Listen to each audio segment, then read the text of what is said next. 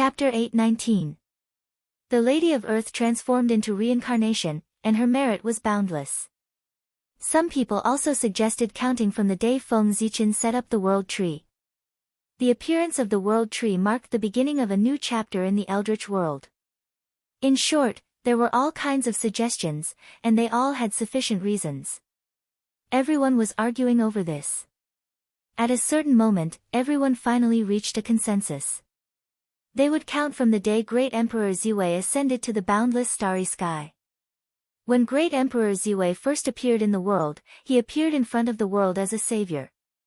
But this time, not only did he restore the already broken and boundless starry sky, he even made it undergo a transformation and take a step closer. In terms of merit, Great Emperor Ziwei was the most outstanding in the Eldritch world. No one could compare to him. It was most appropriate to count the day he ascended to the boundless starry sky as the beginning of the era of the three realms. In the face of everyone's suggestions, Feng Zichen wanted to reject them. The status of Great Emperor Ziwei had already reached the peak of the Eldritch world. It was not inferior to the status of Dao Ancestor. He no longer needed other honors to improve his status. He should give this honor to someone else. However, in the end, Feng Zichen accepted it. This was because he realized that it was not suitable for him to give this honor to anyone. If he gave it to Goddess Nuwa, he would offend Goddess Hudu. If he gave it to Goddess Hudu, he would offend Nuwa. If he gave it to Gaochen, he would be giving it to himself. This would seem a little pretentious. Therefore, Feng Zichen thought about it and decided to show the demeanor of a great senior and give it to a special living being. After the establishment of the three realms, the first living being born would also be the first innate god fiend. Anything that was related to being first would become extraordinary. The heavenly secrets showed that after the establishment of the three realms, the first living being born would be a top-notch innate god fiend. This living being was born with a wisp of the three realms' destiny. It gathered the fortune of heaven, earth, and people in its body. It could be said to be the son of the era. In the future, it was destined to become a great cultivator. It was even possible for it to reach the primordial chaos realm. For details, he could refer to the first connate life form of the primordial world, Dao Ancestor Hong Jun, and the first postnatal life form of the primordial world, Feng Zichen. Both of them were number one and had achieved unimaginable achievements. That living being was born from the karmic luck of the three dimensions. Even though it couldn't compare to these two great figures, it still couldn't be underestimated. After all, the era of the three dimensions was the only era since the primeval times had been split open, and it contained unimaginable karmic luck and fortune. This living being was the child of karmic luck, and being born in this era was already bound to be extraordinary. Therefore, Feng Zichen decided to form a good relationship with him and let him have this special honor.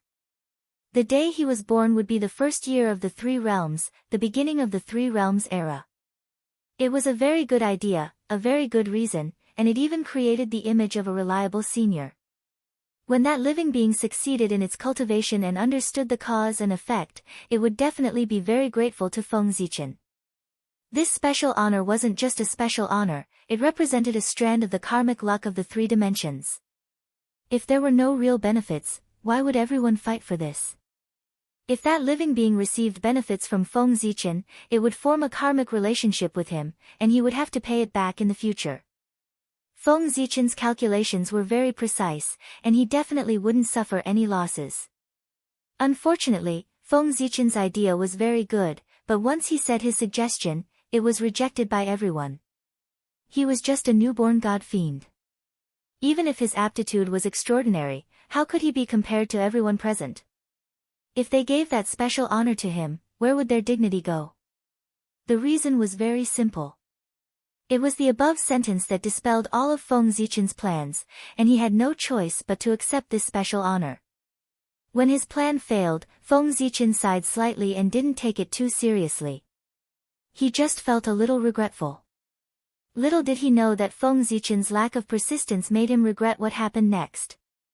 After some calculations, Feng Zichen realized that 100 years and 30 days later would be the 10,000th anniversary of his unsealing of Zhouxing. No one objected and they all nodded in agreement. Then, Feng Zichen set this day as the first day of the 3 dimensions, the beginning of the 3 dimensions era. In the blink of an eye, that day came. On this day, everyone worked together to summon the long river of time and space, and set up a huge stone tablet in it. The words, first year of the 3 dimensions, were written on it, and it was fixed on this time and space node. At this point, the Eldritch world had entered the 3 dimensions era. At this point, the matter was considered to be over. Everyone should leave the Purple Cloud Palace and return home. But at this moment, an inexplicable throbbing suddenly came from the Eldritch world, attracting everyone's attention. Worried that there would be a problem with the Eldritch world, everyone didn't dare to hesitate. They immediately released their divine senses and crossed the endless chaotic void, looking towards the Eldritch world. Then, everyone saw a strange scene. On the Eldritch world, regardless of whether it was the Khanate Myriad Tao or the postnatal Myriad Tao, all of them appeared. They jumped happily between heaven and earth, as if they were extremely excited. After silently calculating, everyone knew the origin of this phenomenon. It turned out that the first Khanate god fiend of the 3 dimensions was about to be born. This phenomenon was to celebrate his imminent birth. The old doubts were resolved, but new doubts appeared in everyone's minds. What was the origin of that Khanate god fiend? Why could it cause such a commotion? TSK, the commotion caused by this birth is really not small. I wonder if there was such a phenomenon when Taoist 3 Pure Ones was born.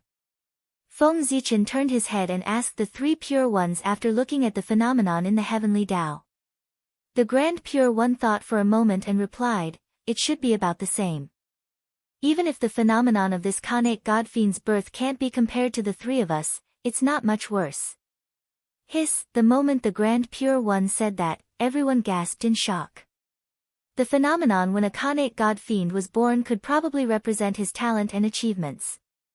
The phenomenon when this Khanate god fiend was born could actually catch up to the 3 Pure Ones. Didn't that mean that his future achievements were second only to the 3 Pure Ones? Although everyone had already overestimated the new Khanate god fiend, they still did not expect him to be so talented. Curious, Saint Juanti said, let's not stay here and watch. Let's go and take a look ourselves. How extraordinary is that Khanate god fiend to be able to produce such a phenomenon. After saying that, Saint Juanti took the lead and walked towards the primordial world without waiting for anyone to answer. Seeing that, everyone hurriedly said, let's go, let's go. Looking at the figure of Saint Juanti leaving first, the Grand Pure One shook his head and smiled. Suddenly, he took out the Khanate cardinal treasure, the Taiji painting, and turned into a white jade bridge that reached the sky. He carried everyone and rushed towards the primordial world at an extremely fast speed. Fellow Taoists, let's go. When everyone surpassed Saint Juanti, the Grand Pure One's voice sounded in everyone's eyes. Fast, very fast, very fast. As expected of the heaven-opening cardinal treasure, the speed of the Taiji painting was actually 30% faster than Feng Zichen's speed. Seeing that he had been surpassed, Saint Juanti was not angry. Instead, he laughed and turned into a ray of light. He landed on the white jade bridge and rushed to the primordial world with everyone. At that moment, the 8 saints of the primordial world and many great mystical abilities stepped on the white jade bridge and rushed to the primordial world. Such a scene was enough to be recorded in the annals of the primordial world and make future generations have endless imagination. Looking at the smiles on everyone's faces, those who did not know would think that their relationship was very similar. It was the long-awaited peace.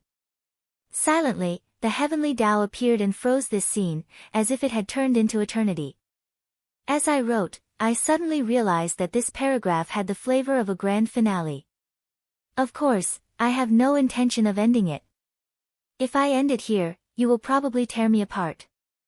I'm just lamenting.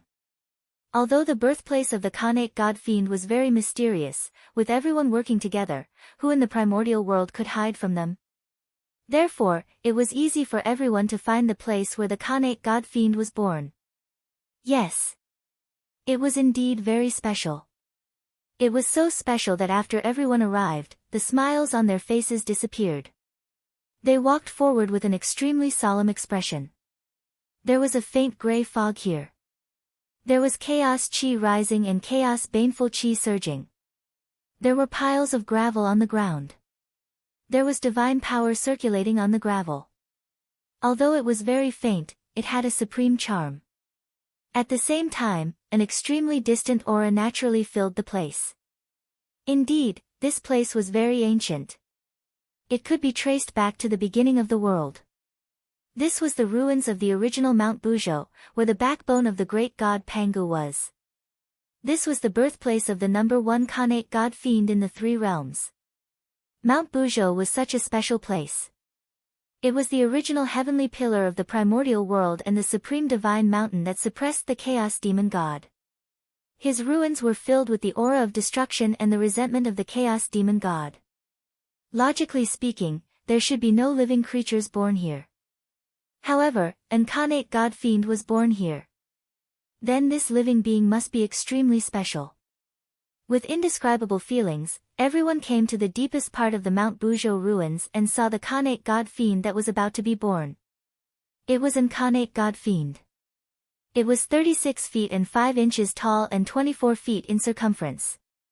36 feet and 5 inches tall, according to the 365 degrees of the heavenly cycle. 24 feet in circumference, according to the 24 chi of the political calendar. There were 9 orifices and 8 holes on it, according to the 9 palaces and 8 trigrams. There was nothing wrong with this. Most Khanate god fiends looked like this. Everyone was knowledgeable and had naturally seen the appearance of other Khanate god fiends. Naturally, they were not surprised. However, when they looked down and saw the scene below the Khanate god fiend, everyone's expression changed. Below the Khanate god fiend was a huge blood pool. This was nothing. The key was the blood at the bottom of the blood pool. Everyone recognized that it was their blood, as well as the blood of the chaos demon gods. The blood in the blood pool was the blood of Feng Zichen, the 3 pure ones, Goddess Hudu, Great Emperor Ziwei, Nuwa, and the 2 sages of the West. These were the blood of the Orthodox Pangu and the saints. Their blood only occupied half of the blood pool. The remaining blood emitted a faint divine light, with the great Tao rules looming and chaotic aura lingering on it. It was the blood of the chaos demon gods. Where did the blood come from? Everyone remembered that at the end of the gods' investiture tribulation, they had a great battle with the 7 chaos demon gods. Although they won that battle and successfully sealed the chaos demon gods in the 5 divine lands and the heaven realm. However, how could they not pay a price for the battle with the chaos demon gods? They were all injured and lost a lot of blood. The blood in the blood pool was left by them at that time. For some reason, the blood shed by the crowd and the chaos fiend god gathered together and turned into a blood pool. Then, it came to the relic of Mount Bujo and gave birth to a Khanate divine fetus. Listen to this, what a coincidence. If no one was secretly playing tricks, Feng Zichen could twist Saint Xuanti's head off and kick it like a ball. On the side, Saint Xuanti touched his neck subconsciously, then looked around in confusion and said, "Fellow Taoists, I'm afraid this Khanate god fiend is extraordinary." It was more than extraordinary. He was much more extraordinary than everyone had imagined. When they saw this Khanate god fiend being born in Mount Bujo, everyone had tried their best to imagine how extraordinary he was. However, they still underestimated him. If this identity could really be born, it would not be weaker than Feng Zichen. The first Khanate god fiend in the 3 realms was already extraordinary enough. However, he was also an Khanate god fiend born from the fusion of the blood of a saint and the blood of a chaos demon god. That was the most special thing about him. What were Feng Zichen and the others? They were Pangu. After this Khanate god fiend obtained their blood, he also obtained the blood of the chaos demon god. It was equivalent to having 2 bloodlines in one body.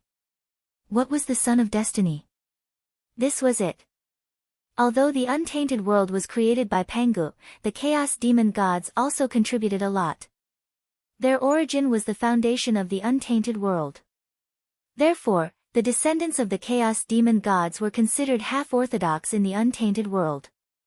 This Khanate god-fiend had two bloodlines in one body, which was equivalent to having two orthodox bloodlines at the same time. His status was worthy of being called indescribably noble, not inferior to that of the true Pangu lineage. He was the first in history. This Khanate god-fiend was the first to have two bloodlines in one body. He was too extraordinary. If he could be born, it would not be difficult for him to reach the realm of primordial chaos Daluo Jingxian in the future. However, it was precisely because he was too extraordinary, so extraordinary that he was somewhat heaven-defying. As such, he attracted a calamity, and whether or not he could be born in the future also became complicated and confusing. What tribulation? Naturally, it was the human tribulation. Because of this Khanate god-fiend's extraordinariness, it attracted the attention of Feng Zichen and the others, causing them to come here. And this was the human tribulation of this Khanate god-fiend.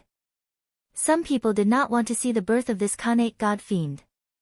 It was not because they were afraid of his talent, but because they did not like his background. The Pangu divine system was the Pangu divine system, and the Chaos demon god system was the Chaos demon god system. The two were clearly separated. How could they be mixed together? P.S. Today's 10,000 words are complete. There is no discount at all.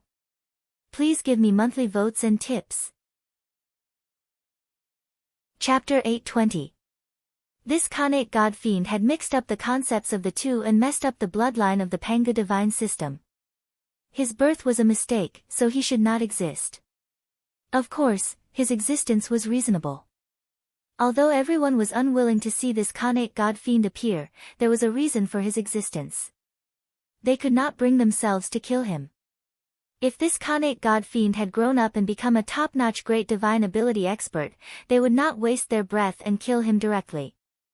However, this Khanate god-fiend had yet to be born. They were all people of status and dignity, so they could not bring themselves to kill a Khanate god-fiend that had yet to be born. However, even if they couldn't kill him, it didn't mean that they would let him go. Killing him was only the most direct method. Apart from that, they had many other methods to deal with this Khanate god-fiend.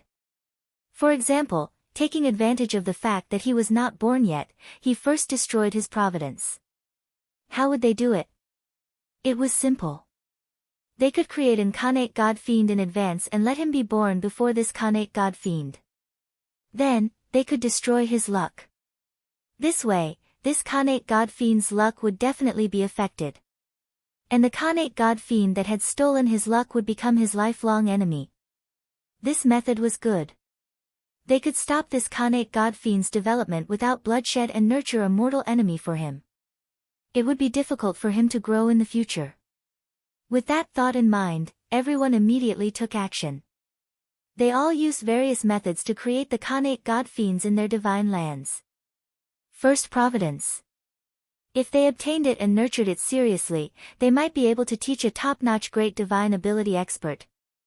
Such an opportunity could not be given to others. On Shouyang Mountain, the Grand Pure One's spiritual will came with the Khanate cardinal treasure, the Taiji diagram. It absorbed all the qi of heaven and earth from all directions and was transformed by the Taiji diagram into the purest Khanate Taiji origin. It poured into the brass vein under Shouyang Mountain. The brass of Shouyang Mountain was famous in the world. It was a top-notch divine metal in the primordial world. A Khanate cardinal treasure refined with this material was as powerful as an ordinary Khanate spirit treasure. It was obvious how precious this ore was. Originally, the brass on Shouyang Mountain had long been dug out. However, as the world transformed, the brass vein sensed the creation qi of heaven and earth and was reborn.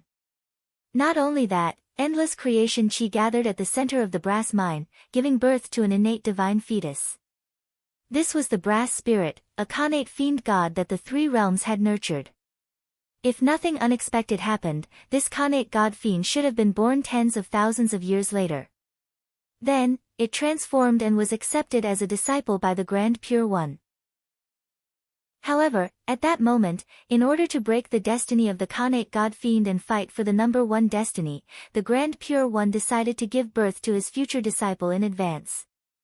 Even with the help of the Taiji diagram, forcefully reviving the brass spirit would still have some impact on it. However, compared to the number one providence, this little bit of influence was nothing. The Grand Pure One was gambling. He was using this disciple's future to bet that he would be the first to be born. If he succeeded, he would be blessed by the number one providence, and his future would be limitless. If he failed, well, it doesn't really matter. It's just stunted growth. With the Grand Pure One's methods, he could easily make up for it. Thinking about it this way, if he lost, he would not suffer a loss. If he won, he would make a huge profit. Why didn't the Grand Pure One take this gamble? At the same time that the Grand Pure One took action, the Heavenly Lord of Primordial Beginning was also taking action. His spiritual will carried the Pangu banner across an endless distance and returned to Mount Kunlun. Mount Kunlun, the first divine mountain of the primordial world after Mount Buzhou was destroyed, where the eastern ancestral veins were located. This mountain could be said to be a collection of the fortune of heaven and earth. Such a special place naturally gave birth to more than one Khanate God Fiend. The Kunlun Mountains were vast and boundless. There were countless places of destiny inside. Now that the world had transformed, they had obtained the support of the creation chi of heaven and earth and undoubtedly became even more extraordinary. Wasn't it normal to give birth to a few Khanate God Fiends or Khanate spiritual treasures? Although there were many Khanate God Fiends on the mountain, the Heavenly Lord of Primordial Beginning was not picky. The target he wanted to give birth to was very clear. It was a Khanate God Fiend born on Mount Yujing. At the same time, this was also the strongest Khanate God Fiend born on Mount Kunlun. Let's not talk about the Khanate God Fiend. Let's talk about Mount Yujing first. Besides the main peak of East Kunlun, there were 72 other divine mountains. All of them were extraordinary. They were all top-notch blessed places in the primordial world. Among the 72 divine mountains, Mount Yujing might not be the best, but it was definitely the most special one. That was because this was the place where Hongjun Taoist master lived before he attained Tao. As the place where Hongjun Taoist master cultivated, it was obvious how extraordinary this place was. It was called the Celestial Ancestral Court. And the Khanate God Fiend was born here. Anything that was related to Hongjun Taoist master would become extraordinary, let alone this Khanate God Fiend.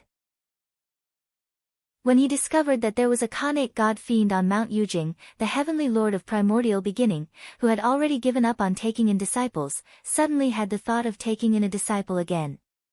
He wanted to take him in as his direct disciple. Such a background was not enough for the Heavenly Lord of Primordial Beginning to change his mind and take him in as his direct disciple. He was only a disciple in name. But this Khanate God Fiend had yet to be born, and he was already chosen as his direct disciple by the Heavenly Lord of Primordial Beginning. The main peak of Mount Yujing, the peak of the Purple Clouds Peak, was filled with purple clouds. It stretched for more than 3,000 miles, and it was very noble. Under the purple clouds, there was a vast and empty land. Originally, this place was not empty. The Purple Clouds Palace, known as the number one holy ground in the primordial world, was located here before they went to the chaos beyond the heavens. After the Purple Clouds Palace left, this place became empty and spacious. In the middle of the empty land, there was a Khanate God Fiend that was 99 feet tall. It had 9 orifices, and celestial light surrounded it.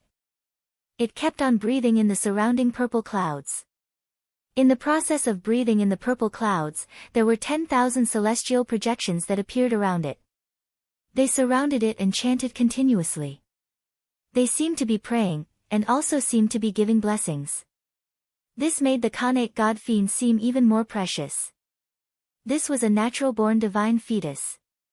Inside it was the future celestial lord of the immortal Tao. It was born in the middle of the Purple Clouds Peak, and it was also the place where the Hongjun Tao ancestor cultivated. Born here, it was naturally tainted with a trace of the immortal Tao.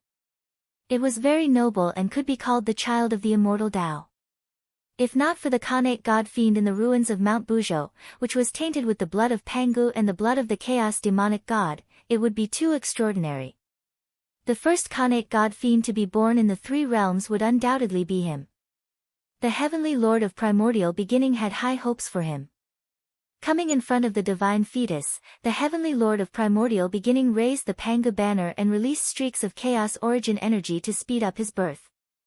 At the same time, the heavenly lord of primordial beginning was also secretly forming a seal. He drew the ancestral power of Mount Kunlun and the chaos origin energy to strengthen the divine fetus. It had to be said that the heavenly lord of primordial beginning, who had the entire Mount Kunlun, was much more convenient than others. Not to mention anything else, just the ancestral vein energy was so precious that it wasn't inferior to the chaos quintessence energy. At the same time, on the other side of Mount Kunlun, where West Kunlun was, the Queen Mother of the West was also secretly mobilizing the power of the entire West Kunlun to continuously nurture the Khanate god-fiend in front of her. That divine fetus was indeed nurtured in West Kunlun, but the Khanate god-fiend nurtured in it had long been taken over by someone else. That's right, the Khanate god-fiend nurtured Dong Wangkung. The wisp of Dong Wangkung's Khanate indestructible true spirit that the Queen Mother of the West had secretly taken away was injected into this Khanate god-fiend to be nurtured again. At this moment, the Queen Mother of the West was nurturing him. Obviously, she wanted to let Dong Wangkung fight for the opportunity to be first. She had no choice. Other than the great perfection of Sage to be and the supreme grade Khanate spiritual treasure Jingyang Bell, Dong Wangkung had nothing left. He had even lost his identity. As a last resort, the Queen Mother of the West had let Dong Wangkung fight for the opportunity to be first in order to increase his chances of achieving Dao in the future. On Golden Turtle Island, the remaining disciples of the Jia sect formed a mysterious Khanate formation under the leadership of Xian Qing. They directly absorbed the chaotic qi from the void and transformed it into the most primitive Khanate origin. They kept injecting it into the Khanate god-fiend in the center of the formation. Meanwhile, the Tongtian sect leaders divine will controlled the fairy-slaying sword formation and crazily gathered the killing power between heaven and earth. He then refined it and injected it into the Khanate god-fiend to help him transform. This was the Khanate god-fiend nurtured by Golden Turtle Island. It was born from the combination of the essence qi of the East Sea and the spiritual qi of Golden Turtle Island. When it was first nurtured, it had inherited the mark of the fairy-slaying sword formation. It was quite extraordinary and was born to be a killing god. At this moment, the Tongtian sect leader was using the power of the entire sect to nurture this Khanate god-fiend to fight for the opportunity to be first. Other than the three pure ones, it was the two saints of the West. On Mount Meru, a grade 9 virtuous golden lotus bloomed with bright light. There was also a shocking spirituality contained in it. Obviously, this grade 9 virtuous golden lotus already had spirituality and was about to transform. The West was not as rich as the East, and Mount Meru had been through many wars. There was not much of its origin left. It was not enough for itself, let alone for others. The Chaos Demon God's origin was used to repair the West's ancestral veins and strengthen the West's origin of the earth. It could not be used. Therefore, the two saints of the West gritted their teeth and directly bled, using their own Khanate origin to nurture this grade 9 virtuous golden lotus. The two saints of the West were also born with Khanate spiritual roots. Therefore, when the grade 9 virtuous golden lotus devoured their origin, not only would it not be affected, but it would also gain a lot of benefits. The grade 9 virtuous golden lotus itself was a superior grade Khanate spiritual treasure. Once it transformed, it would be the most superior Khanate god-fiend. Now that it had transformed after devouring the saint's origin, it would probably transform into the most powerful Khanate god-fiend. This golden lotus carried the high hopes of the two saints of the West. It should be the future of the Western sect. Speaking of which, the Western sect was becoming more and more like Buddhism. They both used lotuses as sacred objects, but one was a golden lotus and the other a black lotus. The commotion this time was so great that even Nuwa, who usually ignored worldly affairs, couldn't help but intervene. She released her divine will and brought the Khanate treasure cauldron of heaven and earth to an immortal mountain in the East Sea. This mountain was called Flower Fruit Mountain. There was a 5-colored immortal stone on the mountain, which was the same 5-colored divine stone used to mend the heavens. When heaven and earth transformed, this divine sky-mending stone obtained an opportunity and contained a divine fetus, a Khanate god fiend. Originally, it would take tens of thousands of years for this divine fetus to be born, but Nuwa came looking for fate and decided to give it an opportunity, allowing it to be born in advance. Rumble. The cauldron of heaven and earth vibrated, accepting the power of the universe and turning it into the divine sky-mending stone. It constantly strengthened the divine fetus inside. If it weren't for Nuwa's help, this divine sky-mending stone would give birth to a stone monkey after tens of thousands of years. It would be born with the will of chaos and create a great name. But after Nuwa took action, its fate changed. What was the cauldron of heaven and earth? It was a Khanate treasure and also the only treasure in the primitive world that could go against the Khanate heavens. After being refined by the cauldron of heaven and earth, the Khanate origin of the divine stone was further purified. The Khanate god fiend inside was affected and began to transform. Its development became more and more complete. It evolved from a monkey to a human with a Khanate Tao body. At this moment, the divine sky-mending stone no longer gave birth to a spiritual stone monkey, but a divine sky-mending man who inherited the will of mending the heavens. He was even stronger. At the same time that Nuwa took action, Goddess Huda also took action. The Chaos Treasure's 6 paths of reincarnation disc suddenly trembled violently. Unparalleled power surged out of the nether realm, broke through the seal of the sky curtain, and came to the great chaos outside the realm, sweeping away all the chaos chi within 100,000 miles. Rumble. In the 6 paths, a large amount of chaos chi suddenly surged out of the cave that represented the shaman Tao. It was absorbed by Pangu's heart that floated in the depths of the shaman Tao. Bang! Bang! Bang! Bang! After a long time, Pangu's heart beat again, and a loud sound was heard. As it beat, heaven and earth resonated with it. It wasn't Pangu's heart resonating with heaven and earth, but heaven and earth resonating with Pangu's heart, beating with its rhythm. Bang! With every beat of Pangu's heart, a large amount of chaos chi was absorbed by it. Then, purple blood accompanied by purple murderous aura flowed on Pangu's heart. The purple blood was Pangu's blood, and the purple murderous aura was the heavenly god's murderous aura. Pangu's heart produced blood again, which meant that it was beginning to give birth to a Khanate Grand Magus. What was a Khanate Grand Magus? It was a Grand Magus that was directly transformed from Pangu's blood, not a Grand Magus that was cultivated. The Grand Magus that was transformed from Pangu's blood essence was a Grand Magus. It was a natural-born sacred existence that was destined to attain the Tao. The Grand Magus that was transformed from Pangu's blood was a Khanate Grand Magus. Each of them was a top-notch Khanate god fiend, and they had a very high chance of attaining the Tao in the future. Gradually, Pangu's heart beat faster and faster, and the chaos chi around him disappeared at a speed visible to the naked eye. Chapter 8:21. The purple blood in Pangu's heart flowed faster and faster, and the Du Tian divine murderous chi became denser. Not long after, wisps of magical life force burst out of Pangu's heart and spread across the place. A new Khanate Grand Magus was born. After so many years, a new Khanate Grand Magus was born in Pangu's heart again. And this Khanate Grand Magus was the Khanate divine demon that Goddess Huda used to fight for the first opportunity.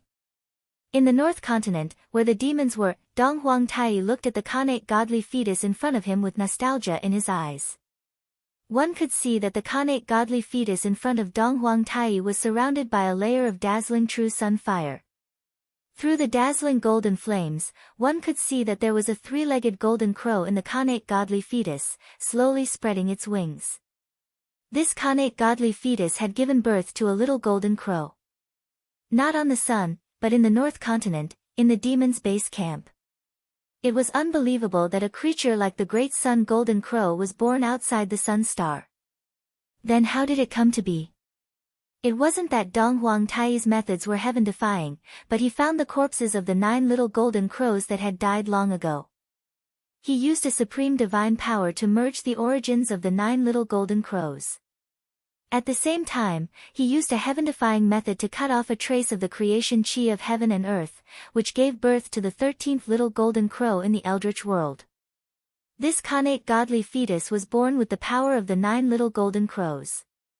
Once it was born, it would be a top-tier connate divine demon.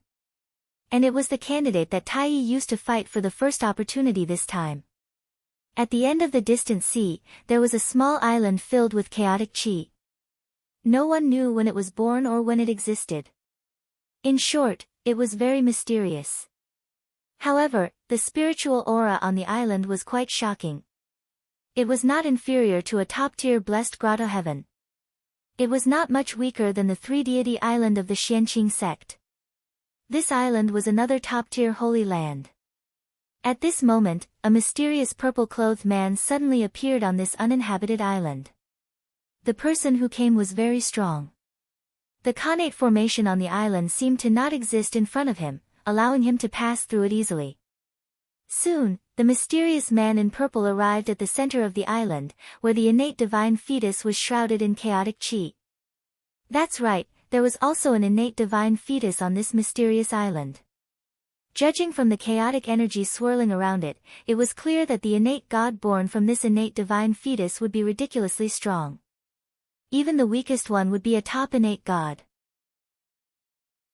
As for the mysterious purple-robed man, if a powerful cultivator were here, they would recognize him as the #1 person in the desolate era, Tao ancestor Hung Jun.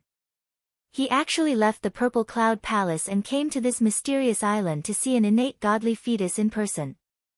Then what exactly was the origin of this innate divine fetus, to actually be able to attract so much attention from the Tao ancestor?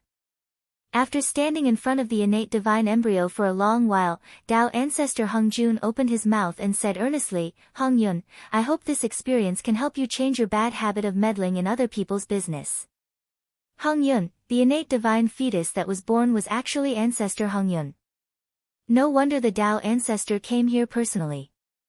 Did Tao ancestor Hung Jun come here to give birth to ancestor Hung Yun so that he could fight for the #1 opportunity? Of course not. Ancestor Hung Yun was an innate divine being, the top existence in the desolate era. To him, it was not important whether he had the #1 opportunity or not. Tao ancestor Hung Jun came here to end the karma between him and ancestor Hung Yun. Back then, ancestor Hung Yun gave up his position in the Purple Cloud Palace to the 2 sages of the West, causing the Xian sect to lose 2 sages.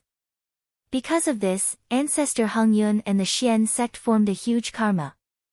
This was also the reason why ancestor Hung Yun could not become a sage even though he possessed the Hongmeng purple cloud. If the huge karma on him did not end, how could he become a sage? Tao ancestor Hung Jun was also a petty person. Ancestor Hung Yun had spoiled his plans and caused him to lose 2 sages. He was angry. It was good enough that he did not find trouble with ancestor Hung Yun. Why would he take the initiative to end the karma with him? Therefore, Tao ancestor Hung Jun did not do anything when ancestor Hung Yun was in trouble. But today, things changed and Tao ancestor Hung Jun had to take the initiative to come here. It was because Tao ancestor Hung Jun, who was in seclusion, suddenly felt that there was a change in the heavens and that the Xian sect was in danger of losing their luck. Tao ancestor Hung Jun was immediately awakened by this feeling. Then, he hurriedly activated the fragment of the jade butterfly of fate to deduce the reason for the change in the heavens. In a short while, Tao ancestor Hung Jun found out the reason. The 2 sages of the West had the intention to stand on their own. They planned to set up another sect and create their own sect. Tao ancestor Hung Jun did not care about whether the 2 sages of the West were independent or not. He did not like the 2 of them and it was good that they left. However, the 2 of them could leave. But if they set up another sect, it would undoubtedly cause the Xian sect to lose their luck and become the foundation of their new orthodoxy. Tao ancestor Hung Jun could not tolerate this. Good Lord, he even tried to poach him. What was the meaning of this? Did he really think that he, Hong Jun, was old and couldn't lift a knife? Unfortunately, even if Tao ancestor Hong Jun had supreme abilities, he could not do anything. The independence of the two sages of the West was the inevitable result of the evolution of the heavenly way. As a part of the heavenly way, Tao ancestor Hong Jun could not disobey the heavenly way and attack the two sages of the West. Therefore, even if he was unwilling, Tao ancestor Hong Jun could not stop them. It seemed that the independence of the two sages of the West was inevitable. In the Purple Cloud Palace, the more Tao ancestor Hong Jun thought about it, the angrier he became. The Xian sect was his painstaking effort.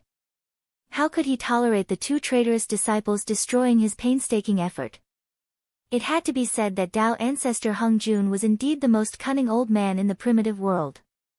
After sitting cross-legged in the Purple Cloud Palace for a few days, he really thought of a way to break the situation. Since he could not stop the two sages of the West from establishing their own sect, he would let nature take its course and ignore it. After it thrived, he would send people into the new sect and bring it back to the Xian sect. In this way, the luck of the Xian sect did not decrease. Instead, it increased a little. This plan could be said to be brilliant. If it succeeded, all the hard work of the two sages of the West would be done for the sake of the Xian sect. Moreover, they would offend all the experts of the Xian sect. How miserable would that be? However, although the plan was good, it was not easy to succeed. He had to find a suitable person to carry it out. Tao ancestor Hong Jun thought about it and decided that the candidate would be ancestor Hong Yun. In the primitive world, there was no one more suitable than him to carry out this plan. There was no other reason than that the two sages of the West owed ancestor Hong Yun. The karma of becoming a sage was huge. If ancestor Hong Yun joined the Western sect, the two sages of the West would at least confer him the title of the third sect master. They would not dare to look down on him. Tao ancestor Hong Jun sent ancestor Hong Yun to convert the new sect established by the two sages of the West. Therefore, Tao ancestor Hong Jun personally came to the birthplace of ancestor Hong Yun. He planned to suppress him and delay his birth so that he could be born when the two sages of the West established their own sect. Delaying the birth of ancestor Hong Yun was easy for Tao ancestor Hong Jun. He did not need to use any underhanded means. He only needed to preach to the innate godly fetus that gave birth to ancestor Hong Yun. After ancestor Hong Yun listened to the preaching of Tao ancestor, he was enlightened and naturally entered the state of enlightenment. This affected the timing of his birth. This was not a problem at all. Moreover, ancestor Hong Yun would not blame Tao ancestor for delaying his birth. Instead, he would be grateful to Tao ancestor for giving him an opportunity. Wasn't it an opportunity to listen to Tao ancestor Hong Jun's preaching of Tao? The pitiful two sages of the West did not make the Western sect prosper. In the end, they had no choice but to come up with a method that was not a method. That was to establish another sect and cut off part of the luck of the Xian sect to make the Western sect prosper. It was a good idea. However, before it could be implemented, Tao ancestor Hong Jun saw through it and formulated a countermeasure. The two sages of the West did not know about it. They thought that they were doing it secretly and were preparing to establish another sect. They were pitiful. Everyone had their own plans. Feng Zichen was no exception. It could be said that among his avatars, other than Gaochen, Xian Qing, Dong Jun and ancestor Yin Yang, the rest had their own plans. For example, in the ultimate, a dark abyss was looming. It was as if there was a crack in the heavens and earth, releasing endless demonic qi. This was the demon abyss, the holy land of the heavenly fiend sect. When the eldritch world was transforming, the ultimate and the demon heart were not idle. They secretly set up a formation. When the heavens and earth were being destroyed, they crazily absorbed the calamity qi and evil qi in the heavens and earth and turned them into the purest demonic qi. Then, the two of them merged the demonic qi with part of the ultimate's origin. Using it as a foundation, they created a holy land of the demonic sect. It was the demonic abyss in front of them. The demonic abyss was boundless and had no end. It merged with the ultimate's origin and stood in the void. It could spontaneously absorb the calamity chi and evil chi in the heavens and earth and turn them into pure demonic chi. In order to create the demonic abyss, the ultimate and the demon heart had invested all of their wealth. Even so, the demonic abyss in front of them had not been truly born. It was only a half-finished product. Otherwise, the demonic abyss would have been truly born and would have stood tall in the boundless void instead of looming in the void like it was now. Even so, the demonic abyss gained some benefits when the heavens and earth transformed and the Khanate creation chi filled the air. One could see that in the depths of the demonic abyss, endless demonic chi was surging and gathering, slowly turning into several Khanate divine fetuses. These Khanate divine fetuses were the future of the heavenly fiends sect. They were the Khanate divine fiends that the heavenly Tao had specially nurtured in order to prosper the heavenly fiends sect. At this moment, the ultimate and the demon heart were working together, using all their strength to gather the world's origin and slowly strengthening these Khanate divine fetuses.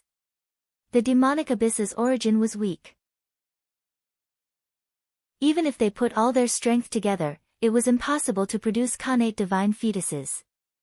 Therefore, the ultimate and the demon heart did not care about fighting for first place at all. The two of them only had the attitude of having fun and fighting for the opportunity to be first place. Could not fight for it. That was too normal. It would be abnormal if they succeeded. The ultimate and the demon heart were not in a hurry because they knew that with the primordial self's backup plan, they would definitely win this fight for first place. After all, the Khanate divine fetuses in the primordial self's hands were too special and too precious. Even the Khanate divine fetuses in the ruins of Mount Buzhou might not be comparable to the one in Feng Zichen's hands. Feng Zichen used honorifics instead of honorifics to show how much Feng Zichen valued him. In the underworld, endless yin qi filled the air and gathered in one place. It was the ancestral land of the ghost Tao, Fengdu Mountain. One could see that at the peak of Fengdu Mountain, an Khanate divine fetuses surrounded by ghost qi was releasing a strange light. The Khanate yin qi that surged from all over the underworld was absorbed by the Khanate divine fetuses as the light swallowed it. And this Khanate divine fetuses gave birth to the first Khanate god fiend of the ghost Tao. His appearance was a sign of the prosperity of the ghost Tao. There was more than one Khanate divine fetuses born in the underworld. There were even better ones. However, the Emperor of Fengdu valued this Khanate divine fetuses the most because they carried the future of the ghost Tao. The Khanate god fiend born from this Khanate divine fetuses would definitely lead the ghost Tao out of the underworld and let the entire three realms hear of the ghost Tao's name. Apart from this Khanate god fiend, there were many other wonderful Khanate races born in the underworld. Among them, the one that caught the Emperor of Fengdu's attention the most was the special race born from the ghost Tao, the ghost race. Even ghosts could be born from heaven and earth. This world was getting more and more mysterious. To be honest, the ghost Emperor of Fengdu valued the Khanate divine fetuses very much. If it weren't for the fact that the Khanate divine fetuses in his true body was too powerful, he would have helped this Khanate divine fetuses fight for the first place. In the central divine region, the ancestral land of the human race. Under the world tree, 9 human prodigies gathered. They bathed in the world tree's radiance and kept swallowing the world origin that it emitted. Compared to the others, the North Star was much more realistic. He didn't need to look for Khanate divine fetuses to nurture. There were so many human prodigies who cultivated the god fiend Tao and were about to transform into Khanate god fiends. If that was the case, why didn't the North Star nurture his own prodigies and transform them into Khanate god fiends? Why did he look for incarnate divine fetuses to nurture? Could it be that human prodigies were weaker than Khanate god fiends? Therefore, the North Star selected the 9 most outstanding prodigies of the human race and had them cultivate under the world tree. The world origin would help them undergo the final transformation and transform them into Khanate god fiends. The Khanate divine fetuses in the boundless starry sky were very powerful and honorable. Theoretically, there shouldn't be any problems if they were to fight for the first place. However, Feng Zichen had always been cautious in everything he did. He always had to be prepared for both sides to prevent any accidents from happening. Nothing was absolute. Overconfidence could lead to failure. P.S. I'm too tired today. I've been filling a septic tank for the entire afternoon. Chapter 822. A postnatal innate god fiend was still an innate god fiend. They could still fight for the first place. The world origin was a treasure that was not inferior to the world origin. It had the ability to nurture innate god fiends. If those human prodigies absorbed it, it would undoubtedly be much easier for them to transform into innate god fiends. Now, it all depended on their own fortunes. Whether they could be the first to transform into innate god fiends would affect their future achievements. Although Feng Zichen was more optimistic about the innate Dao embryo in the boundless starry sky, if the human prodigies could be born before him, then Feng Zichen was still very much looking forward to this scene. This meant that the human prodigies were not inferior to any innate god fiends. While everyone was busy, Great Emperor Ziwei's divine consciousness wobbled into the boundless starry sky. Then, he walked towards the center of the starry sky at a leisurely pace. There was a majestic divine mountain that exuded endless divine might. It suppressed the entire boundless starry sky, making it unusually stable. Even if several primordial chaos Daluo Jingxian were to fight here, it would be difficult to shake this place at all. And this divine mountain was none other than Mount Buzhou. At the end of the ancient era, Mount Buzhou collapsed. Its broken body was moved into the boundless starry sky by Feng Zichen's supreme divine power. There were two reasons for this. The first was because the boundless starry sky was on the verge of shattering at that time and could collapse at any time. Therefore, Feng Zichen moved Mount Buzhou's body and used its remaining divine might to suppress the void that was about to shatter, temporarily stabilizing it. The second reason was because of Feng Zichen's selfishness. He wanted to see if he could restore Mount Buzhou to its peak with the power of the god Pangu. At its peak, Mount Buzhou could suppress the entire eldritch world. Its power was not inferior to that of a Chaos Supreme treasure. If Feng Zichen really succeeded, it would mean that he had mastered a treasure that was comparable to a Chaos Supreme treasure. Just thinking about it made people look forward to it. Therefore, Feng Zichen brought the broken mountain of Mount Buzhou back to the boundless starry sky. And the result did not disappoint him. Following the upgrade of the entire boundless starry sky, this section of Mount Buzhou had also benefited greatly.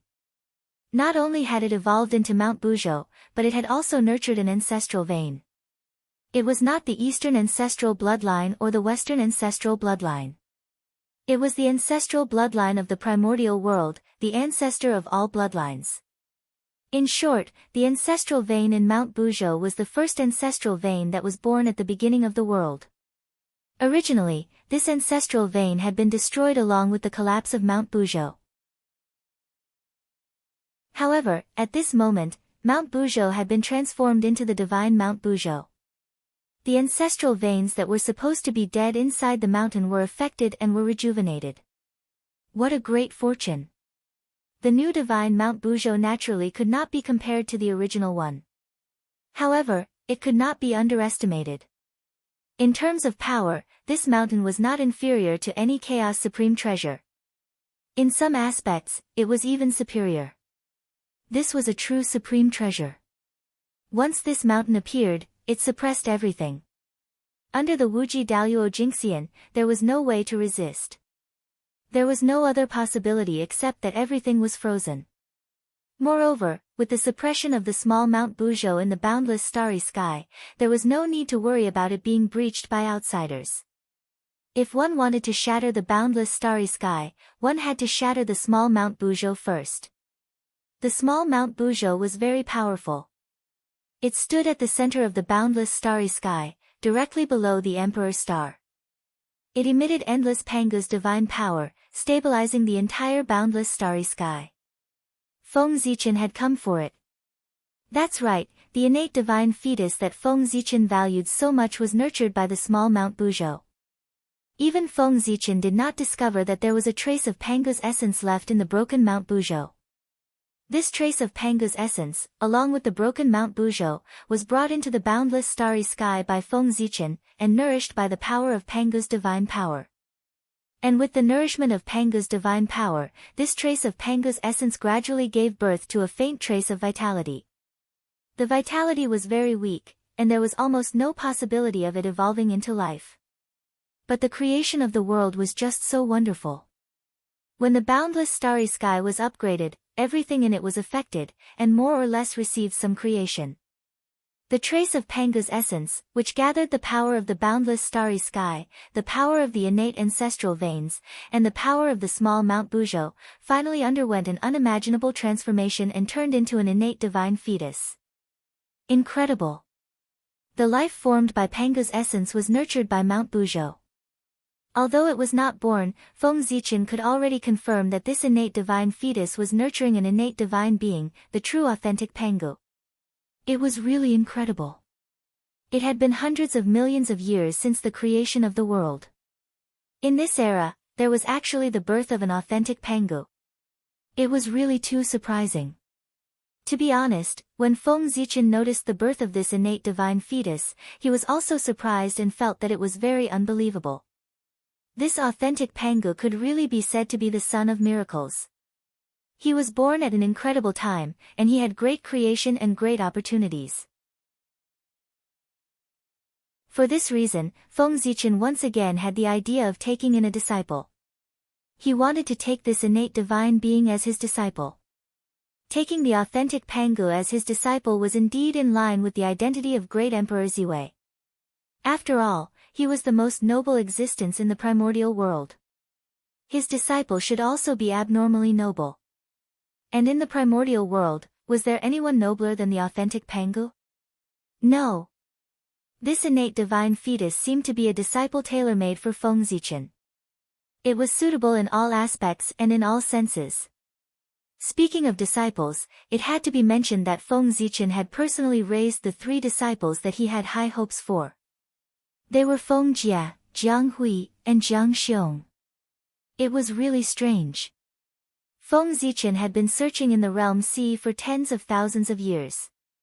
He had searched through countless upper-class worlds, but he did not find any trace of the 3 of them. It was also strange. It was as if the 3 of them were not in the realm sea at all. On the eve of the demon clan's invasion of the human clan, Feng Jia and the other 2 unexpectedly disappeared when they were traveling. Feng Zichen originally wanted to look for them, but he calculated that this was an opportunity for the 3 of them. They were sent into the upper-class world by the space storm. Thinking of this, Feng Zichen also gave up the idea of looking for Feng Jia and the other 2. Left and right, it was to send the 3 of them to the upper-class world. Since the 3 of them had already gone, it saved Feng Zichen the trouble. At this point, countless years had passed. And during this period, there was no news of the 3 of them at all. Feng Zichen, who was originally very calm, was a little anxious now. He sent out doppelgangers several times to secretly sneak into the realm sea to find the whereabouts of the 3 of them. Unfortunately, he found nothing. After searching for several years, the only clue that Feng Zichen got was that the 3 of them had appeared in the realm sea for a short time before the Great Witch Demon War had happened. Then soon, the 3 of them disappeared. Since then, there was no news of them. In the face of such a situation, if the feeling in his heart did not tell Feng Zichen that the 3 of them were not in trouble and were living well, Feng Zichen was afraid that he would have gone crazy long ago. That's right, the situation of the 3 of them was not very bad. Didn't you see that Feng Zichen even called the 3 of them, they? Obviously, the 3 of them had reached the realm of the Daluo Taoist priests and had walked a very long distance on this path. Well, what Feng Zichen passed on to the 3 of them was the most ancient realm system, which was the version without the sage-to-be realm. The realm of the Daluo Taoist priests included everything. Therefore, Feng Zichen was not very clear about how strong the 3 of them were. Perhaps they were just ordinary Daluo Taoist priests. Of course, they could also be Supreme Daluo who was comparable to a sage-to-be. As for how strong they were, he would only know after meeting them. But Feng Zichen really could not find them. It was really strange. Before this, Feng Zichen would never have thought that in this vast world, there were people that he could not find. It should be known that when he used all his strength, Pangu's Dharma form, his strength was enough to touch the realm above that of the Wuji Daluo Jingxian. Alas, even so, he still could not find the three of them. The place where they were was really hidden. At the same time, this also let Feng Zichen know that the secrets hidden in this world were far more mysterious than he had imagined. He still needed to be stronger. Not to mention the three of them, since he could not find them anyway, Feng Zichen had no other choice but to secretly pray for them. While the other masters of the origin were using various methods to induce the birth of the innate godly fetus, Feng Zichen was still walking towards Mount Buzhou unhurriedly. Feng Zichen was not in a hurry at all, nor did he need to induce the birth of the innate godly fetus. This was because he firmly believed that the innate godly fetus bred by this innate godly fetus would definitely be the first to be born. Previously, Feng Zichen might not have been sure, but after seeing the innate godly fetus in the ruins of Mount Buzhou, he was sure of this point. The existence of the innate godly fetus was incredible. It was a combination of two great orthodoxies. But after all, it was not the blood of Pangu that bred it, but the sacred blood of Feng Zichen and the others. The difference between the first-generation blood and the second-generation blood seemed not big, but in fact, it was the difference between heaven and earth. Feng Zichen, the three pure ones, Goddess Hutu, and all the other Pangu orthodoxies were tied together. Even if they were tied together, they would not dare to say that they were 1,000th as good as their father. In this way, it could be seen that the difference between the two was not in the same concept at all. The blood of the Chaos Demon God was also the blood that had been weakened by an unknown amount. More than half of its divinity had been obliterated by everyone. With all these conditions added together, Feng Zichen could already conclude that the innate godly fetus was not as good as the one in the boundless starry sky. This was the authentic Pangu orthodoxies, and it could not be faked. It was the most honorable existence in the untainted land. In the untainted land, the authentic Pangu orthodoxies were the legitimate sons, while the Chaos Demon God was only the son of a concubine. The gap was too big. Moreover, the fate of the Pangu divine branch would not tolerate the birth of the innate godly fetus with the bloodline of the Chaos Demon God. It would definitely find ways to obstruct the birth of the innate godly fetus. There were too many obstacles. The innate godly fetus in the ruins of Mount Buzhou should not have existed in the first place. Therefore, the hardships it had experienced were also beyond imagination. However, Feng Zichen's focus was not on this, but on the birthplace of the two innate godly fetus. Mount Buzhou. The two innate godly fetus had one thing in common, and that was that they were both born in Mount Buzhou. One was born in the ruins of Mount Buzhou, while the other was born in the mountains of Mount Buzhou. They were both born in Mount Buzhou. It was a very strange phenomenon. Mount Buzhou had collapsed for so many years. Why were two innate godly fetus born in succession? Was this a coincidence? It did not look like it. It seemed to be deliberate. However, on second thought, Feng Zichen felt that it was a coincidence. It was certain that the innate godly fetus in the ruins of Mount Buzhou was deliberately created by someone. However, the birth of the innate godly fetus in Little Mount Buzhou was probably really a coincidence. After all, even Feng Zichen did not expect that an innate godly fetus would be born in Little Mount Buzhou. If even Feng Zichen did not expect it, how could others guess it? It should be known that this was the boundless starry sky, where Feng Zichen's foundation was. Without his permission, even the way of heaven could not spy on this place. Therefore, Feng Zichen was confident that no one could do anything to this boundless starry sky. Before Feng Zichen walked to the front of Mount Buzhou, he suddenly heard a boom in front of him. Then, the whole untainted land was alarmed. Rays of colorful light spread out, connecting heaven and earth, spanning between heaven and earth. At the same time, all sorts of shocking phenomena appeared one after another as if they were free of charge. Even the heavenly Tao was alarmed. It personally covered the sky with a layer of seven-colored light, making the entire world seem beautiful. This was, the authentic Pangu was born. The various phenomena that appeared now were the blessings, praise and praise of heaven and earth. The authentic Pangu was born holy. It would not be an exaggeration to say that he was the son of heaven and earth. It would not be an exaggeration to give him any glory. Looking at the phenomena in front of him, Feng Zichen's heart moved and he appeared in front of little Mount Buzhou. He opened his heavenly god eye and saw that inside little Mount Buzhou, where the innate divine meridians were, purple gas filled the air, intertwining with all kinds of strange phenomena. In the depths of the purple gas, there was a hazy colorful light, which was constantly twisting and shrinking. When Feng Zichen rushed here, the light had evolved to its limit. It gradually took the shape of a human and then turned into a young Taoist. The young Taoist, like Feng Zichen, great emperor of Ziwei, had purple hair and purple eyes. This was the sign of the authentic Pangu. The Pangu had purple hair and purple eyes. The great Tao was purple. As a person close to the Tao, the Pangu was also changing to purple. Therefore, his direct descendants inherited his power and were born with purple hair and purple eyes.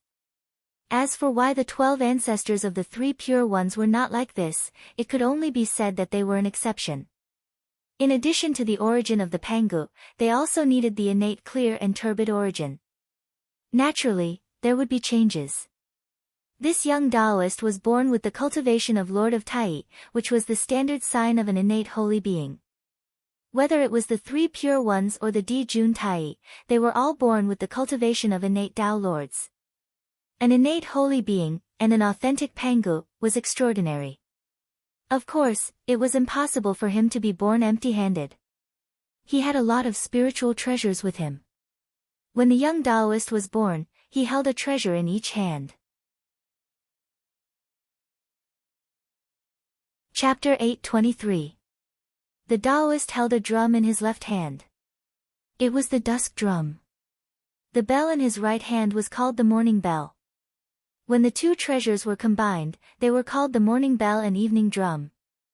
They were top-notch connate numinous treasures that contained 45 connate divine restrictions. The morning bell and evening drum were treasures of the space-time attribute. They were extremely rare. In the primordial world, in terms of the Tao of space-time, only the heaven-opening treasure, the chaos bell, could suppress it. The rest could not compare to it. The power of this treasure was probably comparable to the He Tu and the Luo Shu. It was the best connate numinous treasure below the true connate cardinal treasures. Apart from the treasures in his hands, the Taoist robe that the young Taoist was wearing was also extraordinary. It was called the Heavenly Crown Robe. There were 12 patterns on it.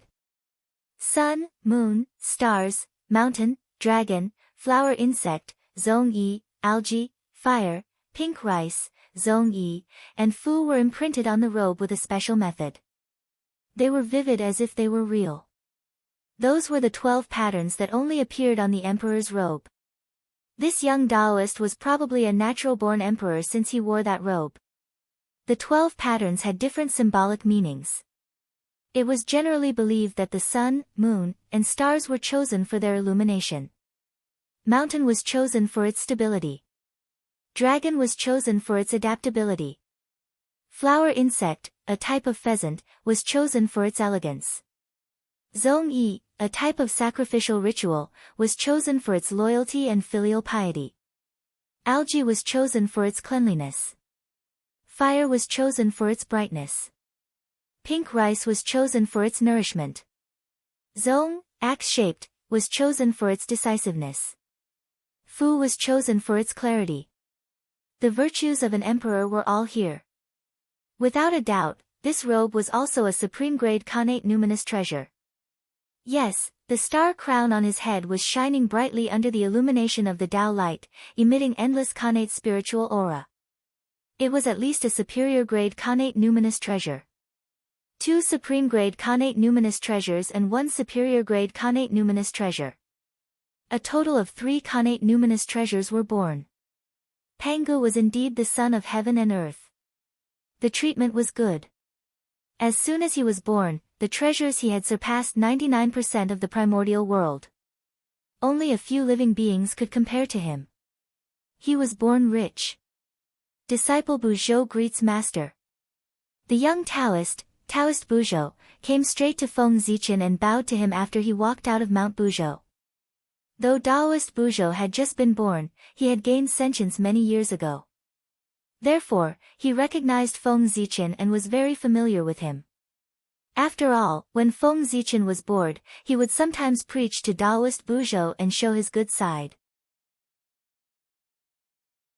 Because of the friendship between them, Taoist Buzhou called Feng Zichen his teacher when he was born. You're not bad. Nodding his head, Feng Zichen said with satisfaction. With the name Buzhou, this disciple of his was very extraordinary. Perhaps the glory of Mount Buzhou would be renewed in his hands. To be honest, if one looked carefully at Taoist Buzhou's face, he would find that he was somewhat similar to Feng Zichen. It was normal. They were both Pangu's descendants, and their appearances were inherited from Pangu, so they were somewhat similar. Not to mention that Taoist Buzhou was born in the boundless starry sky. During the gestation period, it was inevitable that he would be contaminated with some of Feng Zichen's aura. Therefore, it was normal that he looked similar to Feng Zichen. To be honest, at this time, if the boundless starry sky gave birth to another innate saint with the property of stars, Feng Zichen would have to admit that he had a son, a real, biological, son, even if he didn't want to. Their bloodlines and origins were the same. Rumble. The moment Taoist Buzhou was born, the way of heaven immediately sensed it. A majestic fate gathered from all over the three realms and added to him. This was the fate of the first living being in the three realms. With the birth of Taoist Buzhou, the battle for the first place also came to an end. Feng Zichen won the final victory. The other masters at the level of origin naturally sensed the birth of Taoist Buzhou. On the one hand, they were shocked that there was a Pangu's descendant in this world. On the other hand, they quickly accepted the result. After all, he was a Pangu's descendant. With such a noble birth, wasn't it easy to occupy the fate of the first place? While accepting the result in their hearts, everyone slowed down their movements. Since there was already a result in the battle for first place, there was no need for the connate god-fiends that they valued to be born in a hurry. They would let nature take its course. Thinking of this, everyone stopped their movements and withdrew their divine thoughts. They returned to the ruins of Mount Buzhou and looked at the special innate Taoist embryo. At this moment, everyone's mood was much more relaxed. They were all top masters in the world. After learning about the birth of Taoist Buzhou, they roughly guessed that this man was most likely the enemy of this innate Taoist embryo. The enmity between the two did not come from the fate of the first place, but from Mount Buzhou. One was born from Mount Buzhou, the other from the ruins of Mount Buzhou. The birth of both could be said to have inherited the fate of Mount Buzhou. Although Mount Buzhou had been destroyed, its fate was still there, and its merit that supported the world for countless years was still there. This was the legacy left by Mount Buzhou. If someone could inherit it, the great Tao would be completed and he would be destined to become the Daoyuo Jingxian of origin in the future. Taoist Buzhou and this innate godly embryo were both innate gods born in Mount Buzhou. This meant that both of them were qualified to inherit the legacy of Mount Buzhou. However, there was only one legacy of Mount Buzhou. In the future, there could only be one person who could achieve the Great Tao. Therefore, in the future, in order to achieve the Great Tao and to compete for the legacy of Mount Buzhou, these two were bound to fight endlessly. The winner would get everything, infinity and immeasurable. He would achieve the Great Tao and the fruit of origin. He would transcend the world and obtain great freedom. The loser would lose everything and have nothing. Feng Zichen naturally understood the problem that everyone could think of. He called out to Taoist Buzhou, "Let's go. Follow me to the ruins of Mount Buzhou and see your future enemy of the Great Tao." While speaking, Feng Zichen's body was covered in purple gas. It wrapped around himself and Taoist Buzhou, and directly disappeared on the spot. They came to the ruins of Mount Buzhou, in front of everyone. At this time, no one knew what happened to the innate godly embryo. It was still not born and was still in the stage of being born. After greeting everyone one by one, Feng Zichen pulled Taoist Buzhou to the side and introduced him to everyone. "My fellow Taoists, I have just taken in a new disciple. His name is Buzhou, and he is not bad. In the future, if you meet him on the road, please take care of him for my sake. I don't want him to cause trouble for me. While speaking, Feng Zichen pulled Taoist Buzhou to the front and pretended to be displeased. Brat, why don't you say hello to your seniors? Taoist Buzhou heard and quickly went to greet them one by one. He called them seniors very sweetly. However, Feng Zichen was not in a hurry to let him greet the three pure ones, Goddess Hutu, and the others. Instead, he first went around them and let Taoist Buzhou greet the others. Among those people, except for Goddess Nuwa, Donghuang Tai, and other origin primordial experts who accepted Taoist Buzhou's greeting calmly, the rest of the great divines all moved aside in the face of his greeting. They only accepted half of his greeting and did not dare to accept the full greeting. After all, he was the authentic Pangu and had a noble status. Apart from the saints, no one dared to accept his greeting. They were afraid that they would lose their luck. Emperor, you must be joking. Your disciple is born holy and authentic Pangu. He is destined to become an existence in the future. I'm afraid that it won't be long before he can stand shoulder to shoulder with poor Wei and the others. When we meet in the future, it's not certain who will take care of who. Seeing that Feng Zichen spoke so politely, someone joked and made everyone laugh. However, this sentence seemed to be a joke, but it was not necessarily not what everyone was thinking. Authentic Pangu. Looking at the authentic Pangu that still existed, except for Taoist Buzhou who had just been born, the rest had already reached the realm of primordial chaos Daoyuo Jingxian. Oh, ancestral witch Xianming was not, but he would be soon. This was the future primordial chaos Taoist master. The great emperor of Ziwei had really taken in a good disciple. Faintly, everyone looked at him with envy. Why was such a good talent not their own disciple? Sigh, jealousy, envy. Even so, the great emperor of Ziwei still said that he was not bad. He was really taking advantage of others. Everyone could not help but spit a few times at Feng Zichen in their hearts. After Taoist Buzhou greeted everyone one by one, Feng Zichen pulled him to the front of the three pure ones and said to him, "Why aren't you coming over to greet your three uncle masters?" This seniority was not based on the Xianmen. From the perspective of the Xianmen, Feng Zichen had nothing to do with the three pure ones. He was not a member of the Xianmen at all. Taoist Buzhou's uncle masters was based on the bloodline of the Pangu. They were both authentic Pangu. As Feng Zichen's disciple, Taoist Buzhou had no problem calling the three pure ones uncle masters. Unless the three pure ones gave up their identity as authentic Pangu or denied their identity as Taoist Buzhou. However, the three pure ones could not do either of these. Therefore, the three pure ones could only accept this cheap apprentice nephew. As for why they were called uncle masters and not uncle masters, of course, it was because the three pure ones were born much earlier than Feng Zichen. They were all of the same generation. Naturally, whoever was older would be the elder. Greetings, uncle masters. Taoist Buzhou stepped forward and bowed respectfully to the three pure ones.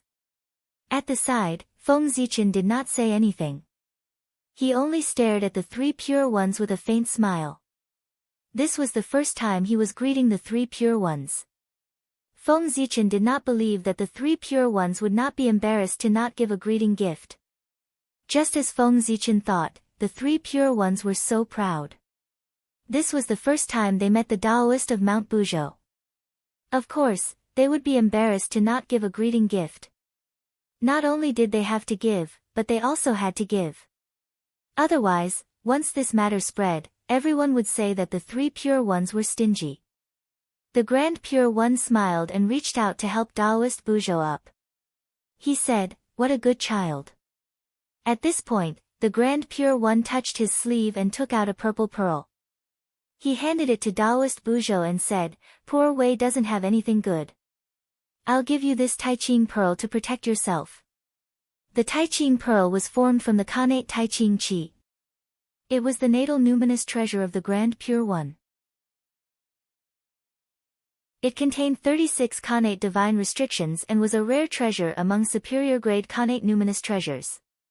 Taoist Buzhou could not reject it. He could only accept the Taiqing Pearl and thank the Grand Pure One continuously.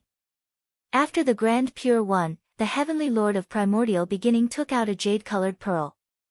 It was a superior-grade Khanate spirit jade pearl formed from the Khanate jade pure Qi. The Grand Master of Heaven took out a green pearl. It was also a superior-grade Khanate numinous treasure. The two of them handed the treasures to Taoist Buzhou. At the side, Feng Zichen could not help but smile when he saw that. When the 3 pearls were combined, it would be the supreme-grade Khanate numinous treasure, the 3 Pure Ones Pearl. It contained the 9 heavens clear Qi and was an immortal Tao treasure with endless uses. He had obtained a supreme-grade Khanate numinous treasure just by bowing. This time, Taoist Buzhou had really profited. As for why Feng Zichen was happy, of course, it was because he had taken advantage of the 3 pure ones. In the primordial world, how many people dared to take advantage of the 3 pure ones? As long as he could take advantage of the 3 pure ones, Feng Zichen would be very happy. Moreover, the 3 pure ones could not return the loss this time. When Feng Zichen's disciples bowed to them, they wanted to give them a greeting gift. However, when their disciples bowed to Feng Zichen did not need to give them a greeting gift. The reason was very simple. The disciples of the 3 pure ones were not authentic Pangu. It had nothing to do with Feng Zichen. If the 3 pure ones wanted to take revenge, they could take in an authentic Pangu as their disciple. If they could not do it, they would definitely suffer. After the 3 pure ones, Feng Zichen led Taoist Buzhou to greet the Lady of Earth. "This is your Uncle Master, Lady of Earth." Taoist Buzhou obediently greeted her as Uncle Master. The Lady of Earth smiled, took out a long whip, and gave it to him. It was a superior-grade Khanate numinous treasure, the mountain-moving whip. It had the ability to command mountains. After the Lady of Earth, Feng Zichen led Taoist Buzhou to greet the Gaochen and called him Uncle Master. Unfortunately, the Gaochen was poor and could not take out a superior-grade Khanate numinous treasure. After all, he had the entire human race to feed. No matter how rich he was, he would be squeezed dry. However, everyone knew that the human Emperor Gaochen and Great Emperor Ziwei were as close as brothers. At this time, if he didn't take out something good for his nephew, who knew how many rumors would be spread? After thinking about it, the Gaochen took a branch from the World Tree and gave it to Taoist Buzhou. The branch of the World Tree had endless magical uses. In terms of value, even if it was not as good as a supreme-grade Khanate numinous treasure, it was not far off. In any case, it was definitely more precious than a superior-grade Khanate numinous treasure. Giving such a gift was in line with the relationship between the Gaochen and Great Emperor Ziwei. He was also ruthless. In order to trick the 3 pure ones, Feng Zichen had even tricked himself. How ruthless! Just as Taoist Buzhou was reaping a bountiful harvest, the Khanate divine fetus that had been accumulating power for a long time was finally about to be born. Boom! With a loud rumble, the colorful divine blood in the blood pool below the Khanate divine fetus suddenly began to shrink, turning into waves of powerful energy that surged into the Khanate divine fetus. Whoosh! Endless light of the way rose, and within the dazzling divine light, a huge figure gradually appeared. In an instant, an inexplicable pressure of Taoist priests spread. Chapter 824. Taoist priests. This special Khanate god fiend had the cultivation base of the Daluo Taoist priests the moment he was born. This was not a good sign. For a moment, everyone frowned. Throughout the history of the primordial world, when Great Emperor Ziwei was born, he had the strength of a top-notch great divine ability. The rest, including Dao ancestor Hongjun, only had the cultivation base of Tai Jingxian when he was born. This seemed to be a silent rule that all Khanate god fiends had to abide by when they were born. The greater the phenomenon at birth, the greater the potential and the greater the future achievements. This was true. However, it was not necessarily a good thing to be born with high strength. One had to know that often, things that were too heaven-defying would be attacked by the heavenly Tao. He had the cultivation base of the Daoyuo Taoist priests the moment he was born. He was even more impressive than Tao ancestor Hong Jun and had caused such a big commotion. Wasn't this a live target for the heavenly Tao, waiting for it to attack? Back then, Great Emperor Ziwei was able to be born smoothly. In addition to his noble status, it was mainly because he had the merit of saving the world. He stabilized the boundless starry sky, stabilized the heavenly realm, and saved the primordial world. It could be said that his merit was boundless. With this merit, no matter how heaven-defying Great Emperor Ziwei's performance was, the heavenly Tao would not target him. Instead, it would reward him for his contributions to saving the world. Great Emperor Ziwei had the merit of saving the world, so he could do things without any restrictions. However, this special Khanate god fiend had nothing. Therefore, the moment he was born was the moment his calamity arrived. He survived. He was born with a sacred birth, the most orthodox of orthodox, and inherited part of the legacy of Mount Buzhou. He had the possibility of attaining the Tao in the future and had a boundless future. However, everything was like the moon in the water, the flowers in the mirror. The ashes flew away without leaving a trace. However, the current him was not a complete Daoyuo Taoist priest. His strength had reached this level, but his realm had not caught up. His innate true spirit had not transformed into an innate indestructible true spirit. Only when he successfully survived the calamity could he achieve the true Daoyuo Taoist priest's realm. He's here. At this moment, someone whispered. Everyone looked up and saw endless dark clouds gathering in the sky. Lightning flashed in the clouds from time to time, exuding a terrifying heavenly might. The innate god's heavenly tribulation was here. Although Leisha had set up all the tribulations in the world, the heavenly Tao was not complete. There was an evasive one. Naturally, Leisha could not truly control all the tribulations in the world. In the untainted world, there were 3 calamities. They were constantly changing, so even the sages could not see them clearly. Even the Thunder Lock could not control them. These 3 tribulations were the heavenly tribulation from the heavenly Tao, the earthly tribulation from the earth Tao, and the human tribulation from the human Tao. Among the 3 tribulations, the human tribulation was the most common one. It could be as minor as a quarrel or an impulsive murder, or as major as a deliberate murder. As he thought about it, his murderous intent rose. This was the tribulation of man. The murderous intent came from all living beings. Among the 3 tribulations, the heavenly tribulation was rare, but it was not non-existent. It was a natural phenomenon, such as wind, rain, thunder, lightning, landslide, tsunami, earthquake, meteorite fall. They were all a kind of heavenly tribulation. The murderous intent came from heaven and earth. As for the earthly tribulation, to be honest, although there was one in the untainted land, it was more like a stopgap. It was added forcibly to make up the 3 tribulations together with the heavenly tribulation and human tribulation. The earthly tribulation was born from the Tao. However, the Tao did not do anything. It only knew how to nurture all living beings and would never interfere with the operation of heaven and earth. Therefore, although the earthly tribulation was called, it never happened. Now, this special innate God was facing the heavenly tribulation of the 3 tribulations. In the eyes of the heavenly Tao, he, who had the bloodline of Pangu and the bloodline of Chaos Demon God, was an anomaly. Now that he was born, he had the cultivation of Daoyuo Taoist priests. This made him a minor anomaly to a major anomaly. A major anomaly could not be left alive. Rumble. A bolt of innate lightning struck and shattered the Tao light on the innate God, making his image appear clearly in front of everyone. Yes, he had the same innate Tao aptitude as everyone else. He was as handsome and perfect as everyone else.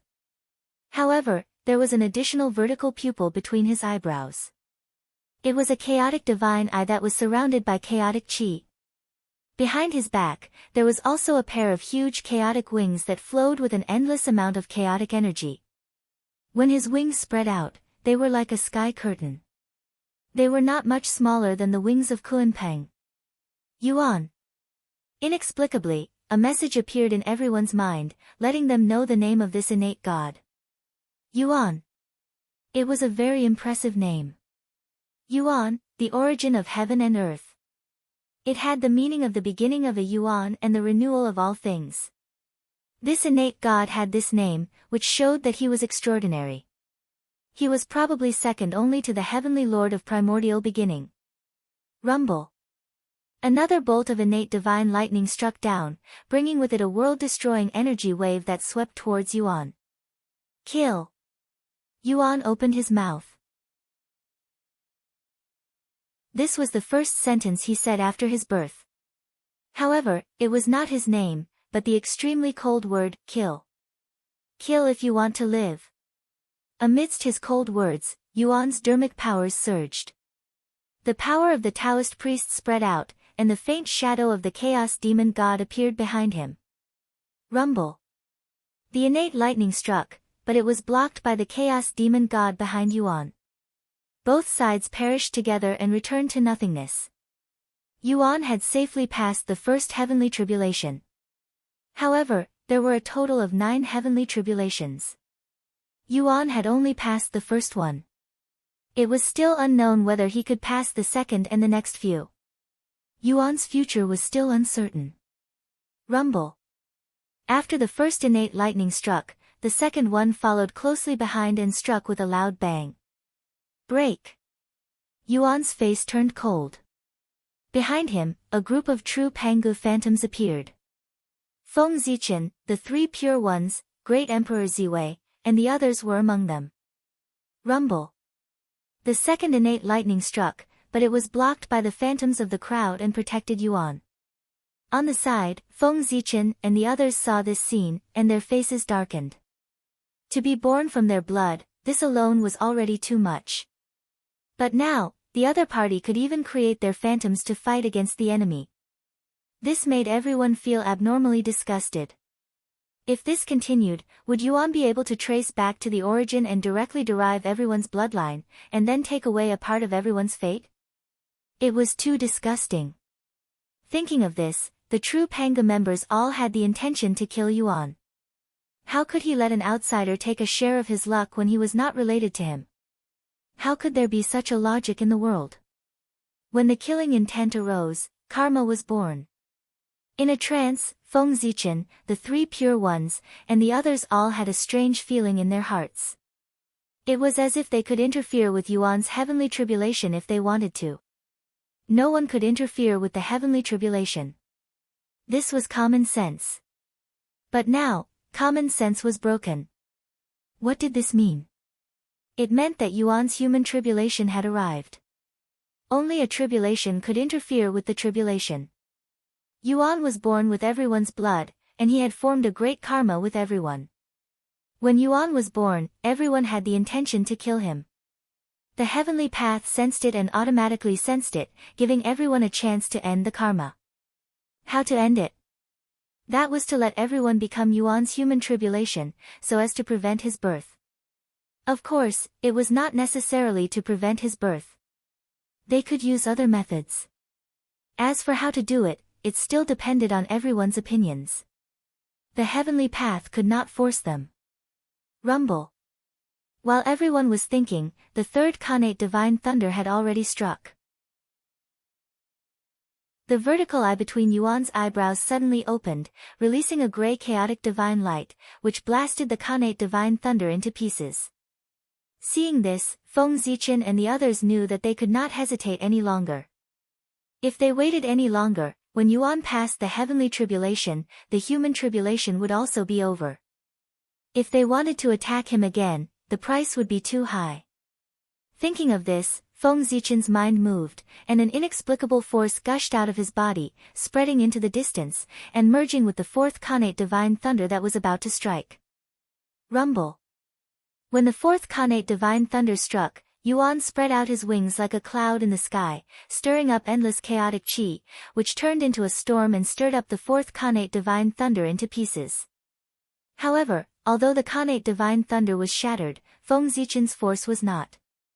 The inexplicable wave went all the way down, ignoring the turbulent chaotic storm, and directly fell on Yuan's body. Silently, a mysterious force was extracted from Yuan's body, causing his strength to drop a little. At the same time, the illusory image of Feng Zichen behind Yuan disappeared without a sound. That's right, the force that was extracted from Yuan's body just now was Feng Zichen's bloodline power. It was fine to kill Yuan, but before that, the first thing to do was to extract his bloodline power from him. Otherwise, it would be disgusting if Yuan was resurrected one day. After Feng Zichen, the rest of the people followed suit. Each of them used their own means to merge with the fifth Khanate Divine Thunder, trying to retrieve their bloodline power from Yuan's body. Rumble. When the fifth Khanate Divine Thunder struck, a large seal suddenly appeared in Yuan's hand. He threw it high into the air, carrying supreme divine power, and collided with the fifth Khanate Divine Thunder. In the next moment, the silhouettes of endless mountain ranges appeared. Each mountain was taller than the previous one, and an ancient and desolate aura assaulted his senses. This was Yuan's lifelong spiritual treasure, the supreme-grade Khanate spiritual treasure seal of mountains and rivers, which had 43 Khanate divine seals.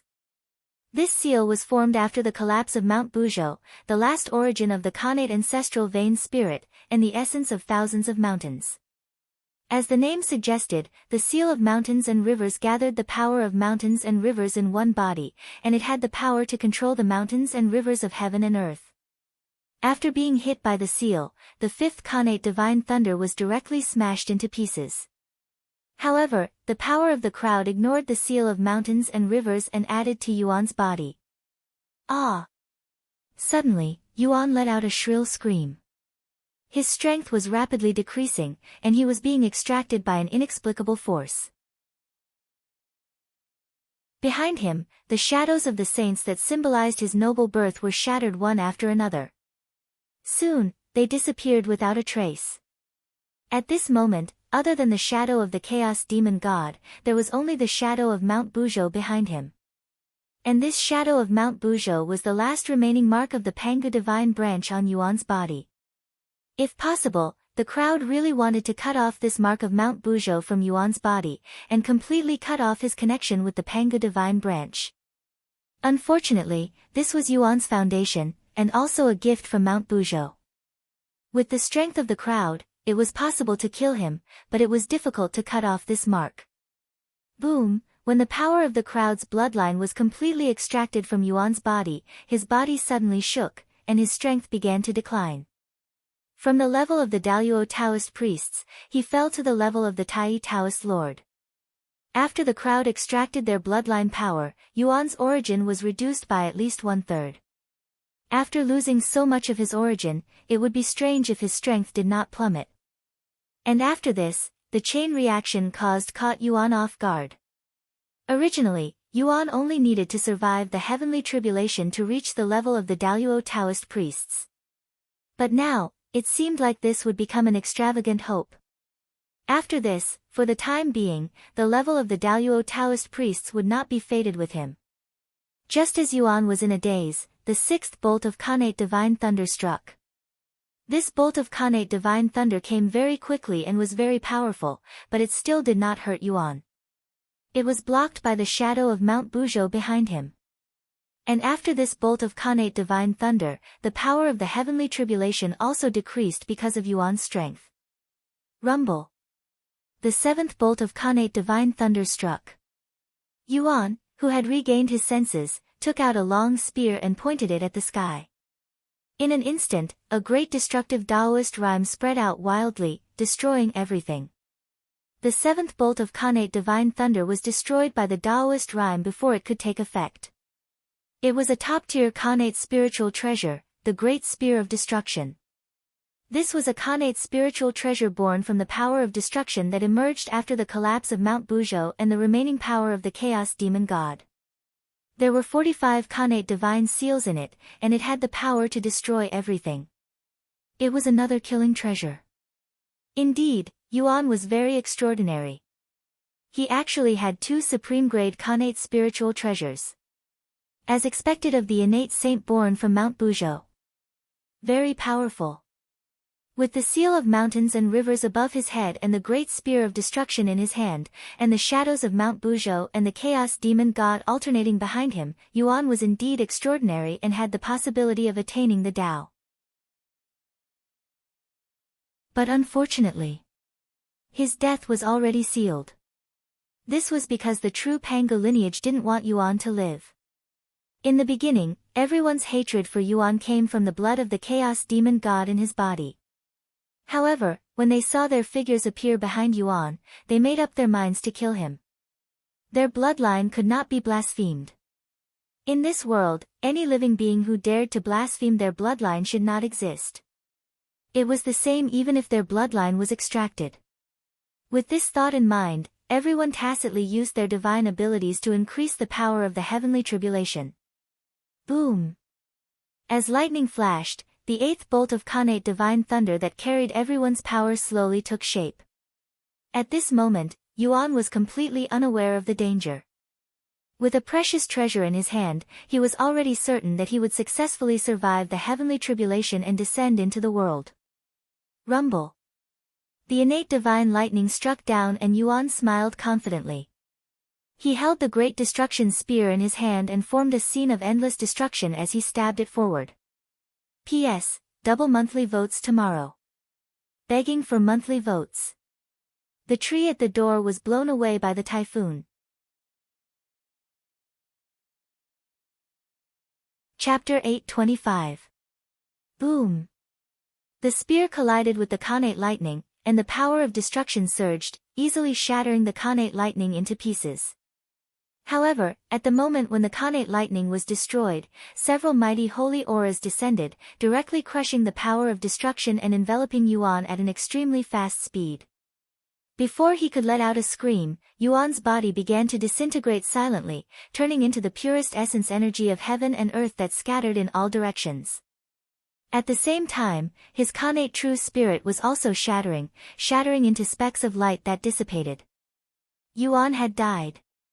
He did not die from the heavenly tribulation, but from the human tribulation. He was killed by Feng Zichen, the three pure ones, and the other Pangu true disciples. Yes, it was very tragic, but also very impressive. Throughout the history of the Eldritch world, Yuan was the only one who could be killed by Feng Zichen, the three pure ones, and the other Pangu true disciples. This was also a kind of glory. If word got out, it would definitely be recorded in the history of the Eldritch world. It was just that Yuan would definitely not like this glory. However, Yuan did not have the chance to speak now. He, who had not reached the realm of the Daluo Taoist priests, was really dead if he died. There was no possibility of resurrection if he was killed by everyone together. Yuan was already a thing of the past. He would probably set a record as the shortest Khanate saint in the Eldritch world. He died as soon as he was born. Seeing that Yuan was really dead, everyone's cold expressions slowly disappeared. They withdrew their power and used supreme magic power to destroy the bloodline power that was extracted from Yuan's body. This bloodline had already been blasphemed, so of course, everyone would not take it back into their bodies, nor would they allow it to exist in the outside world. Therefore, destroying it was the best choice. After doing all this, as the oldest Pangu true disciple here, the Grand Pure One thought for a while and was about to make a conclusion. Fellow Taoists, the one who blasphemed the bloodline of Father God is dead. At this moment, Feng Zichen seemed to have sensed something and suddenly frowned. He felt that something was wrong. Now that Yuan was dead, not only did he not feel relieved, but a bigger shadow appeared in his heart, as if something bad was about to happen. At the same time, Feng Zichen also noticed that after Yuan died, the power he inherited from the legacy of Mount Buzhou did not dissipate, nor did it flow to Taoist Buzhou. Instead, it stayed where it was, as if it was waiting for something. Could it be that Yuan didn't die? This was impossible. If everyone attacked together, even Primordial Chaos Daluo Jingxian would die, let alone Primordial Chaos Daolord who had yet to reach the level of Taoist priests. Killing him would be as easy as flipping one's hand. There was no chance of survival. Even if Yuan was very special, it was the same. He was definitely dead. It was impossible for him to still be alive.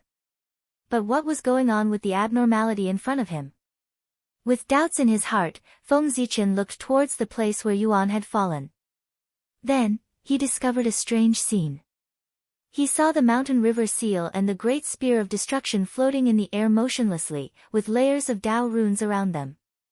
Beside these two Dharma treasures was the essence qi of heaven and earth that Yuan had turned into after his death. They did not dissipate and merged into heaven and earth. Instead, they were suppressed by the two Dharma treasures and were stagnant on the spot. As he continued to look, he saw that there were specks of light floating in the essence qi of heaven and earth, emitting flickering Tao lights. Those were the fragments of the connate true spirit that Yuan had shattered. They did not dissipate and return to heaven and earth. Instead, they continued to be tightly entangled with the essence qi of heaven and earth that Yuan had turned into after his death. With doubts in his heart, Feng Zichen could not help but interrupt the Grand Pure One. Wait, fellow Taoists, look, the situation has changed. Hearing that, everyone hurriedly looked in the direction that Feng Zichen indicated. Then, they saw a strange scene. Like Feng Zichen, the three Pure Ones and the others did not understand what was going on. However, there were two people present who seemed to have seen through the trick. They actually shouted in unison, "Brother, you're the one who's going to die." Creation of living beings. From the voices, it was the Lady of Earth and Nuwa. Creation of living beings was not a strange term. Everyone understood what it meant when they heard it. It was the creation of life. According to the Lady of Earth and Nuwa, after Yuan died, his true spirit did not dissipate. It was actually nurturing living beings and recreating life. Can't I kill him? After killing Yuan, I will use his essence to create a new living being. Although it will no longer be the previous Yuan, this new living being can inherit everything from Yuan. It was equivalent to a different kind of eternal life. His body would not be destroyed, his true spirit would not be destroyed, and his essence would not be destroyed. However, a person's core intelligence would change. It shouldn't be to the extent of changing the core and not the outer core. With a thought, everyone stared at the ball of essence qi of heaven and earth. If it was really as everyone had guessed, then this Yuan was a little strange. He did not look like a normal living being. All of them had intellect, and everything else could be destroyed. However, this Yuan was the complete opposite of others. If his essence was not destroyed, his intelligence could be destroyed at any time. Such a living being could no longer be described as strange. No one doubted the truth of the Lady of Earth and Nuwa's words. This was because the two of them were supreme masters of the creation Tao. The Lady of Earth was known as the Mother of Earth. She had comprehended the creation Tao of nurturing all living beings from the Earth's virtuous bearing. On the other hand, Goddess Nuwa needed the Earth to create humans and living beings. She traced the true essence of living beings and understood the creation Tao of creating life from the evolution of all living beings. Two top-notch existences of the creation Tao had said at the same time that Yuan's essence was in the creation of living beings. How could it be false? One person might be wrong, but how could two people be wrong at the same time? While everyone was puzzled, the ruins of Mount Buzhou changed again. In the deepest part of the ruins of Mount Buzhou, where the chaos-fiend god was originally sealed, an extremely dense aura of destruction suddenly emerged. In the center of this aura of destruction, everyone saw streaks of holy brilliance circulating, exuding an astonishing aura of creation. Connate divine light of creation. As the saying went, when things reached an extreme, they would move in the opposite direction. In the extreme power of destruction, a wisp of the purest vitality was born. Connate divine light of creation. Swoosh! Swoosh! Swoosh! The connate divine light of creation flashed and surged toward the place where Yuan had fallen, brushing against the heaven and earth essence qi that he had turned into after his death. Then, an astonishing change happened. Wisps of vitality spread out from the heaven and earth essence qi. Then, under the influence of an unknown force, the heaven and earth essence chi began to gather again and gradually formed a human figure. Boom! 2 hands appeared, one holding the great spear of destruction and the other holding the great mountain river seal. Then, a pair of legs appeared and stood in the void. As soon as the limbs appeared, a body appeared, followed by a head. Gradually, a face that was identical to Yuan's appeared before everyone's eyes. However, although the face was the same, everyone knew that this was not the Yuan from before. He was already dead. This new Yuan had the same body, but his soul was completely different. Everyone watched silently as the new Yuan was born and did not interfere. Firstly, this new Yuan did not have their bloodline aura in his body, so everyone had lost their reason to attack. Secondly, the fate of this new Yuan was the same as his predecessors. They were both destined to die without a doubt. Everyone knew this, which was why they had been watching his birth coldly from the sidelines. He did not die from the heavenly tribulation or the human tribulation, but from an accident. After this living being was born, his strength was only at the Khanate Tao Lord level, which was the conventional standard of an innate saint. He did not have any heaven-defying performance. Therefore, he would not suffer a heavenly tribulation. After they had taken action and retracted their bloodline, everyone had lost the chance to continue attacking Yuan. Therefore, he did not suffer a human tribulation. However, he had an unexpected tribulation. How could the divine powers of Feng Zichen, the 3 pure ones, and the others be so easy to deal with? Yuan was only a Tao Lord of Tai. In front of their power, he did not even have the chance to resist before he was killed. After Yuan was killed, this power did not completely dissipate. It remained there, fusing with the heaven-earth Yuan Qi that Yuan turned into after his death. In other words, after the new Yuan was born, this power lay dormant in his body. It was like a bomb that could explode at any time. Rumble. Flowers fell from the sky, golden lotuses sprouted from the ground, and endless divine light filled the world as if it was covered with a thin layer of golden gauze. It was exceptionally beautiful. Another anomaly, another anomaly. This was the phenomenon of the birth of an innate saint. This meant that the new Yuan was about to be born. However, at this moment, an unimaginable wave of energy exploded in Yuan's body, directly shattering his body and crushing his Khanate true spirit. After suffering such a heavy blow, the newly born Yuan did not even have time to breathe the air of the 3 realms before he followed in his predecessor's footsteps and died. The second Yuan was dead. Rumble. With the death of the second Yuan, the entire ruins of Mount Buzhou shook, revealing a mournful feeling that reverberated through the space. At the same time, more Khanate divine light of creation surged, madly surging into the heaven-earth Yuan Qi that was formed after the death of the second Yuan. Soon, the third Yuan was born. Like the second Yuan, his hands had finished evolving and reached out from the heaven-earth Yuan Qi. He held the great spear of destruction in one hand and the great seal of mountains and rivers in the other, as if he was afraid that someone would snatch them away. Rumble. Heaven and earth shook again. The phenomenon that had just receded, flowers falling from the sky and golden lotuses sprouted from the ground, appeared again. Following closely behind the two was the endless golden light. However, although the scale of this phenomenon seemed large, it was much smaller than before. It was no longer the treatment of an innate saint, but the treatment of a top-tier Khanate god fiend. Clearly, the 2 consecutive heavy blows had caused a portion of Yuan's origin to dissipate. As a result, the third Yuan was no longer an innate saint, but a top-tier Khanate god fiend. His level had dropped by 1.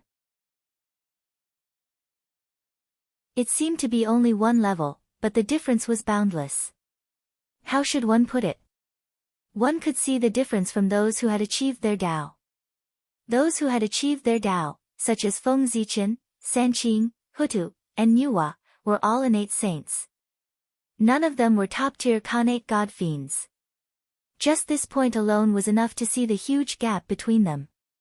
Under the constant nourishment of the Khanate divine light of creation, the third Yuan was quickly born. Unfortunately, his fate was no different from the previous two, Yuan. He still couldn't escape the fate of death. There was a loud boom.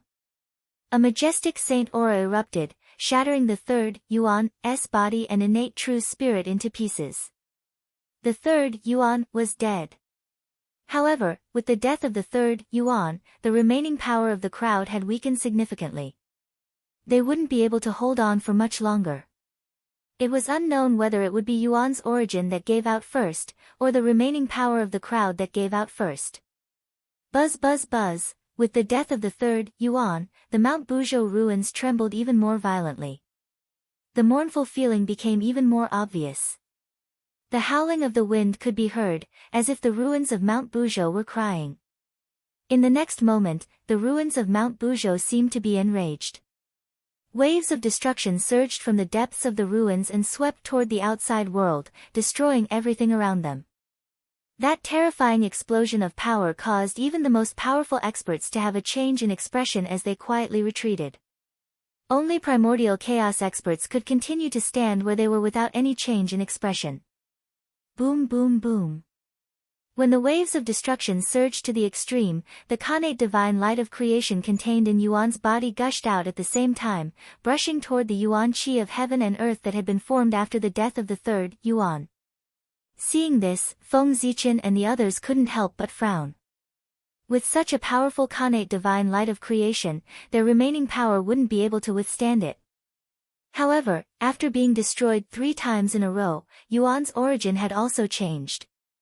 As the saying went, things should not happen more than 3 times. The connate divine demons that had been born 3 times in a row had all died. At this moment, even with the support of so many connate divine lights of creation, Yuan's origin couldn't breed new connate divine demons.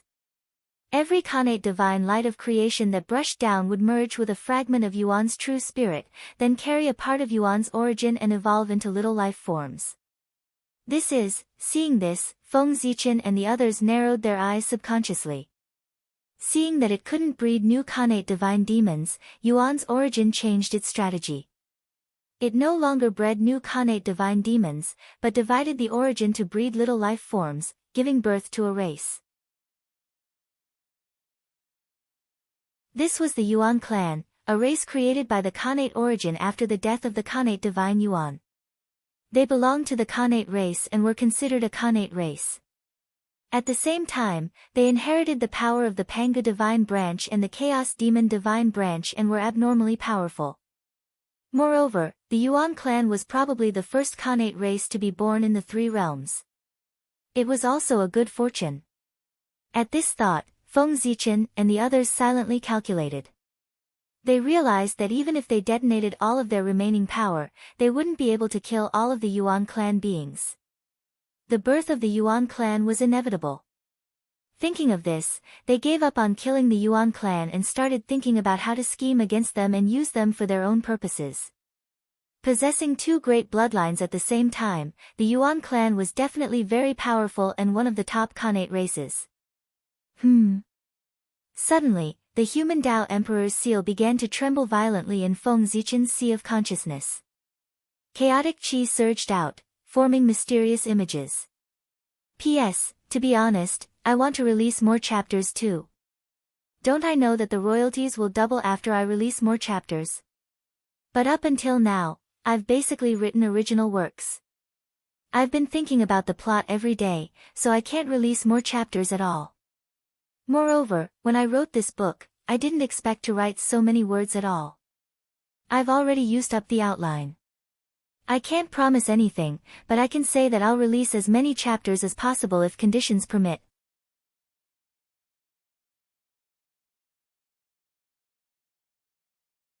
Chapter 826. The Chaos Bead. These images came from the Chaos Bead. The human Tao Emperor seal had been refined from Pangu's finger bone, so it wouldn't use chaos energy at all. Only the Chaos Bead at the core of the seal would use chaos energy. Whoosh, images flashed past, appearing clearly in front of Feng Zichen's eyes. That was, what he saw made Feng Zichen frown involuntarily. He saw a strange race with 3 eyes and a pair of connate wings on their backs fighting the humans. Feng Zichen recognized their origins. They were the Yuan race, a Khanate race that had been reborn after Yuan's fall. Their appearances were extremely similar to Yuan. However, the divine eye on Yuan's forehead was the Chaos Divine Eye.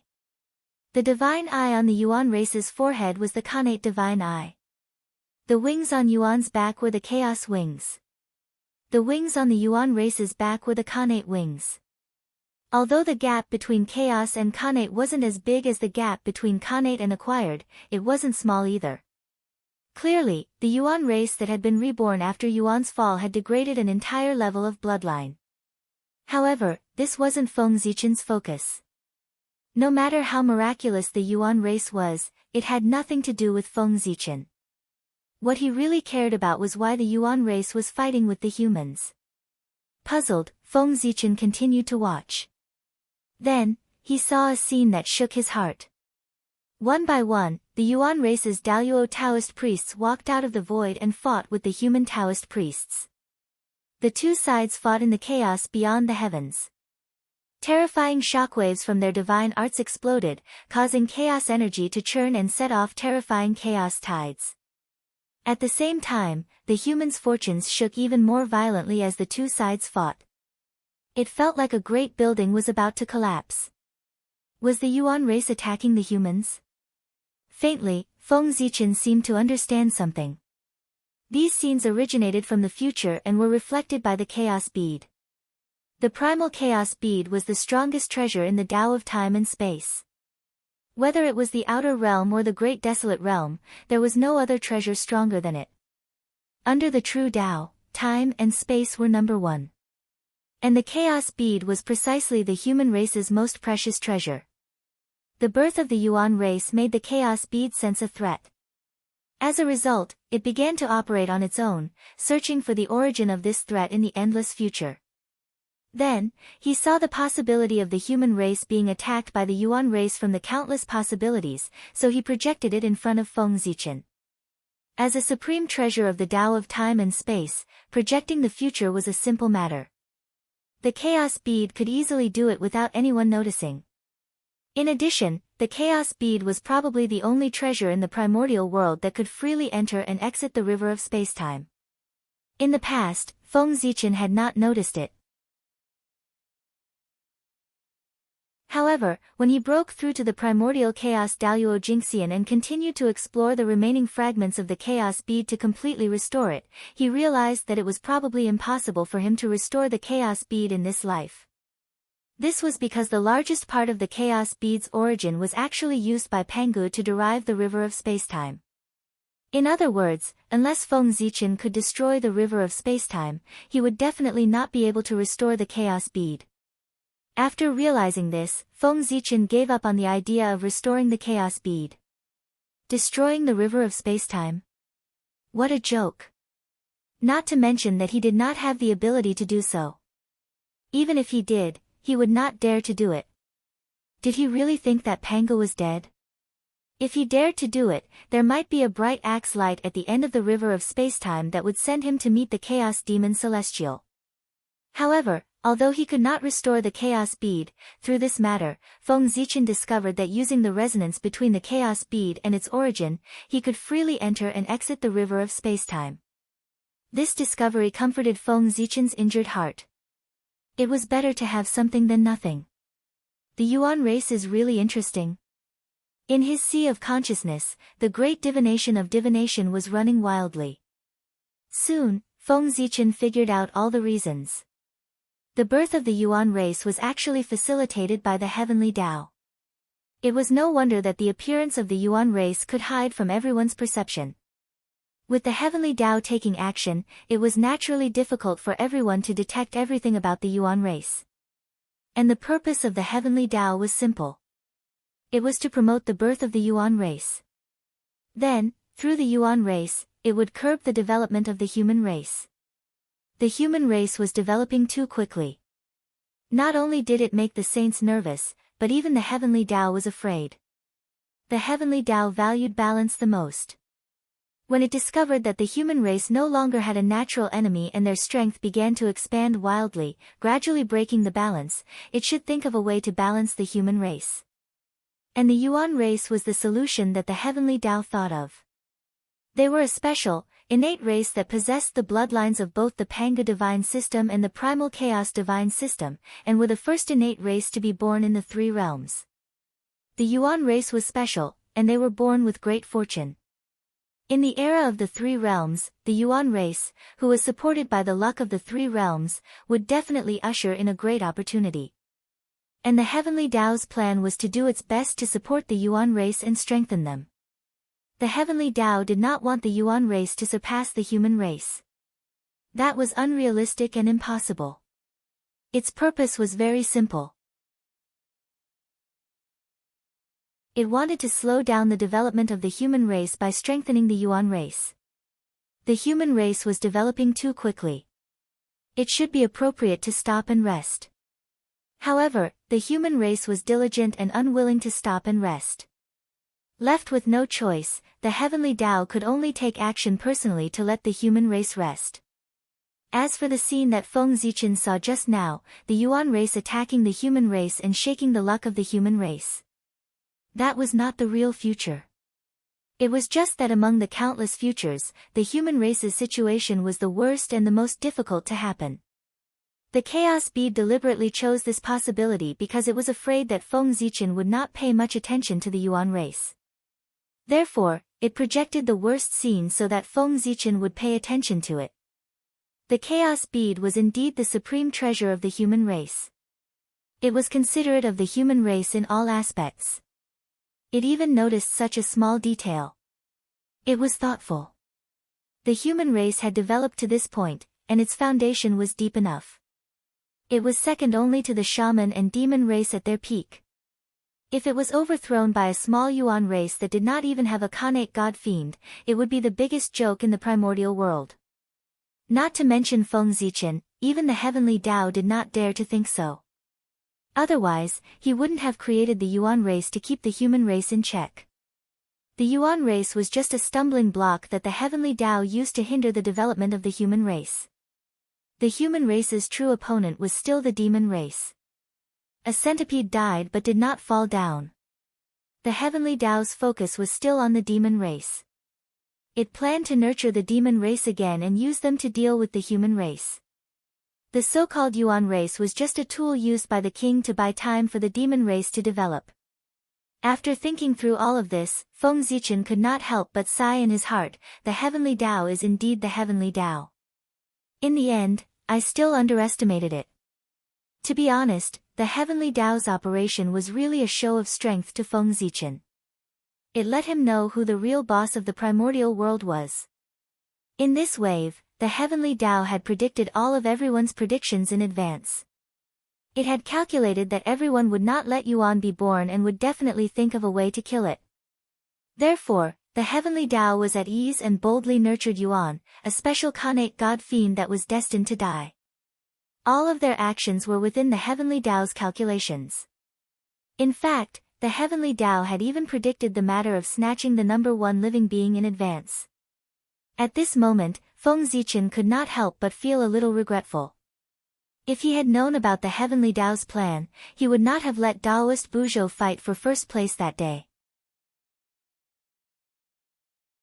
If Yuan had the luck of the number one living being, he might have survived today's death tribulation and truly been born. In that case, things would be much simpler. A person was easier to deal with than a group of people. Although Yuan was difficult to deal with, Feng Zichen had Daoist Buzhou and was confident that he could suppress him for the rest of his life. However, it was much harder to suppress the Yuan race than to suppress a person. The heavenly Tao would really give Feng Zichen a difficult problem. If the heavenly Tao's plan really succeeded, then the human race would be passive. Unfortunately, although the heavenly Tao's plan was perfect, it still missed out. It did not expect that Feng Zichen actually had the space-time treasure, the Chaos Bead. The heavenly Tao's perfect plan was accidentally seen through by the Chaos Bead, allowing Feng Zichen to sense the flaw. Now, the Yuan race had not been born, which meant that the heavenly Tao's plan had not succeeded. This gave Feng Zichen a lot of room to operate. As he thought about it, Feng Zichen already had the idea of destroying the Heavenly Tao's plan. Didn't the Heavenly Tao want the Yuan race to be born to check and balance the development of the human race? Feng Zichen did not want it to do as it wished. He wanted to stop the birth of the Yuan race to destroy the Heavenly Tao's plan. This did not mean that Feng Zichen wanted to kill the Yuan race. This method was too crude and cruel. It did not match his character. Moreover, the price of doing so was too high. Killing a newly born innate race, and it was also an innate race that inherited the legacy of Mount Buzhou. If Feng Zichen really dared to do so, then he would probably welcome the last anger of Mount Buzhou. The terrifying power of the backlash might not be able to kill him, but it would definitely not let him have an easy time. It would be light if he was half dead. No matter how conceited Feng Zichen was, he would not think that his luck was higher than Mount Buzhou's and that he could withstand its backlash without being injured. Therefore, Feng Zichen did not want to kill the Yuan race. There was no need to kill the Yuan race because Feng Zichen had a better way to deal with the Yuan race. After recovering from his thoughts, Feng Zichen suddenly took a step forward and said with a cold expression, "The bloodline of Pangu is supreme and cannot be blasphemed. Even the Heavenly Tao cannot do that." As he spoke, Feng Zichen spread out his hands. The magic power in his body surged and absorbed the power of heaven and earth from all directions. It turned into the purest connate origin and swept in the direction of the birth of the Yuan race. Turning the power of heaven and earth into origin was the method of primordial chaos Daoyuo Jingxian. Rumble. The power of heaven and earth origin spread out, and the vitality of heaven and earth that gave birth to the Yuan race was impacted and immediately shook violently. Crack. Crack. Affected by this, some of the divine fetuses of the Yuan race cracked as if they were about to split open. Rumble, the Heavenly Tao was furious, and endless connate lightning filled the air. The ruins of Mount Buzhou were also furious, and there was a fierce roar. Great destructive power spewed out as if it was going to destroy heaven and earth. These scenes were targeted at Feng Zichen. They were warning him to immediately stop what he was doing and not to attack the Yuan race. But in the face of these two threats, Feng Zichen was completely unmoved. He continued to transform the origin of heaven and earth and rushed to the place where the Yuan race was born. Crack. Crack. The cracking sounds from afar became denser. More divine fetuses of the Yuan race were shattered, but they did not die because of this. They just became weak.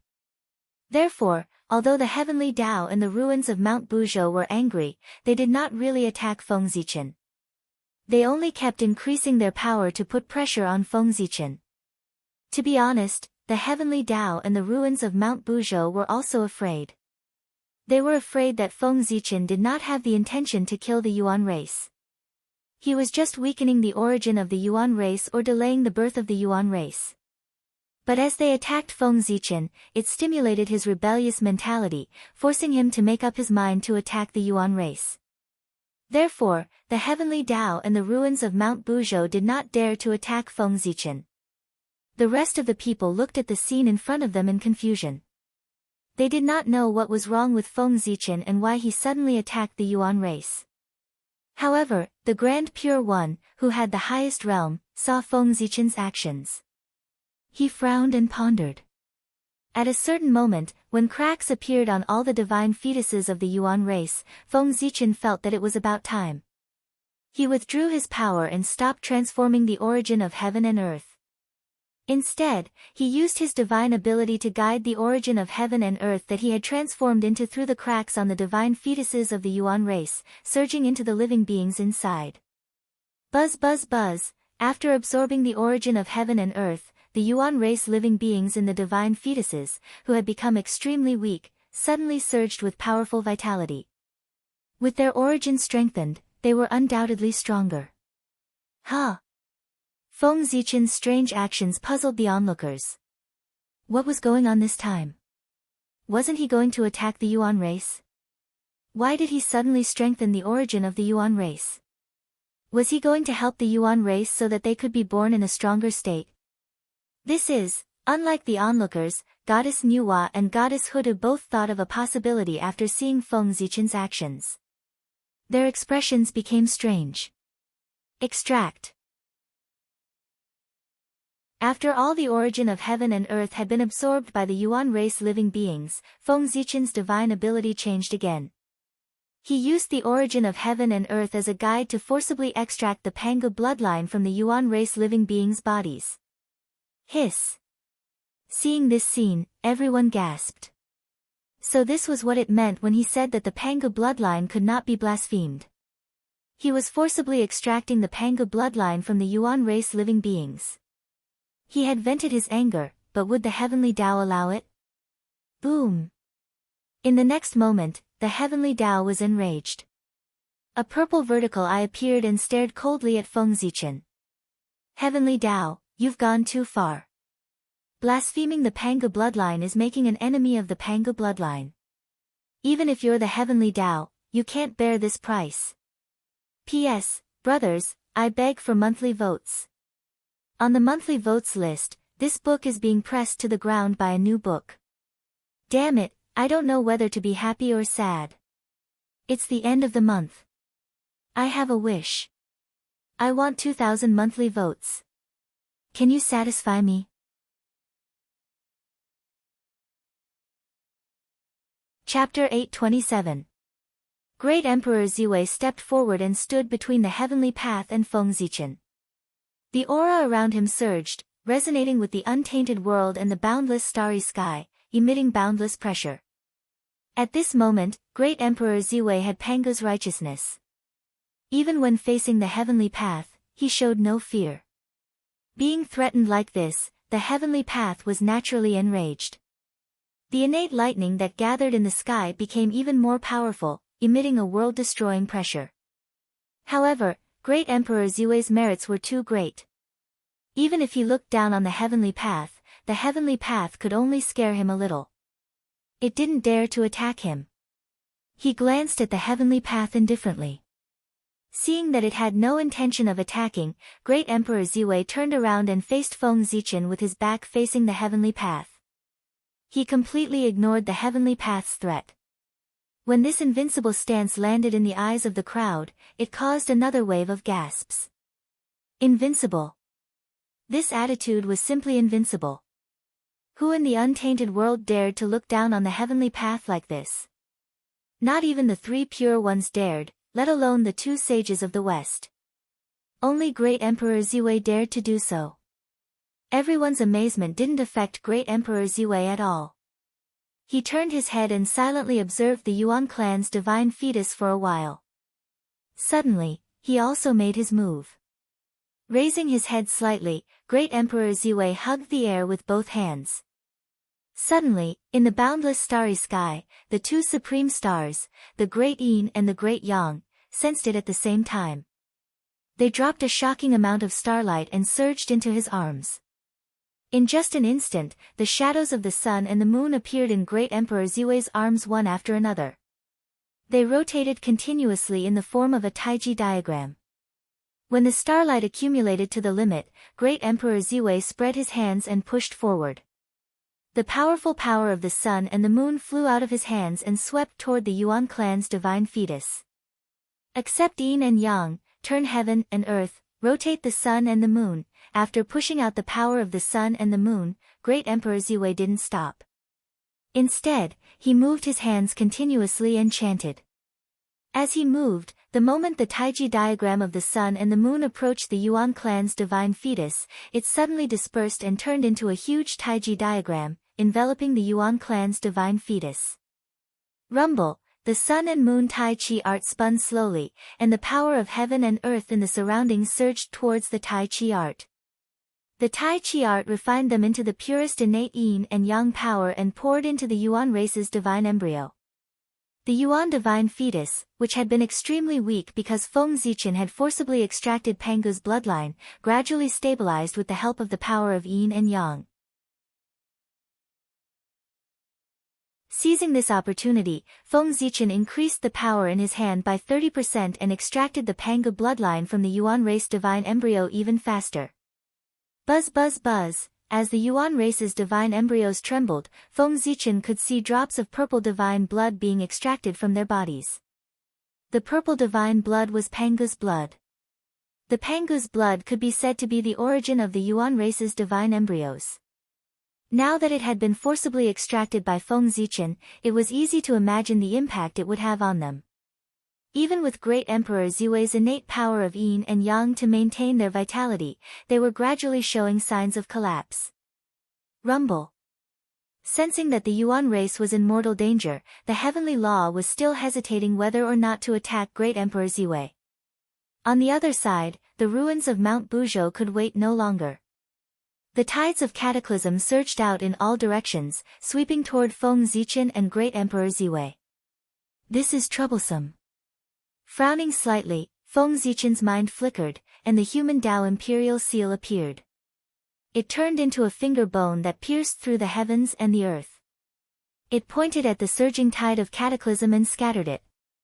At the same time, the mighty power of Pangu emanated from the finger bone, suppressing all the discontent in the ruins of Mount Buzhou. Power of the five elements, come. Sensing the Yuan race divine embryo's instability, Great Emperor Ziwei made his move again. He first drew in the power of the five primary stars of metal, wood, water, fire, and earth. Next, he drew in the power of the four constellations and the North Star, merging them with the starlight of the five elements and descending as the power of the five elements. The cycle of the five elements gave birth to creation. As soon as the power of the five elements descended, it evolved into the power of creation of the five elements and surged into the bodies of the Yuan race divine embryos, stabilizing their life origin. At the same time, Feng Zichen's divine ability changed again. Endless runes intertwined, and a holy light circulated. A pure power of creation emanated from his hand. This was the supreme divine ability ranked first among the 36 great divine abilities of the Heavenly Dipper, creation manipulation. It was also the divine ability that Queen Nuwa had used to create the human race. Today, Feng Zichen used it. His purpose was self-evident. He wanted to use this divine ability to create a new race.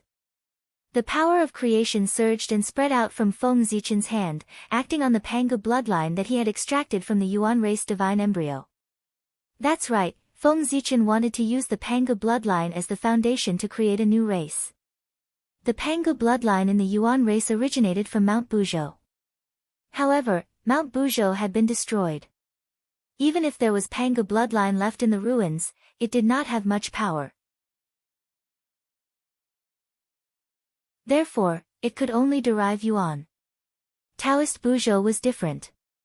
Although there was not much Pangu bloodline in the body of Taoist Buzhou, the boundless starry sky had transformed into a Pangu divine being.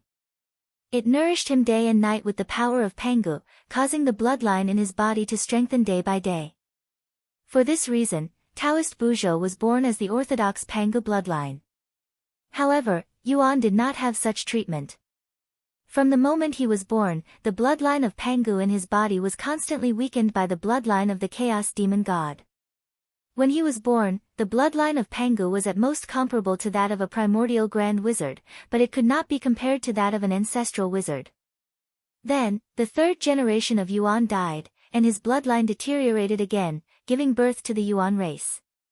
At this time, the bloodline of Pangu in their bodies had been weakened to an extremely low level. Not to mention being comparable to the wizard tribe, it was already considered good to be comparable to the wizard tribe, a branch of the human tribe. However, Feng Zichen did not expect them to be strong when he created the race with the bloodline of Pangu. His fundamental purpose was to destroy the plan of the Heavenly Way. Didn't the Heavenly Way want to give birth to the Yuan race to become a stumbling block on the path of the human tribe's development? Well, Feng Zichen directly divided the Yuan race into two races. A race that was completely dominated by the bloodline of Pangu and a race that was completely dominated by the bloodline of the chaos demon god. In this way, the plan of the Heavenly Way was self-defeating.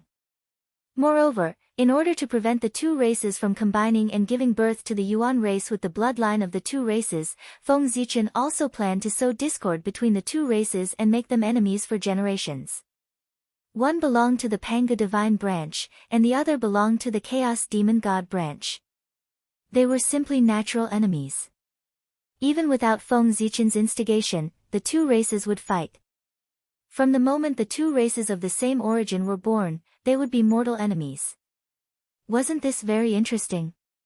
After the two races were born, they only wanted to get rid of each other. They could not wait to form an alliance with the human tribe. Why would they choose to be enemies with the human tribe?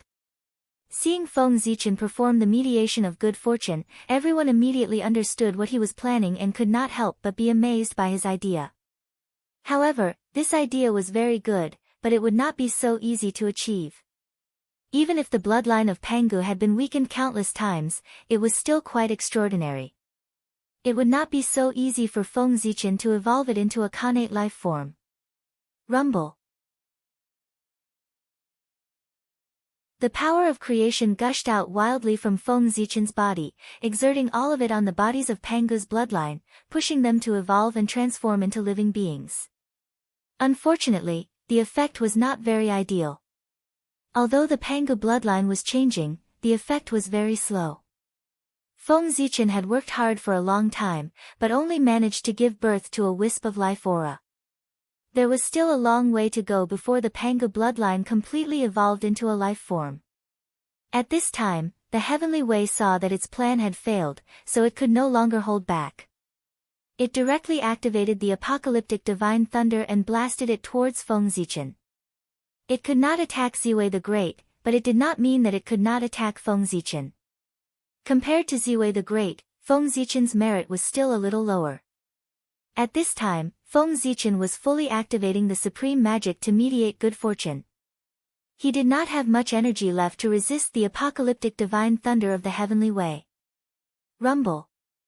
The apocalyptic divine thunder blasted down. Every strike was equivalent to the full-strength strike of a ninth heaven of chaotic essence expert. Its power was terrifying, and it emitted terrifying destructive waves. At this critical moment, the great Taoist priest's mark appeared between Feng Zichen's eyebrows. Majestic Pangu's Tao might spread out, directly weakening the apocalyptic divine thunder's power by 50%. At the same time, the human Tao divine ring appeared, once again weakening the apocalyptic divine thunder's power by 20%. The 10,000 spirit crown and the human Tao imperial insignia bloomed at the same time, emitting astonishing power. They each blocked 10% of the apocalyptic divine thunder's power. With this added together, the apocalyptic divine thunder's power had been reduced by 90%. Only 10% of its power blasted onto Feng Zichen's body, and its power could only tickle him. However, the Heavenly Way's attack was constantly increasing. Feng Zichen could easily block it now, but after a while, he might not be able to. Therefore, he had to think of a way to turn Pangu's bloodline into a living being as soon as possible. Thousands of thoughts appeared in his mind, and Feng Zichen quickly came up with a plan. He rolled his eyes and suddenly shouted to the onlookers, "What are you waiting for, fellow Taoists? Are you just going to watch the show from the sidelines? Could it be that save me and fellow Taoist Ziwei are members of the Pangu divine branch, but none of you are? If not, why would you be so indifferent when someone is messing with the inheritance of the Pangu divine branch? Fellow Taoists, the birth of the Yuan race is not a matter of me, Zichen, alone. It is a matter that affects the entire Pangu divine branch. The inheritance of the Father God cannot be messed up. The bloodline of the Father God cannot be blasphemed. In that case, what are you waiting for?" This was the plan that Feng Zichen came up with, the strategy of moral kidnapping. With his power alone, he could not induce the growth of the Pangu's bloodline in a short period of time, so he would combine the power of everyone. In this way, he would definitely be able to turn the Pangu's bloodline into a living being at the fastest speed. It was not difficult at all for Feng Zichen to persuade the crowd to take action. This was because the birth of the Yuan race would not mess up the inheritance of the human race, but the inheritance of the Pangu divine branch. Everyone present, except for Zhuanti, was a member of the Pangu divine branch. No one could stay out of this matter. As long as Feng Zichen raised the banner of the Pangu divine branch, even if everyone was unwilling, they would have to take action. This was because if they did not take action, they would be denying their own origins and cutting themselves off from the Panga divine branch. Fellow Taoist Gaochen is right. If you don't take action now, when will you? Fellow Taoist Tai Ching, you are the leader of the Panga divine branch and have the highest seniority. Why don't you take the lead and make a statement? At this moment, Great Emperor Ziwei also turned his head and said to Saint Tai Ching, forcing him to make a statement. Good fellow, one person played two roles and forced Saint Tai Ching and everyone else to roast on the fire. Feng Zichen was really something. It was difficult for Saint Tai Ching to not make a statement after being forced by Great Emperor Ziwei. First of all, he was the true descendant of the Panga divine branch. This identity could not be given up. Secondly, he was also the most senior existence in the Panga divine branch. He had to consider the interests of the Panga divine branch. Otherwise, his status would definitely be affected. Thinking to this point, Saint Tai Ching made a decision in his heart. He said, fellow Taoist Gaochen and fellow Taoist Ziwei are right. Father's bloodline cannot be blasphemed. Everyone, quickly join forces with poor Wei and help the two of you. As he spoke, Saint Tai Ching activated the Taiji painting and derived the power of Khanate Taiji to accelerate the evolution of the Panga bloodline. Seeing that Saint Tai Ching had taken action, everyone did not hesitate anymore. They used all sorts of methods to help Feng Zichen and fellow Taoist Ziwei to derive the Panga bloodline. The moment everyone joined forces, the Panga divine system's providence, which had originally been scattered into a ball, directly condensed into a stalwart figure that was faintly discernible behind everyone. Boom! An unimaginable power erupted and destroyed the apocalyptic divine lightning. Then, it blasted onto Heavenly Tao's body without reducing its momentum, sending him back to the Heavenly Tao space. On Feng Zichen's side, he had the help of everyone, especially Goddess Nuwa and Goddess Hudu, the two grandmasters of the Tao of creation. Pangu's bloodline quickly evolved, and vitality spread out. Soon, innate divine embryos were born to deal with the Yuan race's divine embryos. After another 100 years, the two divine embryos shook at the same time, and a rich vitality spread out. Ka ka ka, then, there was a series of cracking sounds. The divine embryos split open one after another, giving birth to two special innate races. One was born with 3 pupils and was enveloped in innate spiritual light. It was obvious that he was born from Pangu's bloodline. Although the other was in human form, he had a pair of huge wings on his back. His entire body was surrounded by a murderous aura.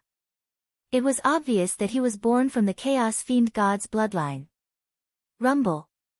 It was also at this moment that Heavenly Tao, which had been sent back to the Heavenly Tao space, appeared again. An inexplicable power hung down and turned into 2 innate divine patterns that fell toward the 2 races. This was the name that Heavenly Tao gave to the new races. Those that originated from Pangu's bloodline were called the Primordial God race, while those that originated from the Chaos Fiend God race were called the Primordial Demon race. It was a very vivid name, and its origin was clear at a glance. However, Feng Zichen was not satisfied. The race that was born from Pangu's bloodline was created by him. Why did the Heavenly Tao have to name it? Moreover, he did not want this race to be related to the Yuan race that did not exist at all. P.S. Please give me a guaranteed monthly ticket tomorrow.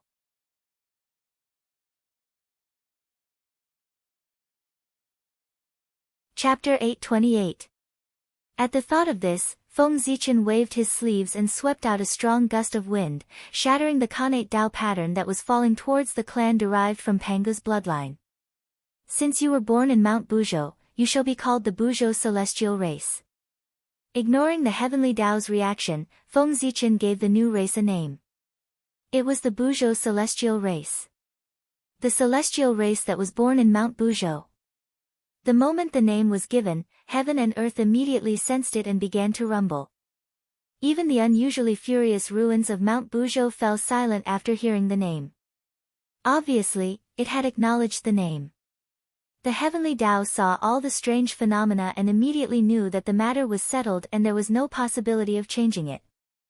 Therefore, the heavenly Tao first looked coldly at Feng Zichen and then released a wave of Khanate Tao pattern that turned into a Khanate divine pattern. It represented the Buzhou celestial race. When the Khanate divine pattern fell, heaven and earth acknowledged the identity of the Buzhou celestial race. Now, there was another Khanate race in the Eldritch world. Rumble. Above the firmament, boundless luck and merit gathered and merged with the luck of the Buzhou celestial race. This was the legacy of Mount Buzhou. The Buzhou celestial race inherited Pangu's bloodline and had the name Buzhou. Naturally, they could inherit the legacy of Mount Buzhou. Compared to Mount Buzhou, the Essence Demon race was not so lucky. After losing Pangu's bloodline, they only had the bloodline of the Chaos Demon God in their bodies and had completely become the descendants of the Chaos Demon God. At this time, the descendants of the Chaos Demon God were not as hated by the Heavenly Tao as they were in the Primordial Age.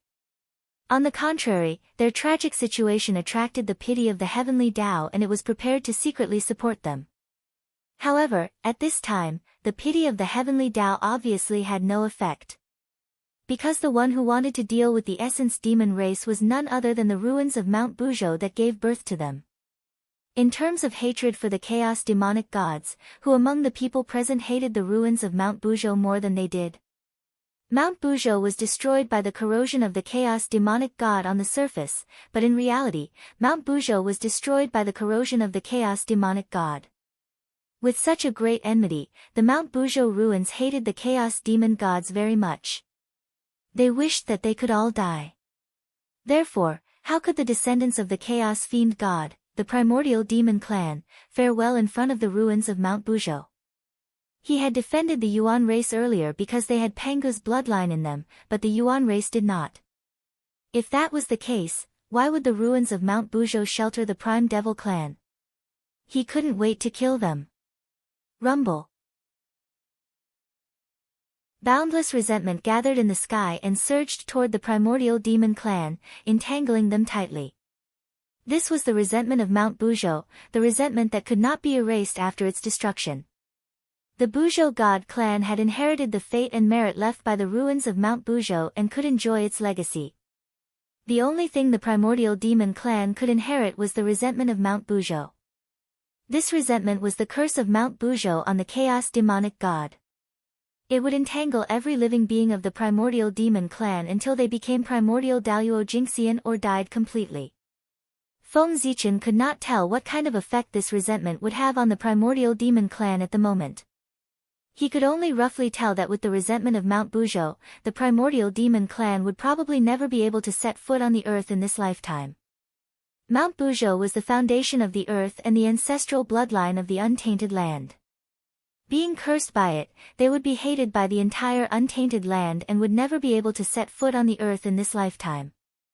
Once they touched the earth, they would be eroded by the evil spirit of the earth, which would enter their souls and destroy all vitality. How pitiful! And this was only one of the many side effects of being cursed by Mount Buzhou. As for the rest, before Feng Zichen could see clearly, the primordial demon clan had already disappeared. Why did they disappear? Naturally, it was because the heavenly axiom was worried that they would be secretly killed by the people present if they continued to stay here. Therefore, the heavenly axiom directly used its magical power to secretly send the primordial demon clan away and use supreme means to cover their tracks, making it impossible for the people to divine their whereabouts. From this, it could be seen that the heavenly axiom was still unwilling to give up. It still pinned its hopes on the primordial demon clan, believing that they could hinder the development of the human race. What a joke! It was just the primordial demon clan. If they had not been cursed by Mount Buzhou, they might have had a chance to rise again. But now that they had been cursed by Mount Buzhou, they would never have a chance to rise again in this lifetime. It was even to the extent that whether they would be able to survive in the 3 dimensions was a question that was worth considering. Being hated by the earth and unable to set foot on the earth in this lifetime, if such a race could rise again, wouldn't it mean that the other races were useless? The heavenly axiom was too confident. However, it was better to be safe than sorry.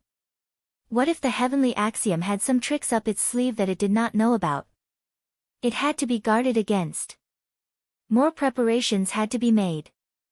Everything had to be prepared. This was the reason why Feng Zichen had not failed so far. At that thought, Feng Zichen suddenly turned to the people of the Buzhou divine clan not far away and asked, "Did you see the primordial demon clan that just left?" The first member of the Buzhou divine clan to be born heard Feng Zichen's question and hurriedly stepped forward and bowed respectfully. Reporting to Godfather, we saw them. Godfather. That's right, Godfather.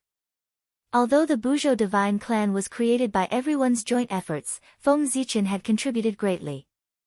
Moreover, if Feng Zichen had not extracted the Pangu bloodline from the primordial demon clan, the Buzhou divine clan would not have been born and everyone would not have worked together to create this clan. For this reason, it was not a problem to say that the Buzhou divine clan was created by Feng Zichen. It was also because of this that it was completely reasonable for the people of the Buzhou divine clan to address Feng Zichen as Godfather. No one could find fault with that. Feng Zichen did not deny that person's address. He nodded and said, "It's good that you saw them. You have to remember that they are your natural enemies, your natural enemies. If you see them in the future, if you have the ability to kill them, do not hesitate to kill them directly.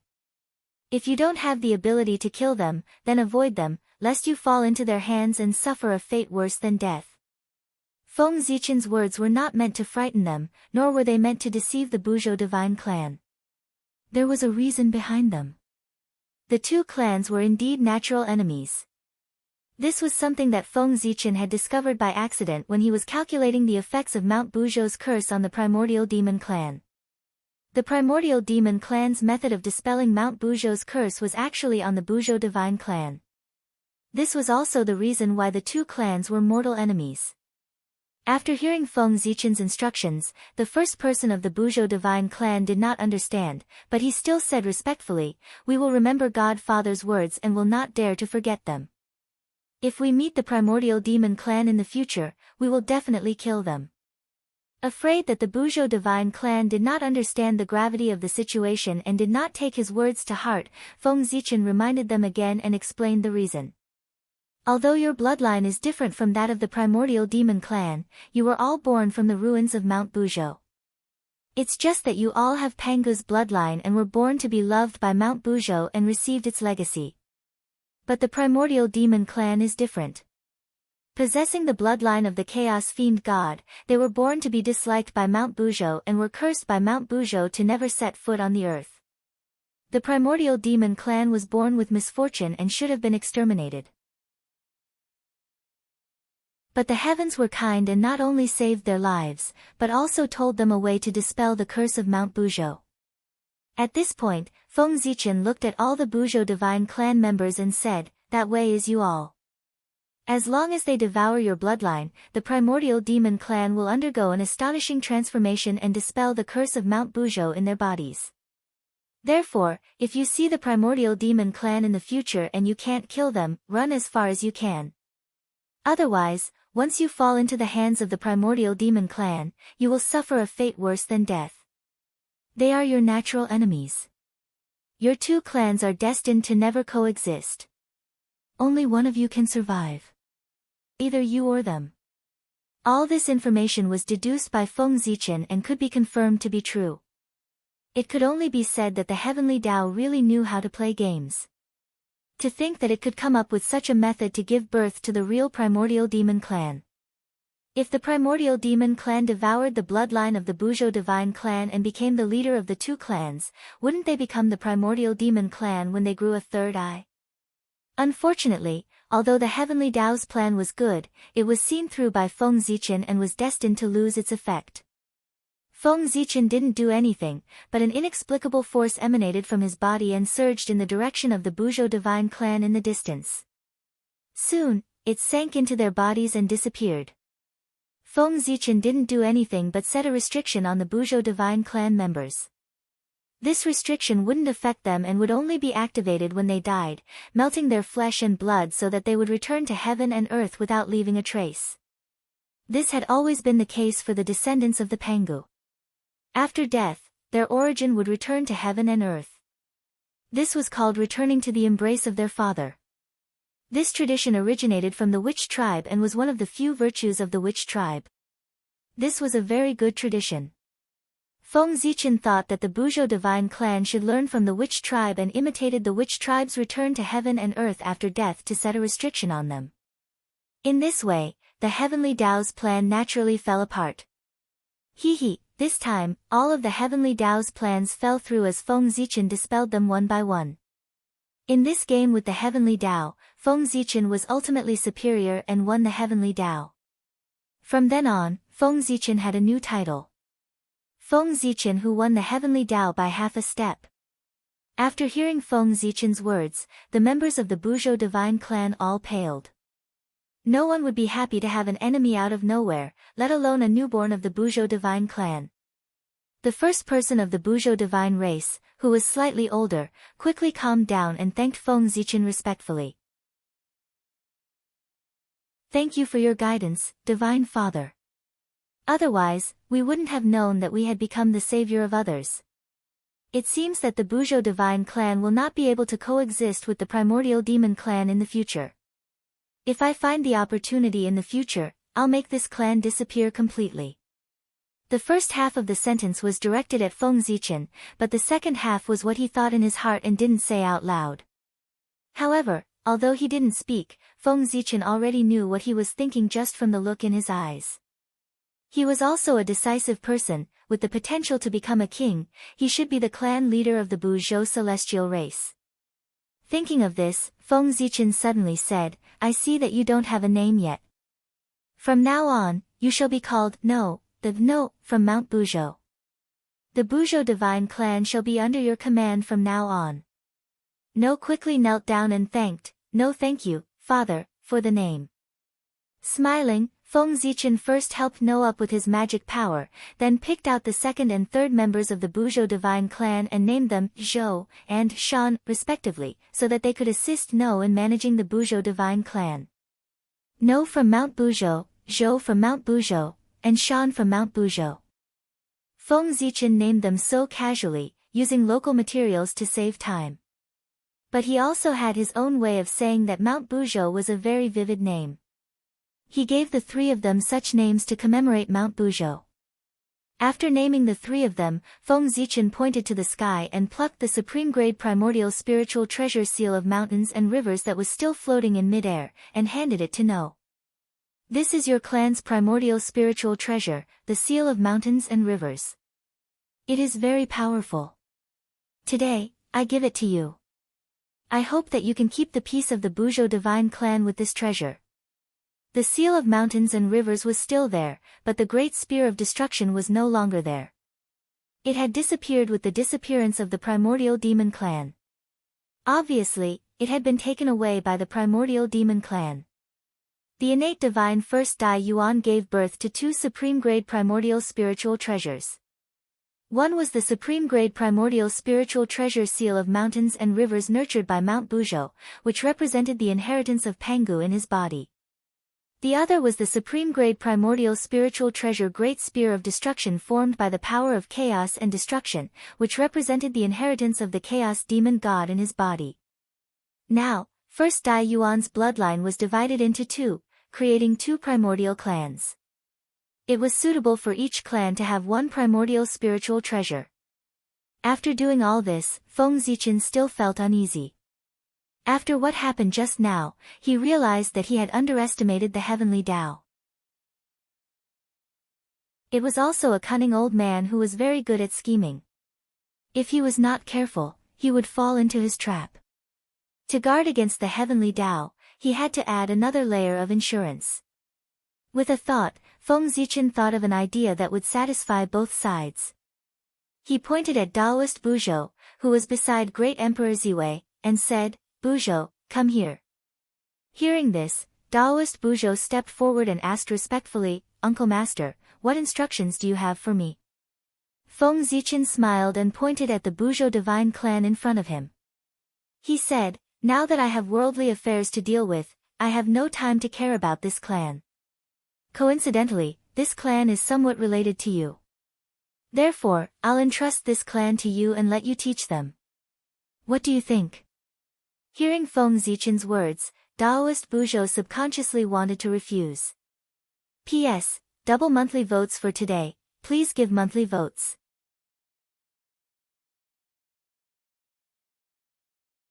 Chapter 829. It wasn't that he didn't like the Buzhou divine clan, but Daoist Buzhou had just been born and didn't know anything. He was still fumbling around, so how could he teach others? However, before Daoist Buzhou could refuse, Great Emperor Ziwei reprimanded him, "Child, you are so ignorant. Your uncle master is giving you a great opportunity. Hurry up and thank him." What great opportunity? The Buzhou divine clan was born with part of the legacy of Mount Buzhou. They had the remaining luck and merit of Mount Buzhou, which was what Daoist Buzhou needed to achieve Tao. Now, the Buzhou divine clan had been recognized by heaven and earth and had become a part of the three realms. Outsiders couldn't kill them for no reason. Otherwise, they would attract the revenge of Pangu. However, if he couldn't kill them, how could Daoist Buzhou take back the luck? He could only use other methods. This was the opportunity that Feng Zichen wanted to give to Daoist Buzhou. Educate the Buzhou divine clan.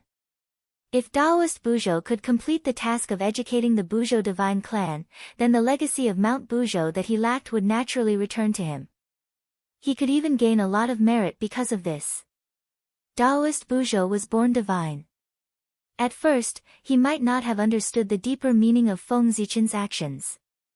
However, after being reminded by Great Emperor Ziwei, he immediately understood.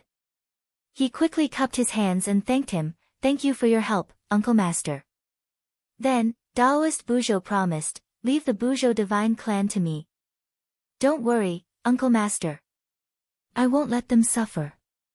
Seeing this, Feng Zichen nodded and said with a smile, "You and the Buzhou divine clan are of the same origin. I am indeed relieved to leave them to you. Moreover, you are Daoist Ziwei's disciple. In this vast untainted world, his name is much more useful than mine. With his protection, as long as you don't go overboard, no one will dare to find trouble with you even if you want to in the three realms." After being teased by Feng Zichen, Daoist Buzhou quickly said, "You must be joking, Uncle Master. How can I be a bully?" Although he said that, Daoist Buzhou was still shocked by Feng Zichen's words. As a newborn, he instinctively knew that his master was very strong. However, he didn't know how strong his master was. The so-called heavenly Tao's inheritance stopped at the Taoist priests. Which meant that the Tao's inheritance could only reach the level of the Daoyuo Taoist priests' Taoist. Daoist Buzhou's the Taoist Tao, and the primordial Daoyuo. The newly born innate gods weren't aware of it as they didn't have it in their heritage and had no use for it. In the eyes of Daoist Buzhou, who was just a Tai Jingxian, the primordial Taoist priests were already unattainable figures. He felt that his master should be the Daoyuo Taoist priests, and he should be one of the best. However, at this moment, with Feng Zichen's words and what Daoist Buzhou saw just now, a doubt lingered in his heart. Was his master really just the Daoyuo Taoist priests? It was not written in the inheritance that the Daoyuo Taoist priests had the power to fight against the heavenly Tao. Thinking of the scene of his master facing the heavenly Tao alone just now, Daoist Buzhou couldn't help but be fascinated. Moreover, Martial Uncle had just said that master's reputation was very great, enough to protect him without any scruples. What did this mean? It meant that his master was very strong and was a figure at the top of this world. Otherwise, how could he be so strong? This world was much more mysterious than he had imagined. Daoist Buzhou thought silently as he looked at the terrifying figures beside him who he couldn't see through but were like the incarnations of the great Tao. Were these people really the Daoyuo Taoist priests? Or was the Daoyuo Taoist priests really that strong? Just as Daoist Buzhou was imagining things, Great Emperor Ziwei spoke. "Fellow Daoist Gaochen, don't talk nonsense. In terms of reputation, how can I be compared to you? Let me ask all the fellow Taoists present, who would dare to provoke you? Your reputation is great. Even the Tao ancestor would frown when he heard your name. I'm not that capable." With that, Great Emperor Ziwei reminded Daoist Buzhou, "Buzhou, remember this Uncle Master Gauchen in front of you. You must visit him often in the future so that you can get familiar with him. In this way, if you encounter any trouble that you can't solve in the future, just mention his name. I guarantee that it'll be more useful than my name. This was not a joke. Great Emperor Ziwei only had great merit, a noble status, and unfathomable strength. However, in terms of reputation, his reputation was indeed not as good as Feng Zichen's. To be precise, Feng Zichen's reputation was unparalleled in the Eldritch world. This was not a boast, but a real battle. In the Eldritch world, there was no one else with a battle record as glorious as Feng Zichen's. Before he attained the Tao, he dared to fight with the Eastern Emperor Tai. After attaining the Tao, he was even more impressive. He had fought with the saints several times, and he did not suffer any losses each time. Instead, he made the saints embarrassed. Everyone knew that Feng Zichen was the most ferocious person in the Eldritch world. He was known as the first face-slapping saint in the Eldritch world. Indeed, no one with great magical powers dared to provoke such a person. When facing the saints, they dared to fight at the slightest disagreement, not to mention them. Even if they were beaten to death, they would be unlucky. No one dared to take revenge for them. The two's business flattery directly confused Taoist Buzhou. Seeing how exaggerated they were, he did not know whether to believe them or not. However, Taoist Buzhou secretly glanced at the expressions of the surrounding great magical powers. After hearing his master's words, they all showed a deep expression of agreement. He could not help but believe his master's words. It seemed that the truth was so exaggerated. His uncle master was not an ordinary person. Like his master, he was a top figure in the world. Poor Taoist Buzhou. He had just been born. Before he understood the situation of the three realms and the experts in the three realms, he was dragged here by his unreliable master to watch a big show. When he met people, he did not introduce himself. He just pointed at them and called them seniors, uncle masters, and uncle masters. He did not say anything about their origins and strength. This confused Taoist Buzhou. At this moment, he really did not know the origins of the people in front of him. If he knew, he would probably be shocked. The people in front of Taoist Buzhou were more than just the top existences in the world. It could be said that more than 90% of the experts in the old untainted land were gathered here. This gathering could be said to be the most complete gathering of the experts in the untainted land. It would be difficult for such a grand occasion to happen again. As soon as Taoist Buzhou was born, he saw such a scene. It could be said that it was also an opportunity. Unfortunately, the current him was still muddle-headed.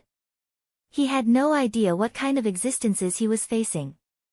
After exchanging compliments with Feng Zichen, Great Emperor Ziwei seemed to have thought of something. He reminded Taoist Buzhou, not only your Uncle Master Gauchen, but also your other Uncle Masters. You should also get close to them. They are all the top existences in the world. They are immortal saints and the rulers of the untainted land. If you have a good relationship with them, you can really do whatever you want in the untainted land. As he spoke, Great Emperor Ziwei pushed Taoist Buzhou and asked him to bow to the three pure ones. Taoist Buzhou was very obedient.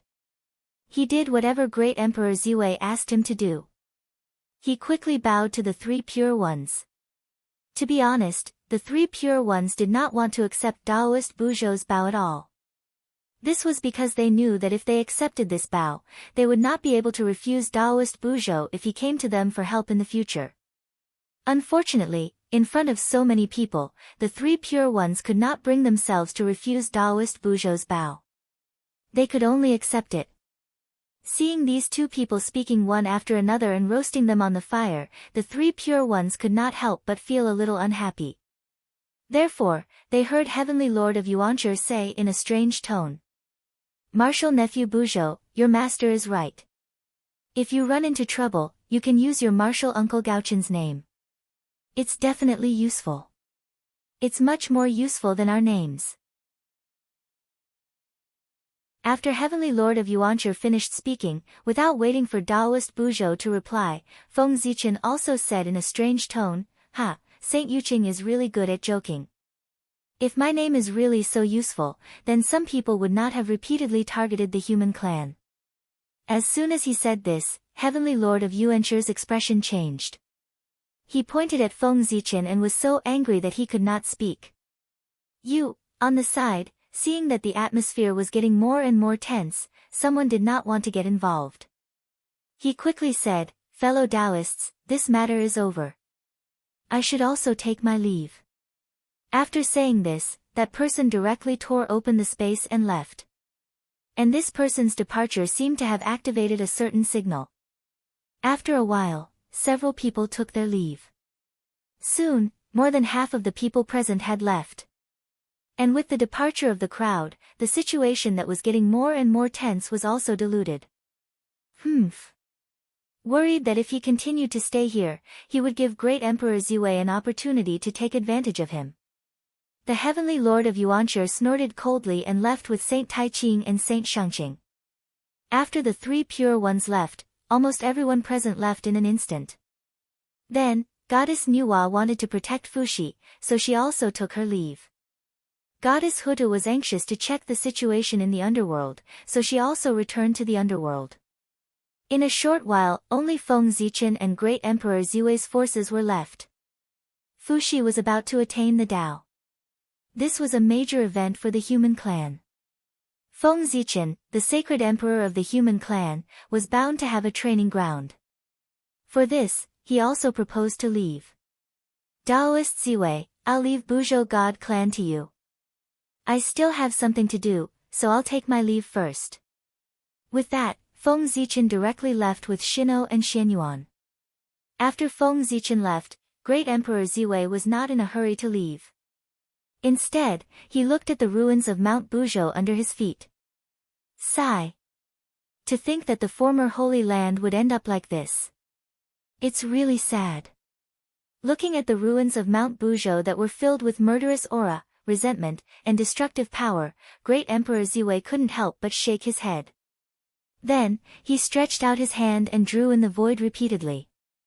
Endless starlight was drawn from the boundless starry sky, forming an innate four-spirits formation that sealed the ruins of Mount Buzhou. Rumble. The moment the innate four-spirits formation was formed, endless power of earth, fire, water, and wind surged. The entire void began to close, sealing the ruins of Mount Buzhou and gradually disappearing. In this place, the chi of the chaotic demon god and the power of Pangu collided and conflicted with each other, producing a large amount of destructive power. If ordinary Daluo Taoist priests came here, they would probably die here if they were careless. In order to prevent future generations from accidentally entering this place without knowing the danger, and also to prevent the incident of the Yuan clan from happening again, Great Emperor Ziwei decided to seal the ruins of Mount Buzhou and not let this place appear in the world. At the same time, Great Emperor Ziwei had another purpose for sealing this place with the innate four spirits formation. He was trying to convert the power of the four spirits through this formation, and then use the power of earth, fire, water, and wind to continuously baptize this place and slowly refine the power of the chaotic demon god here, returning it to chaos and restoring Mount Buzhou to its former glory. Although the power of the chaotic demon god was strong, its power came from chaos after all. Great Emperor Ziwei used the power of earth, fire, water, and wind to create chaos, using chaos to break chaos. Sooner or later, he would be able to refine it all. It was just that this would take a long time, so he had to wait slowly. However, there was no hurry. At Great Emperor Ziwei's level, time had lost its meaning. He could wait slowly. Let's go. After doing all this, Great Emperor Ziwei called out to Taoist Buzhou and prepared to leave with him and the Buzhou Celestial clan. As for why he brought the Buzhou Celestial clan along, firstly, it was because Taoist Buzhou had promised Feng Zichen to teach the Buzhou Celestial clan, so he naturally had to bring them along. Secondly, it was because there was a small Mount Buzhou in the boundless starry sky.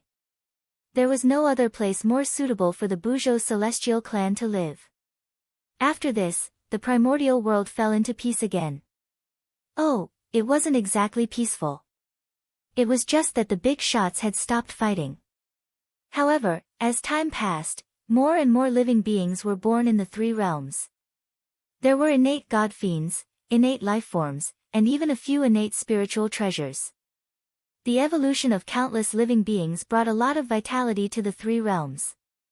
After 5,000 years, the top-tier innate god fiend favored by the saints was finally born. On Mount Yujing, the supreme divine fetus suddenly burst with dazzling immortal light. Then, like a blooming lotus, it slowly bloomed.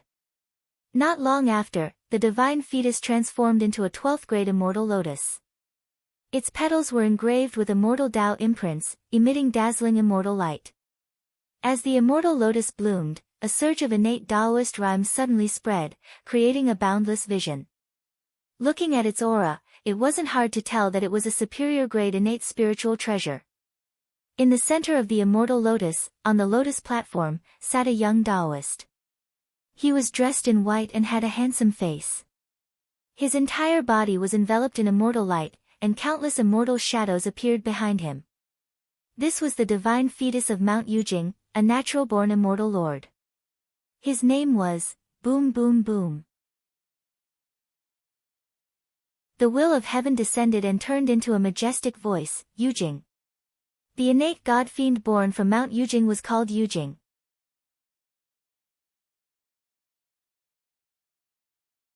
Chapter 830. Since he was born with the destiny of the celestial way, Yujing's fortune naturally exceeded that of the Khanate god-fiends. After he was born, the purple clouds on Mount Yujing suddenly trembled and condensed into a ball. They turned into a celestial talisman and landed in his hand. The purple cloud celestial talisman was formed by the purple cloud palace's aura combined with the Khanate purple cloud. Internally, this talisman could calm one's mind and block all external demons. Externally, this talisman could borrow a bit of the purple cloud palace's power. Its defense was unparalleled and it could also suppress enemies. This treasure was a rare superior grade Khanate spiritual treasure. Together with the grade 12 celestial lotus under Yujing's feet, he was born with a total of 2 superior grade Khanate spiritual treasures. It was very extraordinary. The primordial world had its own rules. Supreme grade Khanate spiritual treasures were only qualified to be born with natural saints. And top-tier Khanate god-fiends were basically born with a superior grade Khanate spiritual treasure or a middle grade Khanate spiritual treasure. And for someone like Yujing, who was born with 2 superior grade Khanate spiritual treasures, this treatment was already the best among the top-tier Khanate god-fiends. Not long after Yujing was born, the other Khanate god-fiends were born one after another. On Mount Shouyang, the Khanate brass meridian vibrated and a golden divine dragon flew out. Under the sunlight, its golden scales reflected a bright golden light. Roar! A shocking dragon roar was heard and it was filled with endless majesty. Another top-tier Khanate god-fiend was born. Before the heavenly Tao gave him a name, the Grand Pure One had already said, "Your name is Baiyang." Good fellow, the Grand Pure One was really casual with his name. He directly used the name of the sect as his disciple's Taoist name. However, thinking about Xuandu's Taoist name, there was nothing strange. Xuandu, wasn't that the name of the Grand Pure One's sect? Perhaps the next time the Grand Pure One took in a disciple, his name might be Tusita. The divine dragon, no, Baiyang, circled in the air for a while before transforming into a golden-armored god. He held a brass bell in his hand and came in front of the Grand Pure One. He bowed and said, "Disciple Baiyang greets Master." The golden armor on Baiyang's body was formed from the Khanate brass essence. It was a middle-grade Khanate spiritual treasure. As for the brass bell in his hand, it was formed from the quintessence of the natural brass, and it was a rare high-grade natural spirit treasure. These 2 magic treasures were born with Baiyang and they were his Taoist name Khanate spiritual treasures. With a superior grade Khanate numinous treasure and a medial grade Khanate numinous treasure, this was the treatment of a pinnacle Khanate god-fiend. Although it was not as good as Yujing, it not far off Xuandu. After the 8 scenes, above the distant eastern sea, the heaven-mending stone suddenly cracked open.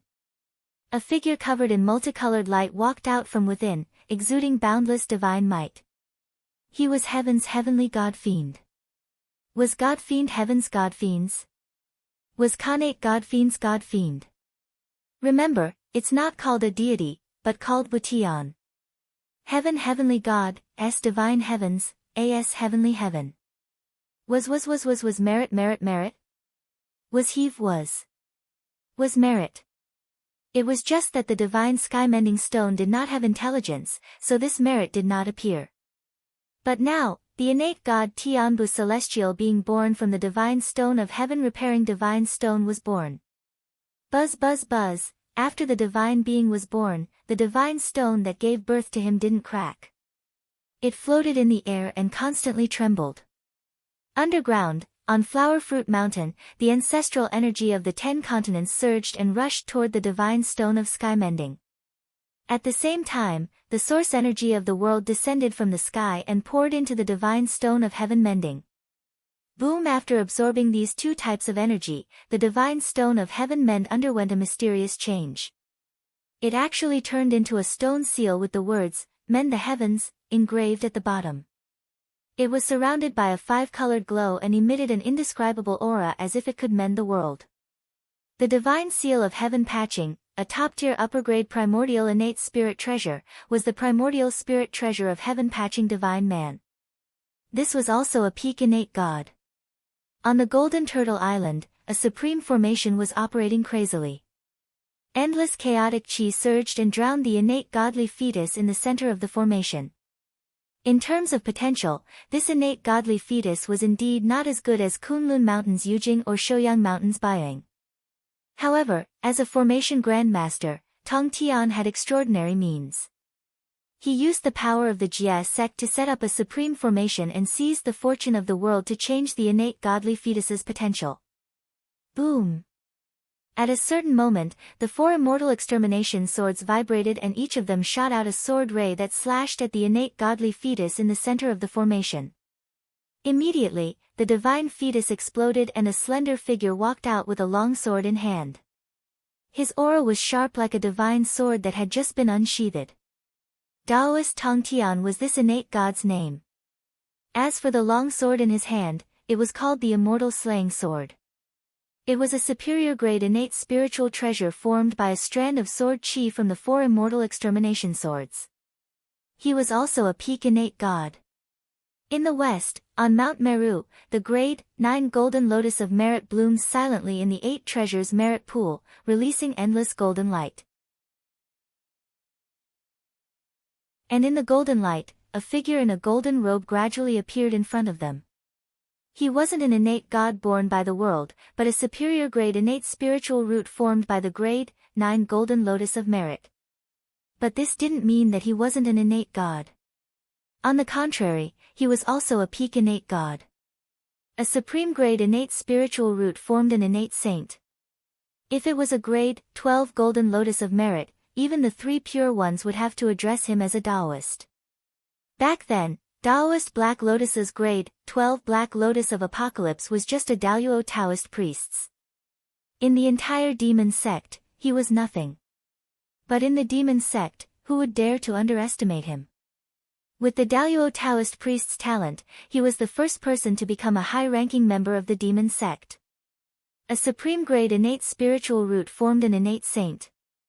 A superior grade innate spiritual root formed an innate saint, and a superior grade innate god. Moreover, the grade 9 virtuous golden lotus was not just a high-grade primordial spiritual root. It was also a high-grade primordial merit spiritual treasure, a supreme-grade primordial merit spiritual treasure. The grade 12 virtuous golden lotus could be considered its offspring. With such an identity, once it formed, it would naturally be a top-notch innate god. It was absolutely noble, even more noble than Jade Capital. This was because the grade 9 golden lotus of merit was a descendant of heaven creation. It was qualified to inherit heaven creation's providence. Poodoo. Inexplicably, a voice suddenly reverberated in the void, resonating with the world. Pudu was the name of the person formed by the grade 9 Golden Lotus of Merit. It was given by the heavenly Tao. What a disappointment. He wasn't called Golden Lotus, but Pudu. Pudu meant to wield dharmic powers to liberate all living beings. It was a very meaningful name, and it also confirmed his origin. Golden Lotus of Merit. Rumble. As Pudu was born, all kinds of strange phenomena appeared in the world.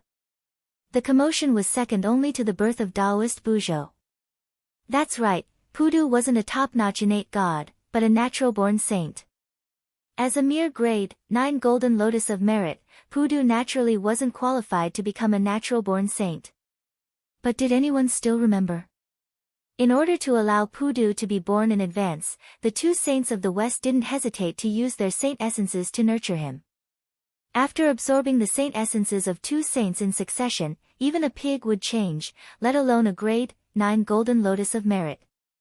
Naturally, he also underwent an unbelievable transformation, transforming from an innate god to a natural-born saint. Moreover, the grade 9 Golden Lotus of Merit under Pudu's feet also gradually changed. A 10th petal suddenly appeared on the body of the grade 9 Virtuous Golden Lotus, and it went from grade 9 to grade 10. This also caused its grade to rise from a superior grade innate spiritual treasure to a supreme grade innate spiritual treasure. The 10th petal was born after absorbing the saint essences. The birth of a supreme grade innate spiritual treasure was also the treatment of a natural-born saint. Pudu was undoubtedly a natural-born saint. And he would also become the key to the prosperity of the West. In the eyes of the heavenly Tao, the treatment of a natural-born god from the chaotic green lotus was probably second only to that of the orthodox Pangu. Even Yu Jing, who was born with the immortal Tao's providence, couldn't be compared to Pudu. Only Taoist Buzhou could firmly suppress him.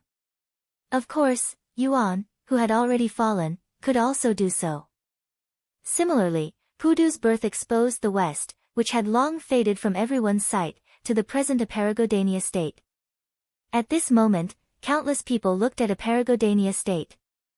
Their eyes flickered constantly, and no one knew what they were thinking. In the North Continent, in front of Eastern Emperor Tai, 9 small suns gradually merged into one, forming a huge sun. Then, the sun began to shrink, and a 3-legged golden crow was born from it. This was the first golden crow of the Three Realms era. Its name was Jiuyang, and it was also a top-notch natural-born god. It was accompanied by a superior grade innate spiritual treasure, the 9 Yang banner. At the same time, in the 6 paths of reincarnation, in the shaman Tao, Pangu's heart emerged, and a Khanate grand shaman named Tsang was born. His aptitude wasn't inferior to any top-notch natural-born god, but he didn't have a natural-born spiritual treasure. Apart from the 12 ancestral shamans, even Ho Yi, Xing Tian, and the others didn't have a natural-born spiritual treasure. They didn't need one either. Their bodies were their most powerful weapons. The surface was lively, but the underground wasn't peaceful either. In the nether realm, in front of the Fengdu ghost emperor, the Khanate godly fetus that he valued so much finally split open, and a top-notch natural-born god named Tong Yu was born. Tong Yu was born with the imperial seal. At the moment of his birth, 9 streams of Khanate ghost chi took the shape of a dragon and circled behind him. This was a Khanate ghost emperor who would lead the ghost Tao to prosperity. The divine seal he carried was called Tong Yu seal, and it was also a rare superior grade natural-born spiritual treasure. Both the nether realm and the human realm had natural-born gods, but strangely, no natural-born lifeforms were born in the celestial realm, which was the center of power in the 3 realms. Where did the origin that surged to the celestial realm go? Answer: it was used to repair the celestial realm. Don't forget that although the celestial realm had 36 layers, it was still in a broken state. The battle between the ancient liches and demons had caused too much damage to the celestial realm, and the damage had yet to be repaired. When the origin of the chaos demon gods surged, the leaders of the celestial realm had a discussion. They felt that it was enough for the 3 realms to have the human realm and the nether realm to nurture lifeforms. There was no need for them to meddle in the celestial realm. Therefore, they unanimously decided to use the origin of the chaos demon god to repair the celestial realm, and there was no need to create any life forms. Did the celestial realm need life forms? No need. The celestial realm's special status meant that it would never lack life forms. In any case, some life forms would ascend to the celestial realm in the future. The scene returned to the central divine province. Under the world tree, one of the 9 human geniuses had successfully defied the Khanate and cultivated the body of a natural-born god. And at the critical moment of his transformation, the world tree sensed it and gave him a world tree seed. Because of the world tree seed, the human genius had received an unimaginable transformation. After his transformation, he was also a top-notch natural-born god. And in his divine sea, an innate divine fetus was constantly spitting out energy. It was nurturing his lifelong spiritual treasure. As for its specific grade, it would depend on how the human genius nurtured it. This divine fetus was formed from the world tree seed. It was extremely malleable and had the potential to become a supreme-grade Khanate spiritual treasure. In other words, as long as the human genius nurtured it well, he might be able to obtain a supreme-grade Khanate spiritual treasure in the future. The human genius was called Hao, and he was from the ancient Yoyu clan of the human race. Hao had successfully defied the Khanate and become a top-notch natural-born god. This was a joyous occasion for the human race, and it should be celebrated. He might even be received by Feng Zichen. But at this moment, Feng Zichen clearly didn't have the time to care about him. Something important was happening that would affect the future of the human race. Fuxi had reached a critical moment in his ascension. His origin Dao fruit was about to be perfected. Rumble. The imperial court of human Dao blossomed with dazzling light. Countless runes emerged and transformed into 10 Khanate Dao diagrams that rose into the air. They folded together and formed a grand Dao diagram that slowly unfurled. The Chaos Formation. Feng Zichen activated the Chaos Formation not to meet the enemy, but to absorb Chaos Qi from the outer chaos so that he could convert it into the purest Khanate essence for Fuxi to absorb and perfect his origin Dao fruit. As the Chaos Array activated, an inexplicable force ignored the existence of time and space and absorbed endless chaos energy from the outer realm. Then it was transformed by the Chaos Array into innate source energy that surged toward Fuxi. On the other side, Her Majesty Nuwa activated the Cauldron of Heaven and Earth with all her might. It transformed into a vast Qiankuan realm that constantly absorbed chaos qi from the outer chaos and converted it into Qiankuan essence for Fuxi to absorb. With the help of the 2 great experts, in less than 10,000 years, Fuxi had accumulated enough origin energy to completely condense the illusory primordial Dao fruit and polish it to perfection. Rumble. A mysterious force spread out, causing the world to tremble and the laws to wail in submission.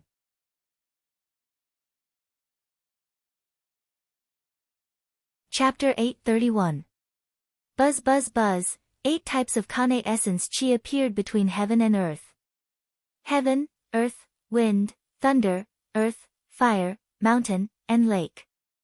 They intertwined with each other and gradually formed a huge Khanate 8 trigram suspended in the sky. Everyone could see it clearly when they looked up. Heaven and earth were fixed, mountain and lake were connected, thunder and wind were weak, and water and fire were incompatible. The 8 trigrams were wrong. Those who counted would go smoothly, and those who knew would go against it. The 8 trigrams appeared between heaven and earth. Such a phenomenon meant that Fuxi had perfected his origin Dao fruit and truly achieved Dao.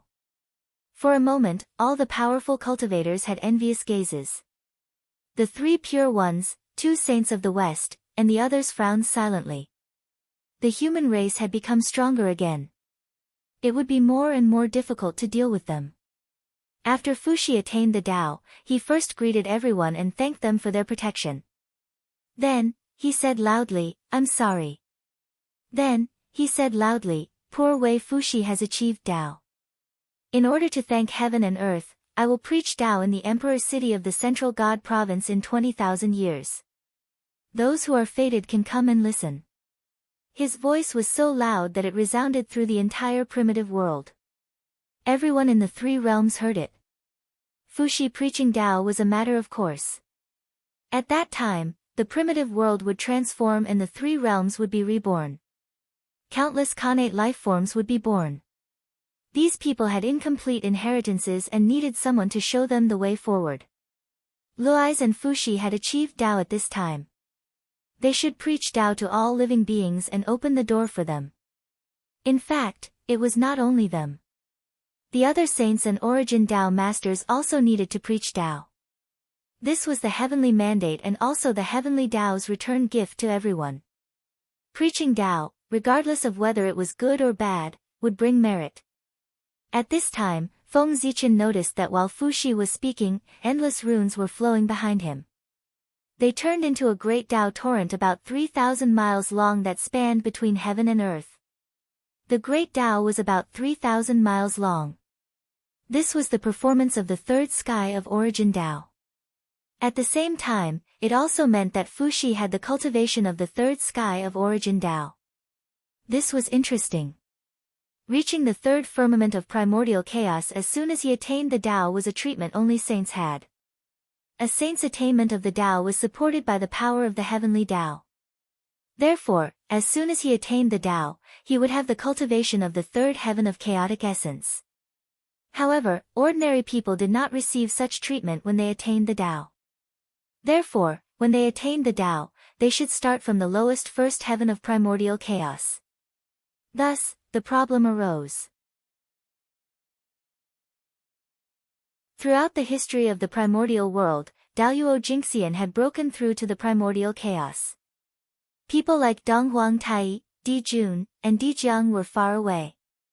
People like Feng Zichen, Great Emperor Ziwei, and Fuxi were close. None of them were at the first firmament of primordial chaos after their breakthroughs. Most of them were at the third firmament of primordial chaos. Thinking of this, Feng Zichen suddenly had a bold guess. In fact, breaking through to become a primordial chaos Daoyuo Jingxian wasn't as difficult as one would imagine. However, the heavenly Tao had set some restrictions on this, which made it extremely difficult to break through to the primordial chaos Daoyuo Jingxian. It was also because of this that the great divine abilities of the primordial world were suppressed a little by the heavenly Tao. Therefore, after breaking through to the primordial chaos Daoyuo Jingxian realm, they were able to advance several levels. This was the so-called good preparation. Of course, this was only Feng Zichen's guess. The truth might not be so. He still had to find an opportunity to verify the specific truth. I still have to thank you for attaining the Tao, fellow Taoist. Fuxi came to Feng Zichen's side and bowed respectfully. Feng Zichen accepted this calmly. With Fuxi's aptitude, attaining the Tao was inevitable. However, it shouldn't have happened now or so quickly. The reason why Fuxi could attain the Tao so quickly was that when the heavenly Tao descended in the chaos outside the sky, Feng Zichen had informed him in time to come and watch.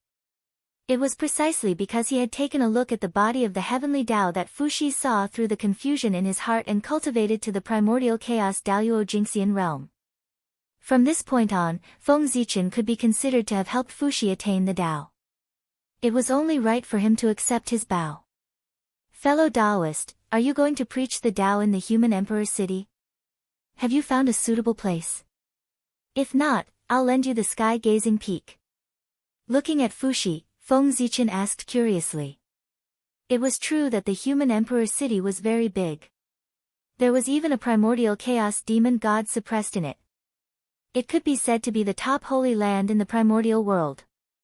However, as the imperial city of the human clan, the human emperor city was naturally full of humans.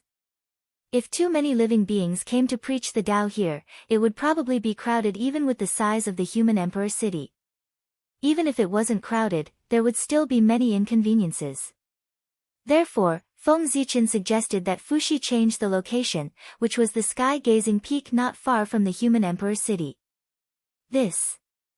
Hearing Feng Zichen's words, Fuxi also felt that it was inappropriate. However, he had no choice. The reason why he chose to preach the Tao in the human emperor city was very simple. It was because he didn't have a Tao field in the lower realm. Didn't it sound very funny? The dignified primordial emperor Fuxi actually didn't have a Tao field. However, this was true. Not only him, but the 3 sovereigns and 5 emperors also didn't have a Tao field in the human realm. In other words, the territory of the human clan was their Tao field. As long as there were humans, it was their training ground. Since there was no Tao field, Fuxi chose to preach the Tao at the human emperor city based on the principle of proximity. The sky-gazing peak is indeed not bad. However, that's your Tao field. If you lend it to the poor Wei, what will happen when it's your turn to preach the Tao? Fuxi was tempted by Feng Zichen's suggestion, but he also had his concerns. The sky-gazing peak was Feng Zichen's Tao field. It wasn't easy for him to use it. What was the sky-gazing peak? It was the Ziwei mountain in Zichen's grotto heaven in the past. It was also Mount Buzhou in the mini-desolate realm. When the mini-desolate realm fused with the desolate land fragment, this mountain also fused with the desolate land. It also gained a lot of fortune and became the ancestral bloodline of the central divine prefecture. In other words, this mountain was the #1 divine mountain in the central divine prefecture. In the mini-desolate realm, it wasn't a problem to call this mountain Mount Buzhou. However, in the desolate land, it was a little inappropriate to call it this name. Therefore, Feng Zichen thought about it and renamed it Sky-Gazing Peak. It was derived from the fact that one could see the sky by raising their heads. The Sky-Gazing Peak, the #1 mountain in the central divine prefecture, was extraordinary. Hey, fellow Taoist Fuxi, you don't have to worry. If I preach, there are many places to choose. You can preach on the Gaochen planet, in the imperial court of human Tao, and under the world tree. Knowing Fuxi's concerns, Feng Zichen said casually. I, Feng Zichen, have countless properties in the desolate land. I'm not afraid of not finding a place to preach. Then we'll do as you say. Since Feng Zichen said so, Fuxi didn't hesitate and agreed directly. As for changing the location of the preaching from the Emperor's city to the sky-gazing peak, it seemed like a child's play, but it wasn't a big problem. How could the location of the preaching be changed? Of course not. However, the Emperor's city was built at the foot of the sky-gazing peak. It wasn't a problem to say that the two were the same place. After bidding farewell to Feng Zichen and chatting with Nuwa for a while, Fuxi left and went to the sky-gazing peak. Although there was still some time before the preaching, he still had to make some arrangements in advance. For example, he set up obstacles for the preaching to eliminate some of the people who were lacking in morals. With Fuxi's attainment of the Tao, the laws between heaven and earth became more active, and the spiritual qi in the heavens and earth became richer than before. For a time, the birth rate of Khanate lifeforms, which originally needed a long time to be born, increased by more than 100 times. In just 100 years, a large number of Khanate lifeforms were born in the 3 realms. Just like that, another 2,000 years passed. In these 2,000 years, nothing major happened in the 3 realms. Now that heaven and earth had just been promoted, the laws were abnormally active. It was the best time to cultivate, and it was easier to get close to the Khanate Tao. Everyone was busy cultivating, so how could they have time to come out and cause trouble? Because of this, the 3 realms had been unusually calm recently, and it looked like a peaceful world. The 8,000 years of the 3 realms Yuan calendar. It was less than 2,000 years since the heavenly tribulation saint, the great emperor of the South Pole, preached the Tao in the divine firmament palace. Therefore, the life forms that were farther away from the divine firmament 9 heavens had already begun their journey. The 3 realms was very big. Although it was not as big as the primeval age, it was definitely bigger than the primeval age. Even the Daoyuo Taoist priests would have to fly around the 3 realms for at least 8,000 years if he wanted to fly around by himself without using his spatial divine ability. Under such circumstances, the distance between the mortal realm and the heavenly realm would not be small. It was estimated that even a golden immortal cultivator might not be able to reach the heavenly realm from the mortal realm if he flew at full speed for 1,000 years. And this was only the distance between the heavenly realm and the mortal realm. One had to know that the world tree was constantly growing. As it grew, the distance between the heavenly realm and the mortal realm would definitely increase, until the lifeforms below the Tai Jinxian would not be able to reach the heavenly realm. This was a digression. It would take many tens of thousands of years for this to happen. The lifeforms that went from the mortal realm to the divine firmament 9 heavens to listen to the Tao were of all realms. There were Tai Jinxian, golden immortals, mystic immortals, and even celestial immortals. However, although many people went, there were only a few who were truly qualified to enter the divine firmament palace. When Tao ancestor Hung Jun preached in the divine firmament palace, there were only 3,000 people who were fated to attend. Therefore, the number of people who were fated to attend Lei Zhe's Tao preaching would not exceed this number. 3,000 was the limit. Lei Zhe had set up 3 obstacles at the border between the heavenly realm and the mortal realm. Only the Tai Jinxian and the best among the golden immortals could pass through them. Those ordinary golden immortals and lifeforms below the golden immortal realm could not even enter the heavenly realm, let alone the divine firmament palace. This Tao preaching was destined to have nothing to do with them from the beginning. However, there was no need to worry. Even if they could not reach the heavenly realm, they would not encounter any danger. After all, they came to listen to the Tao. Lei Zhe would not let them die halfway through because of an accident. There was no need to pay special attention to these lifeforms. Lei Zhe only needed to give an order. Before and after his Tao preaching, killing was prohibited in the 3 realms. Then, no one in the 3 realms would dare to kill or provoke the saint Lei Zhe. Because he was not only a saint, but also a saint who controlled the heavenly tribulations. Everyone knew that saints were terrifying. However, they had not seen them with their own eyes, so they did not have a concrete understanding of them.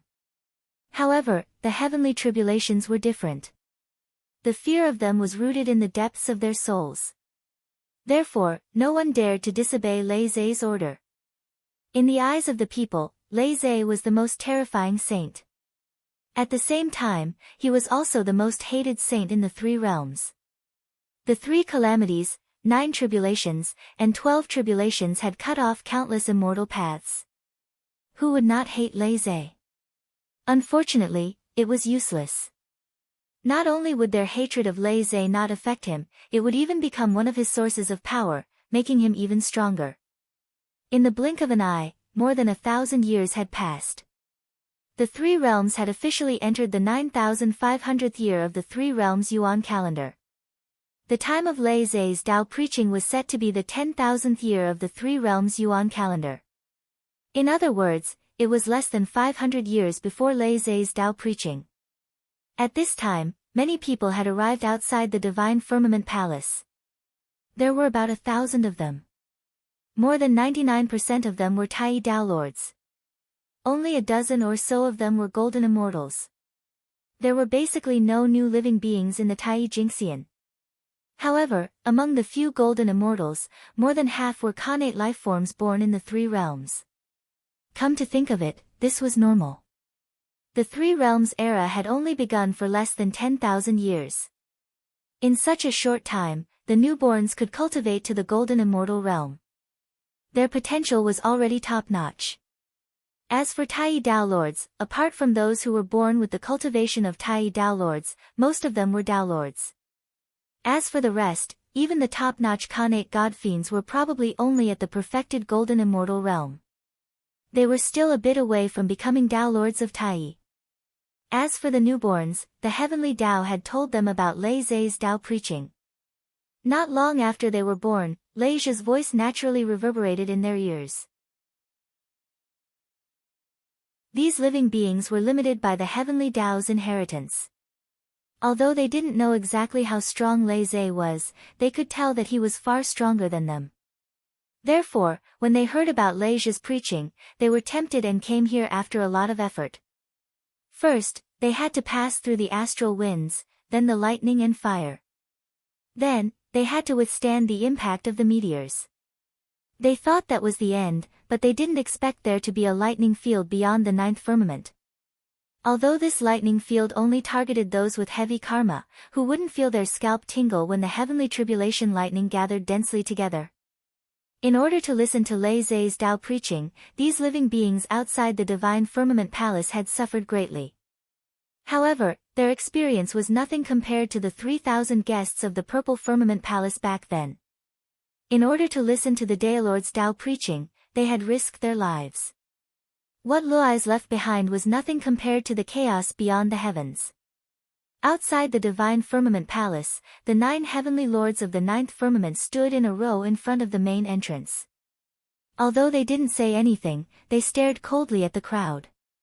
A faint Tao might spread from their bodies, bringing great pressure to the people who came to listen to the preaching. The atmosphere suddenly became oppressive.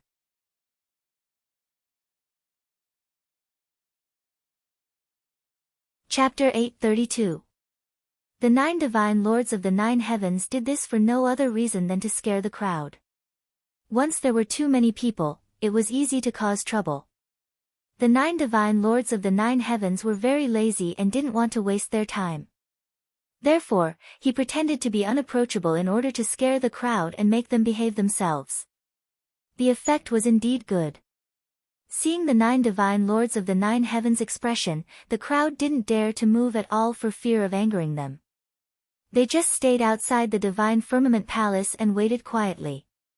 They weren't just afraid. The 9 divine lords of the 9 heavens didn't hide their cultivation at all. The magnificent aura that belonged only to the Daluo Taoist priests spread out from their bodies and pressed down on the crowd's hearts like a huge rock, bringing them great pressure. Facing the 9 divine lords of the 9 heavens, the crowd felt as if they were facing the great Tao directly, as if they were the incarnation of the great Tao. Thinking of this, even the ignorant crowd knew that the 9 people in front of them were probably the legendary Daluo Taoist priests. Thinking of this, the crowd felt even more respect for the 9 divine lords of the 9 heavens.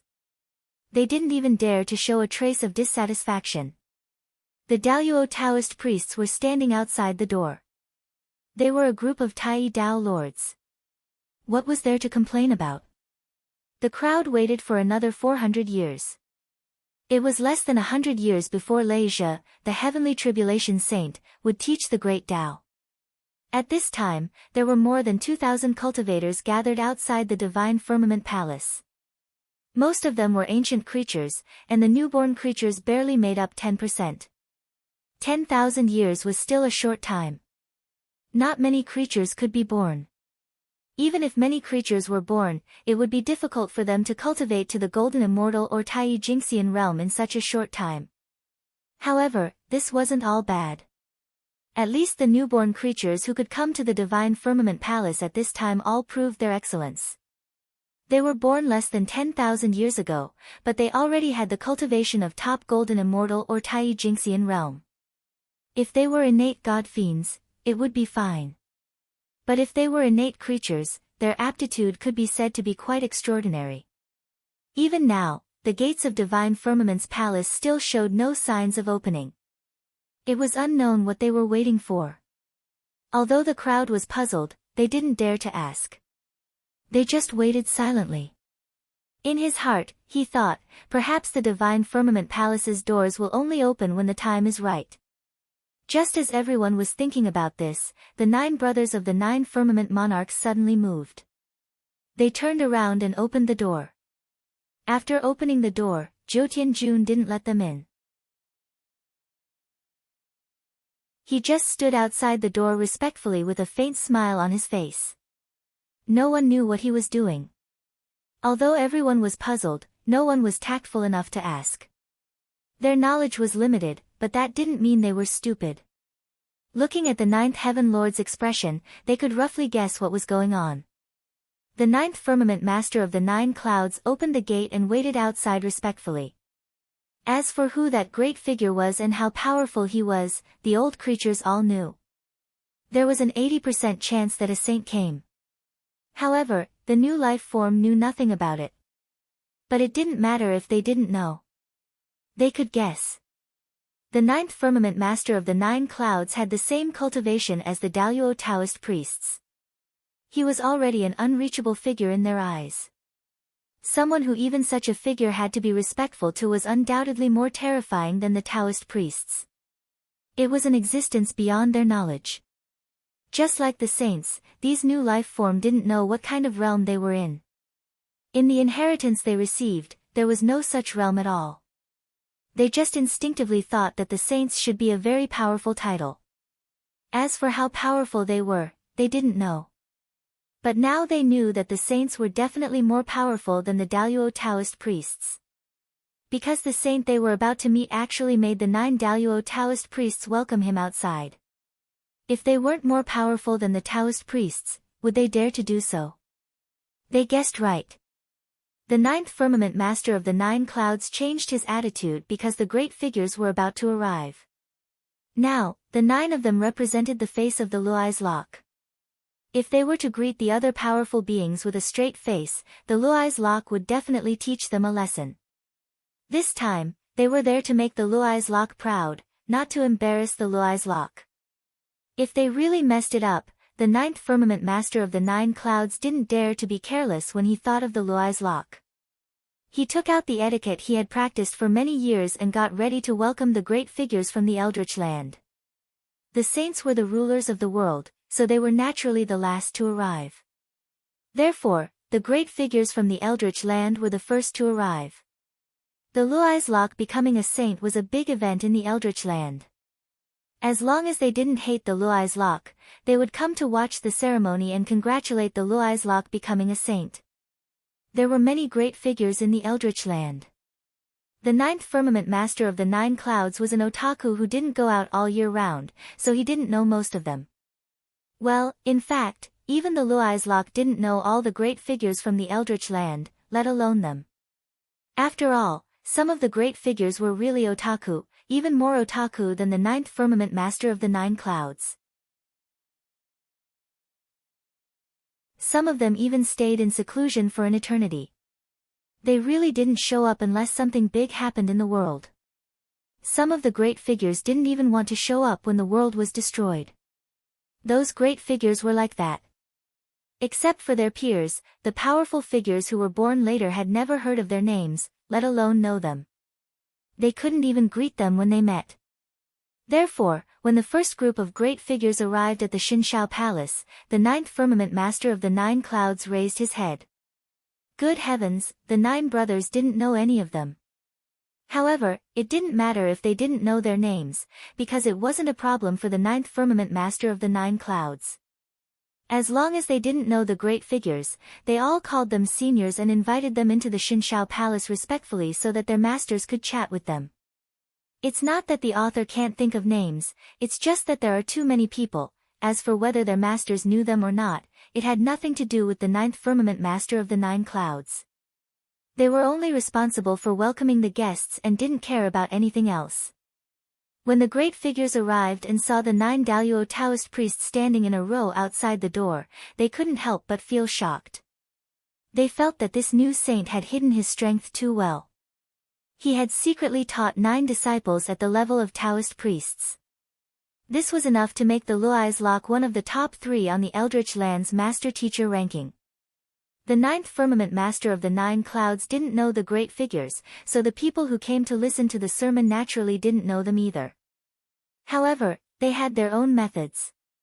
When they saw the auras of the newcomers, which were as deep as the sea and as vast as the great Tao, they did not hesitate to call them Tao lords. Those above the Daluo holy man, and even those below the saints, were all holy lords. There was nothing wrong with calling them that. After a few groups of people came and went, finally a few people that the 9th firmament master of the 9 clouds knew came. The 9th firmament master of the 9 clouds had heard of great figures like Jin Yuanzi, the Queen Mother of the West, Patriarch Nether River, and Patriarch Kunpeng who often appeared in the untainted land. Not only the 9th firmament master of the 9 clouds, but also many of the creatures who came to listen to the sermon had heard of their legends. Seeing Jin Yuanzi, the Queen Mother of the West, and the others come, the 9th firmament master of the 9 clouds finally changed the way he addressed them. He called them great immortals, supreme gods, Taoist mothers, or demon masters. In short, they were all well-mannered. After a few more years, most of the great adepts had arrived, and it was finally time for the finale contestants to take the stage. The first one to come was the Heavenly Emperor, who was the closest to this place. He and the Jade Lake Heavenly Empress were riding a 7-colored auspicious cloud from the heavenly court. After the two of them arrived, before the 9th firmament master of the 9 clouds could speak, the people who came to listen to the sermon took the lead and bowed. Greetings, Your Majesty, and the Empress. We wish Your Majesty and the Empress a holy and boundless life. The old creatures all bowed. Although the new creatures did not know who they were, they also bowed. The people could not recognize the great figures, but they could not recognize the Celestial Emperor and the Empress. Even if they did not recognize them, it did not matter. They were all Tao lords, and they still had the means to look at aura. The boundless Emperor aura that symbolized the Celestial Emperor and the Empress above Jade Lake's head could be recognized as long as one was not blind. Seeing such a phenomenon, one naturally knew that the Celestial Emperor had come without the need for others to tell them. Everyone, please rise. Walking down from the imperial chariot with Jade Lake, Heavenly Emperor Hao Tian asked everyone to rise in a very friendly manner. As Heavenly Emperor Hao Tian's realm became closer to that of primordial chaos Daluo Jingxian, his aura became more and more transcendent over the years. His majesty gradually faded, and he had a feeling that everything was not entangled in his heart. Thank you, Your Majesty.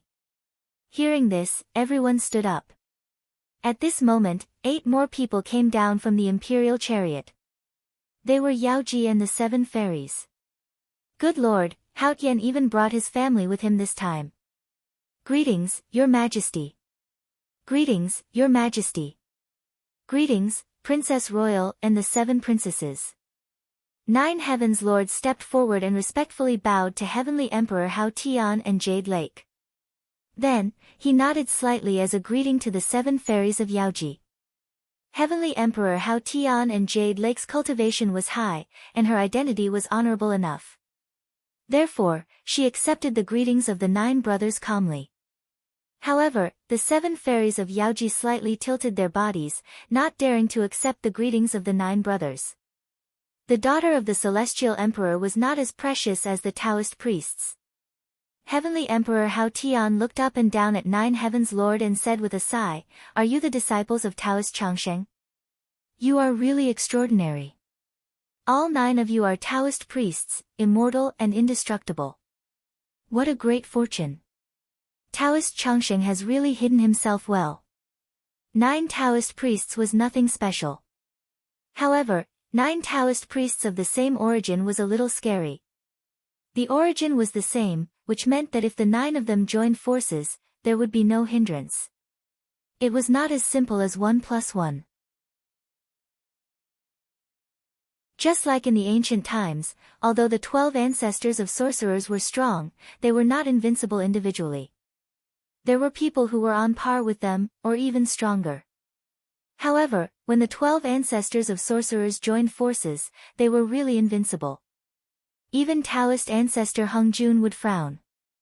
The 9 brothers looked like the Daluo Taoist priests. However, if they joined forces with the corresponding array, they could probably fight with the great medium. That was why Heavenly Emperor Hao Tian said that Luais had hidden himself well. He had such disciples, but he still hid them and did not show them to the public. If he had not achieved Taoism and used them as a front, the public would not have known about it. Ha! Taoist brother Hao Tian, you must be joking. They are just 9 good-for-nothing disciples. They don't deserve your praise. Luais walked out of the Purple Cloud Palace and shouted at Heavenly Emperor Hao Tian from afar. Hearing that, Heavenly Emperor Hao Tian and Yao Qi were speechless.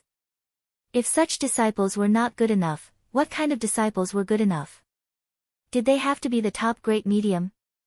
Looking at Lei Zai's expression, although he said that he was a good-for-nothing, he could not hide the smug look on his face. This made Hao Tian and Yao Qi speechless. He was showing off his disciples, right? Okay. Please come in, Taoist friends. Luais did not care about their expressions and went forward to invite them into the Divine Cloud Palace. With Heavenly Emperor Hao Tian and Yao Qi's status, if Luais did not come out to welcome them, it would be impolite. Therefore, he walked out of the divine cloud palace to welcome them. However, Heavenly Emperor Hao Tian rejected Luai's good intentions and said, Taoist Ziwei and Taoist Gaochen are not here yet. Poor Wei will wait for them here and go in with them. Hearing that, Luais did not insist. He just stood with him and waited together. The ones who were coming next were all saints, and Luais had to welcome them personally. He did not plan to run around, so he just waited here. After Heavenly Emperor Hao Tian, Saint Taiching came leisurely on the green ox. The green ox was formed by a wisp of connate clear qi. It was a primitive mutant. Saint Taiching liked it very much and took it as his mount. Following the Grand Pure One, the green ox could be considered to have obtained quite a lot of benefits and cultivated to the zenith heaven golden immortal realm. Yes, it was Daluo Jingxian, not Daluo Taoist priests. If it was really Daluo Taoist priests, he would not be a mount, not even a saint. How could the incarnation of the great Tao be a slave? This was blasphemy against the great Tao, and the blasphemer was destined to not have a good ending. Saints could force Daluo Taoist priests to do things for them, but they could not force Daluo Taoist priests to be slaves. That was it. Seeing Saint Taiching coming, Luais hurried to welcome him with Thunder Lord of Nine Heavens. The 7 fairies and Yaoji also followed behind them. Heavenly Emperor Hao Tian and Heavenly Emperor Hao Tian did not move. Heavenly Emperor Hao Tian and Empress Hao Tian were the Heavenly Emperor and Empress. They were more powerful than the saints in name. Only the saints would welcome them. How could they welcome the saints? If the saints were not satisfied, they could take the case to the heavenly Tao. Even the saints could not win. Greetings, Taoist brother Taiching.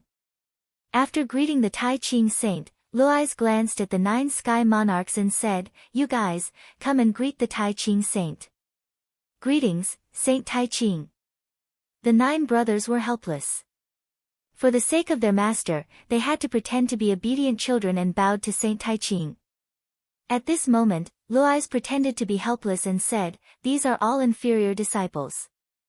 They are not good enough. Brother, please excuse us.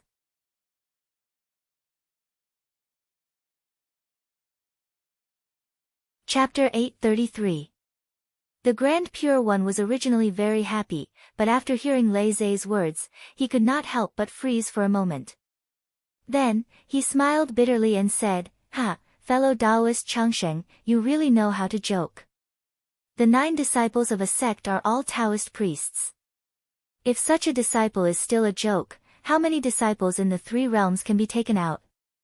The effect of Lei Zhe showing off his disciples in front of the Grand Pure One was not as good as he had imagined. After all, the Grand Pure One's methods of teaching his disciples were not bad. He had Xuandu under him to support him. However, Lei Zhe did not care too much. He was not showing off his disciples to attack others. He was showing off and making himself proud. A sect with 9 Tao lords. This was the first among the sages to do so. Bringing it out to show off was a great boost to Luais' reputation. Saints were immortal. Apart from making breakthroughs and obtaining primordial supreme treasures, only some glorious things could make them happy. What a boring life. Really, I'm not envious. Saint, please enter. Lei Zhe cupped his hands at the Grand Pure One and wanted to invite him into the hall. However, the Grand Pure One refused with a smile. He wanted to wait outside with Lei Zhe for the other fellow Taoists. Not long after, the Heavenly Lord of Primordial Beginning arrived.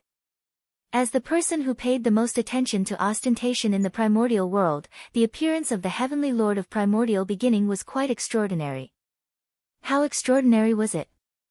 There was a poem as proof. The auspicious cloud above him was 30,000 feet tall, and he was covered in colorful clouds. A strange beast flew over as an armrest, holding the 3 treasure jade rui. The white crane led the way in front, followed by the red phoenix dancing immortal robe. The feather fan separated the clouds and mist, and the immortal child played the jade flute. The yellow-scarfed strongmen listened to the imperial order, and smoke billowed. The immortals followed. The auspicious cloud above his head was covered in endless immortal light. In front, there were white cranes and green phoenixes opening the way. Behind, there were red phoenixes dancing. There were immortal children on his left and right, and there were 9 dragons pulling the carriage under his feet. Good fellow, even the Tao ancestors' trip was not as grand as the heavenly lord of primordial beginnings. The 9 dragons' agarwood carriage stopped, and the heavenly lord of primordial beginning walked out. An immortal crane flew over and landed under the heavenly lord's feet, turning into steps for him to walk down the carriage. Greetings, saint of primordial beginning. When the audience saw the primordial lord of heaven rushing over, they hurriedly bowed. The newborn creature was confused and did not know who the visitor was. However, seeing the grandeur of the visitor, he knew that the visitor was a top-notch big shot. Hence, he followed the old creature and bowed, "Greetings, Yuancher saint." The new creatures were all stupefied. Didn't the inheritance say that the Taoist priests were the most powerful in this world? But were these people, whose auras were as terrifying as the great Tao, really Taoist priests? In that instant, the new creatures all knew that their understanding of this world was still too little. Forget about knowing many great figures, they hadn't even heard of them before. Thus, all of them decided in their hearts that they would definitely properly understand the history of the 3 dimensions once they returned. The 3 realms had just been reborn, so where did so many powerful figures come from? Could it be that there were even more ancient and unknown eras before the 3 realms? Their way of thinking was very good. Unfortunately, they who were born in the 3 dimensions were bound to be unable to understand the primeval times. Following the rebirth of the 3 realms, the primordial world had already become a thing of the past. That period of time had been sealed by the combined efforts of everyone. They had no choice, as there were too many dark histories. None of them wanted to ruin their heroic image, so they decided to work together to seal the primeval times history. There were some people and some things that they only needed to know and protect themselves. There was no need for more people to understand. The people of the 3 realms only needed to know about the 3 realms. The primeval times were not something they could know. If they really wanted to understand, there were many legends about the primeval times. Whether they were true or not, they could slowly guess. Greetings, Yuancher saint. Master, Taiching saint, Jade Emperor, and Queen Mother are waiting for you outside the Divine Firmament Palace. Without waiting for Lei Zhe's instructions, the 9 heavenly lords had already walked over and greeted the Yuancher saint from afar. Master, you are the longevity Taoist's disciples? Asked the Yuancher saint uncertainly as he looked at the 9 Taoist priests of the same origin. The leader of the 9 heavenly lords, the Divine Firmament Heavenly Lord, nodded and replied, "Saint, my master is the southern extremity longevity the arch." Hiss. Hearing that, the Yuancher heavenly lord's face did not change at all, but he gasped in his heart. To think that the southern extremity longevity emperor would be able to nurture 9 Tao sovereign disciples without making any noise at all. This was truly a well-hidden secret. Brother Yuancher, it's been a while. Just then, Lei Zhe walked out and shouted at the Yuancher heavenly lord from afar. As he spoke, Lei Zhe suddenly sped up and arrived in front of the Yuancher heavenly lord in a few steps. Brother Yuancher, these are the 9 useless disciples of the poor way. What do you think of them? Are they good enough for you? Lei Zhe and the Yuancher heavenly lord were not on good terms. That was because the Yuancher heavenly lord's throne was snatched from the southern extremity immortal elder, the primeval heavenly lord's disciple. Because of that, the 2 of them were not on good terms. With that in mind, Lei Zhe did not mind angering the Yuancher heavenly lord if he had the chance. And right now, there was an opportunity. If the Yuancher heavenly lord had any regrets in his life, it would definitely be his disciples. Counting the 12 direct disciples under him, none of them were successful. Not to mention others, they could not even compare to the disciples of the tribe of Jia that he looked down on. It was a sad thing. Therefore, Lei Zhe's use of his disciples to provoke the Yuancher heavenly lord was really effective. As soon as Lei Zhe finished speaking, the Yuancher heavenly lord's expression changed. After a long while, he squeezed out a "not bad" from between his teeth. Not bad at all. If he could, the Heavenly Lord of the Origin really wanted to say that the disciples of the Luislok were trash. However, looking at the cultivation of the Master of the Nine Clouds and the Ninth Heaven Tao Master, he could not bring himself to say that. Today's situation was special. Lei Zhe could not go too far. After provoking the Yuancher Heavenly Lord a little, he stopped provoking him and invited him to enter the Divine Cloud Palace. Looking at Lei Zhe's expression, those who did not know would think that the two of them were close. Lei Zhe's invitation was very sincere, but the Yuancher Heavenly Lord still refused. The reason was the same as the previous few. He wanted to wait for the others to come and go together. Lei Zhe did not force him. He stood outside the door and waited with him. At this moment, the 9 dragons' Agarwood chariot that the Yuancher Heavenly Lord stopped outside the door suddenly lit up with a divine light. Then, the 9 dragons that pulled the chariot began to change. Gradually, they turned into 9 gods in golden armor. They formed a circle to protect the Agarwood chariot. These 9 dragons were all 5-clawed golden dragons. They were all in the realm of Daluo Jingxian. Daluo Taoist priests would not become someone's mount, let alone pull a chariot. According to this, Daluo Jingxian was the strongest mount that could be possessed. 9 5-clawed divine dragons at the level of Daluo Jingxian pulling the chariot. The Yuancher Heavenly Lord was really generous. Seeing this, everyone looked at the 9 dragons' Agarwood chariot. Some of them even looked at it with envy. Well, those powerful mediums who entered the Divine Cloud Palace first all came out at this moment. Since the sages were waiting outside, they naturally could not sit inside. So they came out to wait together. Then, as soon as these powerful mediums came out, they saw the 9 dragons' Agarwood chariot of the Yuancher Heavenly Lord. It was really luxurious. To be honest, everyone was envious of the Yuancher Heavenly Lord's chariot. They were all prideful people. How majestic it would be to go out in such a luxurious chariot. Who would not want it? However, even if he wanted to, he couldn't do it. It was not difficult to find 9 Daluo Jingxian to pull the chariot. But it was not difficult to find 9 5-clawed golden dragons to pull the chariot. It was dangerous. 5-clawed golden dragons were the descendants of the ancestral dragon. Only the Yuancher Heavenly Lord, as a sage, dared to let them pull the chariot. If it were anyone else, they would be killed by the ancestral dragon in minutes. The ancestral dragon was a sacred beast. Its strength was comparable to that of a sage. Although the sacred beasts of the 5 elements were suppressed in the 4-level land and could not come out unless the world was in chaos, that was a long time ago. Now, the world had changed several times, and the overall appearance had changed. Who knew how binding the oath of the past was now? Perhaps the rule of not coming out unless the world was in chaos had long been invalid. The sacred beasts of the 5 elements could come and go freely in the untainted land. It was just that no one knew it. This was not a baseless guess. It was based on evidence. At the end of the ancient times, the Tao Lords and the Chaos Demon God had a great war. The untainted land was smashed into pieces, but the sacred beasts of the 5 elements did not appear. Was this not proof that they were free from the constraints of the heavenly way? With this guess in mind, everyone could not help but be afraid of the sacred beasts of the 5 elements. Naturally, they did not dare to attack the 3 Khanate clans easily.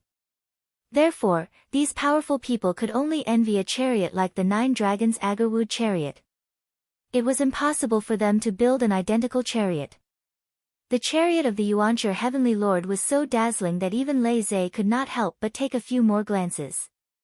Seeing this, a smile appeared on the face of the Yuancher Heavenly Lord.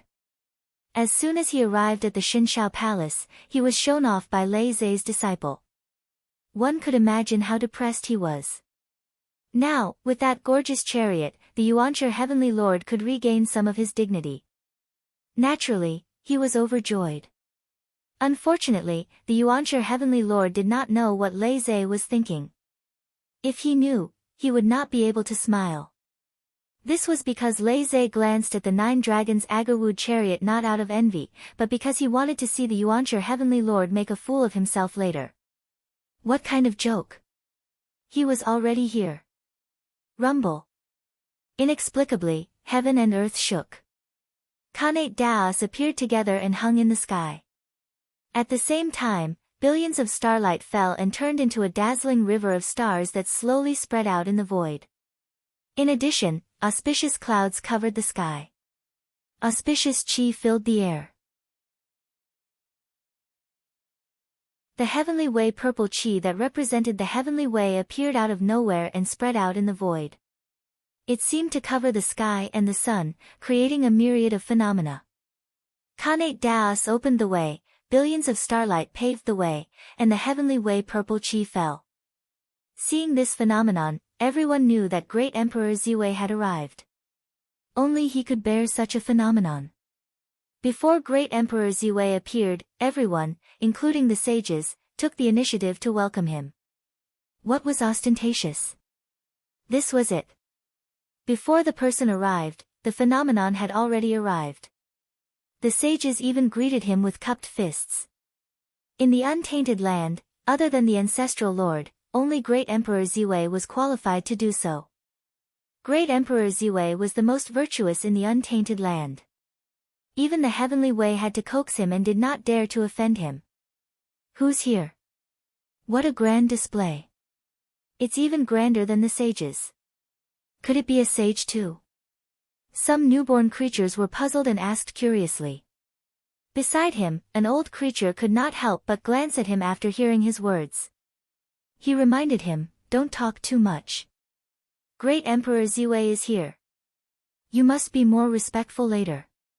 You should know that disrespecting him will damage your luck at best. At worst, you will be punished by the heavens." Seeing that this person did not seem to be joking, the newborn creature, including those around him who did not know great Emperor Ziwei, was shocked. They did not dare to say anything more. They all bowed their heads respectfully and did not say a word. How powerful was great Emperor Ziwei?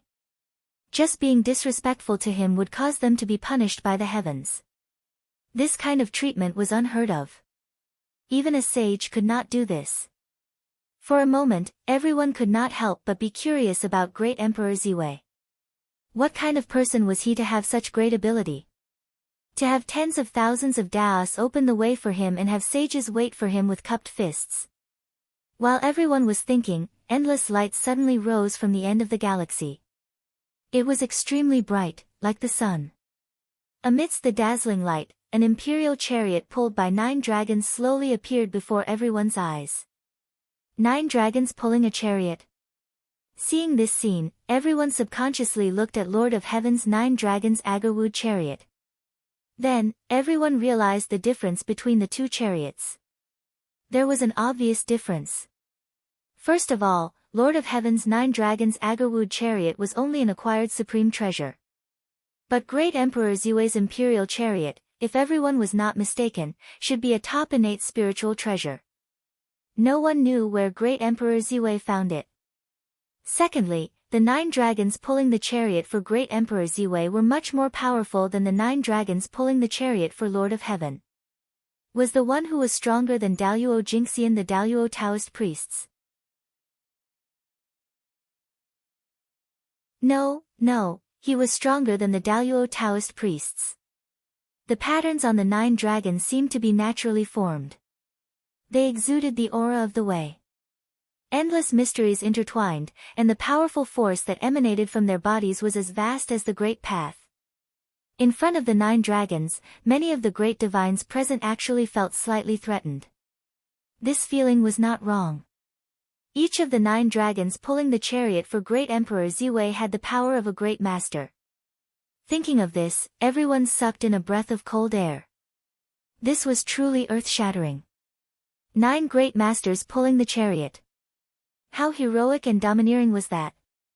Compared to this, Lord of Heaven's 9 dragons' Agarwood chariot, which they were envious of, was nothing. The difference was like heaven and earth. Everyone would be envious when they saw the 9 dragons' Agarwood chariot.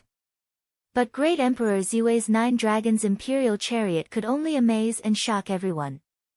Although great Emperor Ziwei was strong, he could not make 9 Taoist priests pull his chariot for him. Moreover, they were Taoist priests of the dragon clan. This was something he could not do. Therefore, the ones pulling his chariot were not Daluo Taoist priests, nor were they dragons. Instead, they were innate ferocious beasts, 9 innate ferocious beasts whose strength was comparable to top great masters.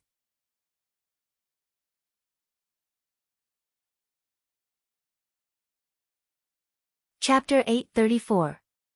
The primordial ancient dragon was the name of the 9-headed dragon that pulled the chariot for Ziwei the Great. They were formed from the blood essence of the primordial chaos ancient dragon. Although they had no spiritual intelligence, they were born with power comparable to the Daluo Taoist priests. Although these 9 dragons came from the same source, their attributes were completely different. They corresponded to the 9 attributes of yin, yang, metal, wood, water, fire, earth, wind, and thunder respectively. In order to capture them, Ziwei the Great spent a lot of effort. These 9 primordial ancient dragons did not live in the wilderness. Instead, they lived in 9 special innate secret realms. Fortunately, Zhouxing had the ability to monitor the heavens.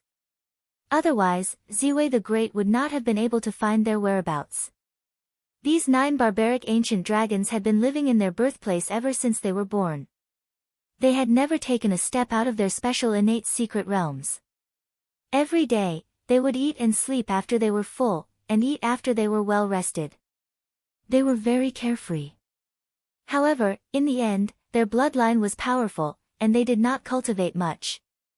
Naturally, they had the power that was on par with the great divine masters. Unfortunately, they were targeted by Ziwei the Great, who should have continued to live leisurely.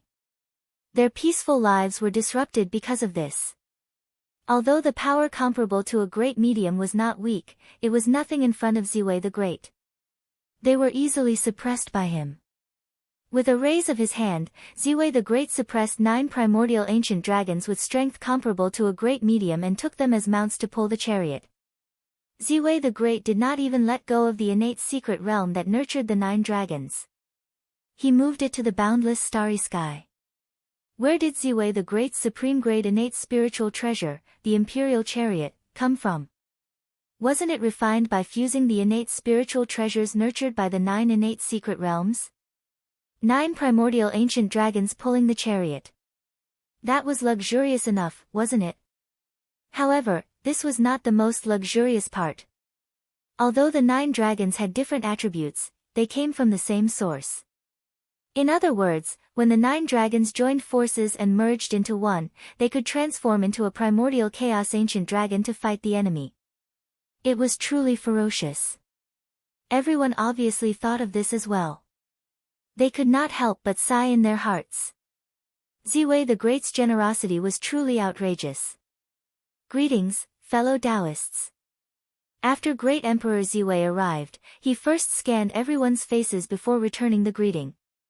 After greeting everyone, Great Emperor Ziwei glanced at the 9 dragons' agarwood chariot of the Yuanshi Tianzuan with a faint smile. Although he didn't say anything, his attitude was enough to make the Yuanshi Tianzuan's face darken. To be honest, the reason why Great Emperor Ziwei used 9 dragons to pull his chariot was to imitate Lord Yuanshi. It was just that this imitation was too good, much better than the real one, and far better than the real one. After Great Emperor Ziwei arrived, he had just stepped out of the imperial chariot when thousands of spirits suddenly appeared in the distance. Another imperial chariot was slowly approaching. The saint emperors of the human race had arrived.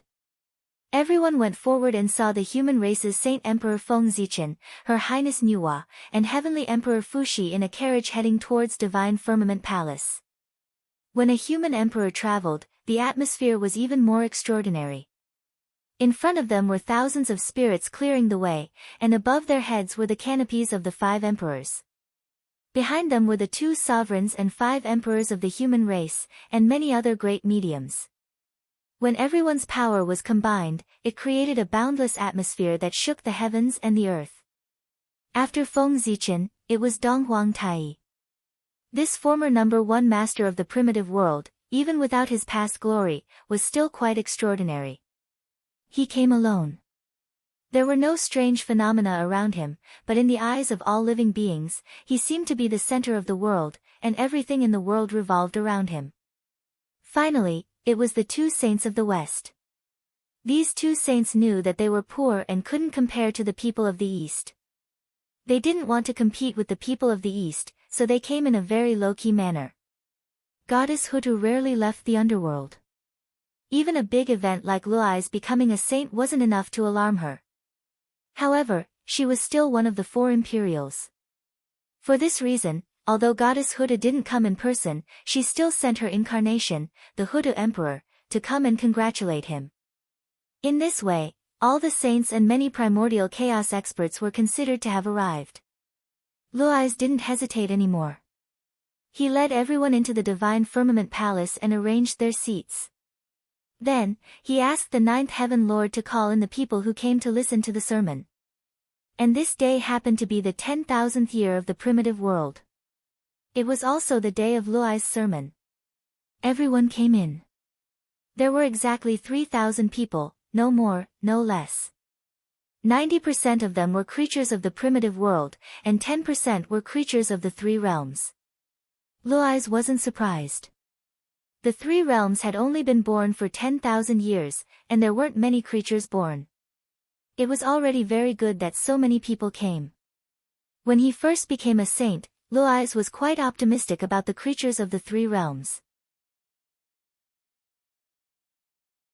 He planned to find some outstanding people to nurture so that they could help him take care of the 9th heaven.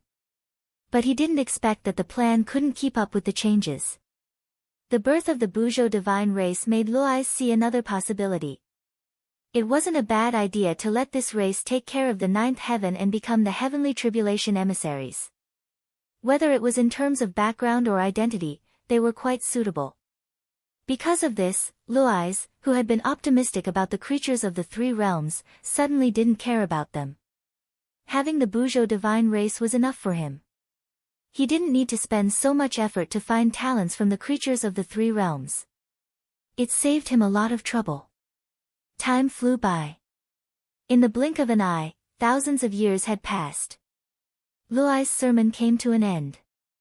The creatures who came were mixed with good and bad people.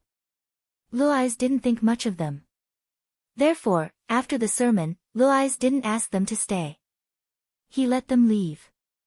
The saints didn't leave.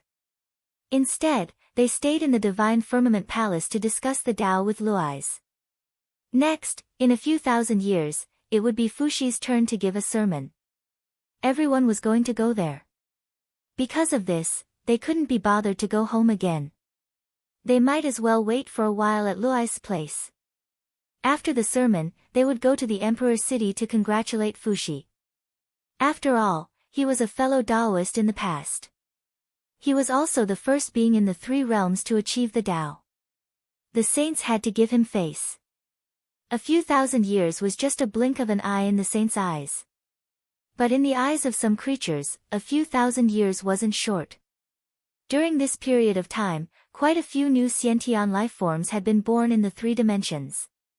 The first one was born. In their minds, other than the heavenly path inheritance, there was also the news of Fushi Taoist master's sermon. Although they didn't know why, these newly born creatures instinctively knew that this was a rare opportunity. Therefore, without any hesitation, these living beings quickly rushed towards the central God province after stabilizing their cultivation. Fushi was the primordial chaos Daluo Jinxian, not a saint. He didn't need to be as particular as Luais. Therefore, he didn't need to limit the number of people who could attend. It was really a convenient place for those who were fated to attend. Because of this, countless creatures gathered at the foot of Sky-Gazing Peak. It was simply a sea of people. Among them, the human race made up the most of the population. It couldn't be helped. After all, the human race had the geographical advantage. The closer they were, the faster they would come. Of course, this was all part of Fushi's plan. Otherwise, he wouldn't have set the location of his sermon at Emperor City. His sermon this time was mainly for the human race. As for the other creatures, they were really just incidental. Where was Emperor City? It was the center of the Central God Province and also the center of the human race. Countless humans lived around it. There were no traces of other races at all. If Fushi were to preach here, it would be good if 1 in 10,000 creatures who came to listen to his sermon were from another race. Under such circumstances, they could still come to listen to Fushi's sermon. It had to be said that they were truly fated to be here. They had a great fate with Fushi. Otherwise, they wouldn't have been able to come to Sky Gazing Peak. After calculating the time, everyone left Divine Firmament Palace together and rushed to Sky Gazing Peak. They each found a seat and sat down. This time, everyone came together. They didn't have any thoughts of competing. Instead, it was very harmonious. Soon, Fushi's sermon began. It was different from Lei Zhe.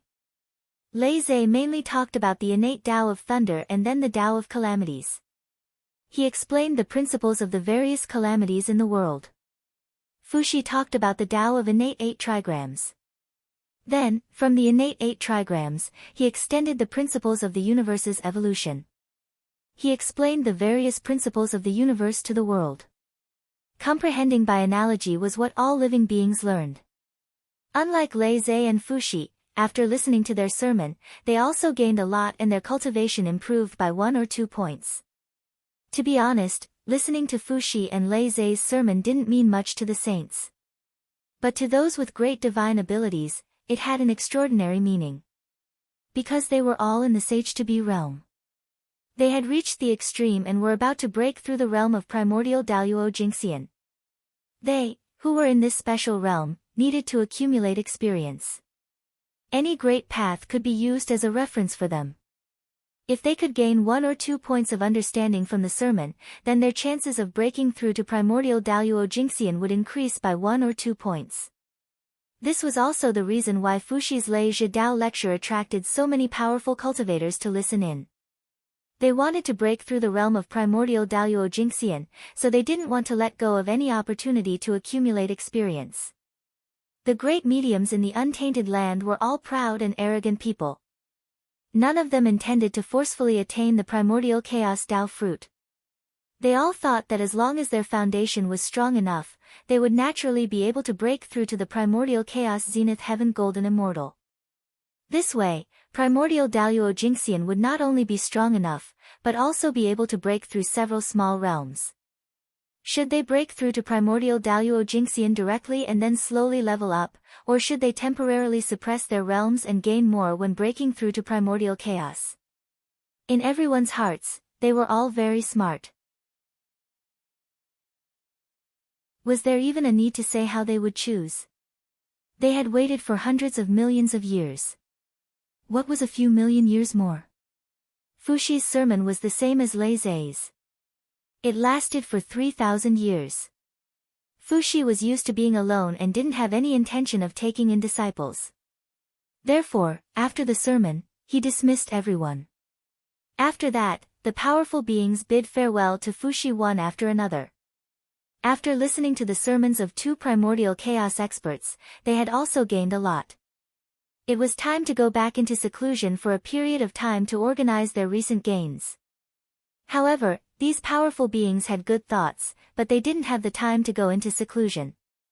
That was because not long after they returned to their cave abodes, the Grand Pure One's grand voice suddenly sounded between heaven and earth. Poor Wei Pangu perfected Tai Ching will preach the Tao on Mount Shouyang of the East Continent in 10,000 years. Anyone in the 3 realms who is fated can come and listen. Not long after the Grand Pure One finished speaking, the voice of the Heavenly Lord of Primordial Beginning sounded between heaven and earth. Poor Wei Pangu perfected Yuqing will preach the Tao on Mount Kunlun of the East Continent in 20,000 years. Anyone in the 3 realms who is fated can come and listen. As soon as the Heavenly Lord of Primordial Beginning finished speaking, the voice of the Grand Master of Heaven sounded. Poor Wei Pangu perfected Shangqing will preach the Tao on Golden Ao Island of the East Continent in 30,000 years. Anyone in the 3 realms who is fated can come and listen. After the three pure ones, the voices of the two saints of the West also sounded. Poor Wei Daoist Jie of the West will preach the Tao on Mount Meru of the Aparagodania continent in 40,000 years. Anyone in the three realms who is fated can come and listen. Poor Wei Daoist Juanti of the West will preach the Tao on Mount Meru of the Aparagodania continent in 50,000 years. Anyone in the three realms who is fated can come and listen. After the five saints, Goddess Nuwa, who had never shown her face, actually spoke. Poor Wei Nuwa perfected Nuwa of the palace of Empress Hua will preach the Tao in 60,000 years. Anyone in the three realms who is fated can come and listen to the Tao on Mount Feng of the central divine region. That was not the end. Even Goddess Huda spoke. Poor Wei Pangu perfected Huda will preach the Tao in 70,000 years on account of the fact that it is not easy for the living beings of the three realms to cultivate. Anyone who is fated can come and listen to the Huda shrine of the Nanjian continent. The moment the seven saints finished speaking, everyone was surprised. They did not understand why the seven saints would preach the Tao at the same time. However, this was also a good thing. After listening to the seven saints preach the Tao, their chances of breaking through to primordial chaos Daluo Jingxian would undoubtedly be much higher. However, these great beings did not know that the seven saints preached the Tao not because they wanted to, but because it was a task given to them by the heavenly Tao. They wanted them to preach the Tao for the living beings of the three realms and open up the wisdom of all living beings. This was different from Lei Zhe's preaching. Lei Zhe's preaching of the Tao was originally to take in disciples. Therefore, he limited the number of people to 3,000. However, the seven saints preached the Tao to open up the wisdom of all living beings and preach the truth of the Tao. Therefore, they focused on the wide range and not on the quality. Like Fuxi, they could open up the door for anyone who was fated to come and listen. In 70,000 years, seven saints preached the Tao. On average, one saint preached the Tao every 10,000 years. When the living beings of the three realms heard this news, they were so happy that they almost went crazy. What kind of era was this that seven saints preached the Tao at the same time? If the Heavenly Tribulation Saint and Heavenly Emperor Fuxi were included, it would be 9 supreme experts preaching the Tao at the same time. Such a scene was probably not even seen when the 6 saints had just attained the Tao. It was really unique. For a moment, the living beings of the three realms were extremely excited. They felt that the Tao was right in front of them. A prosperous era. A resplendent era.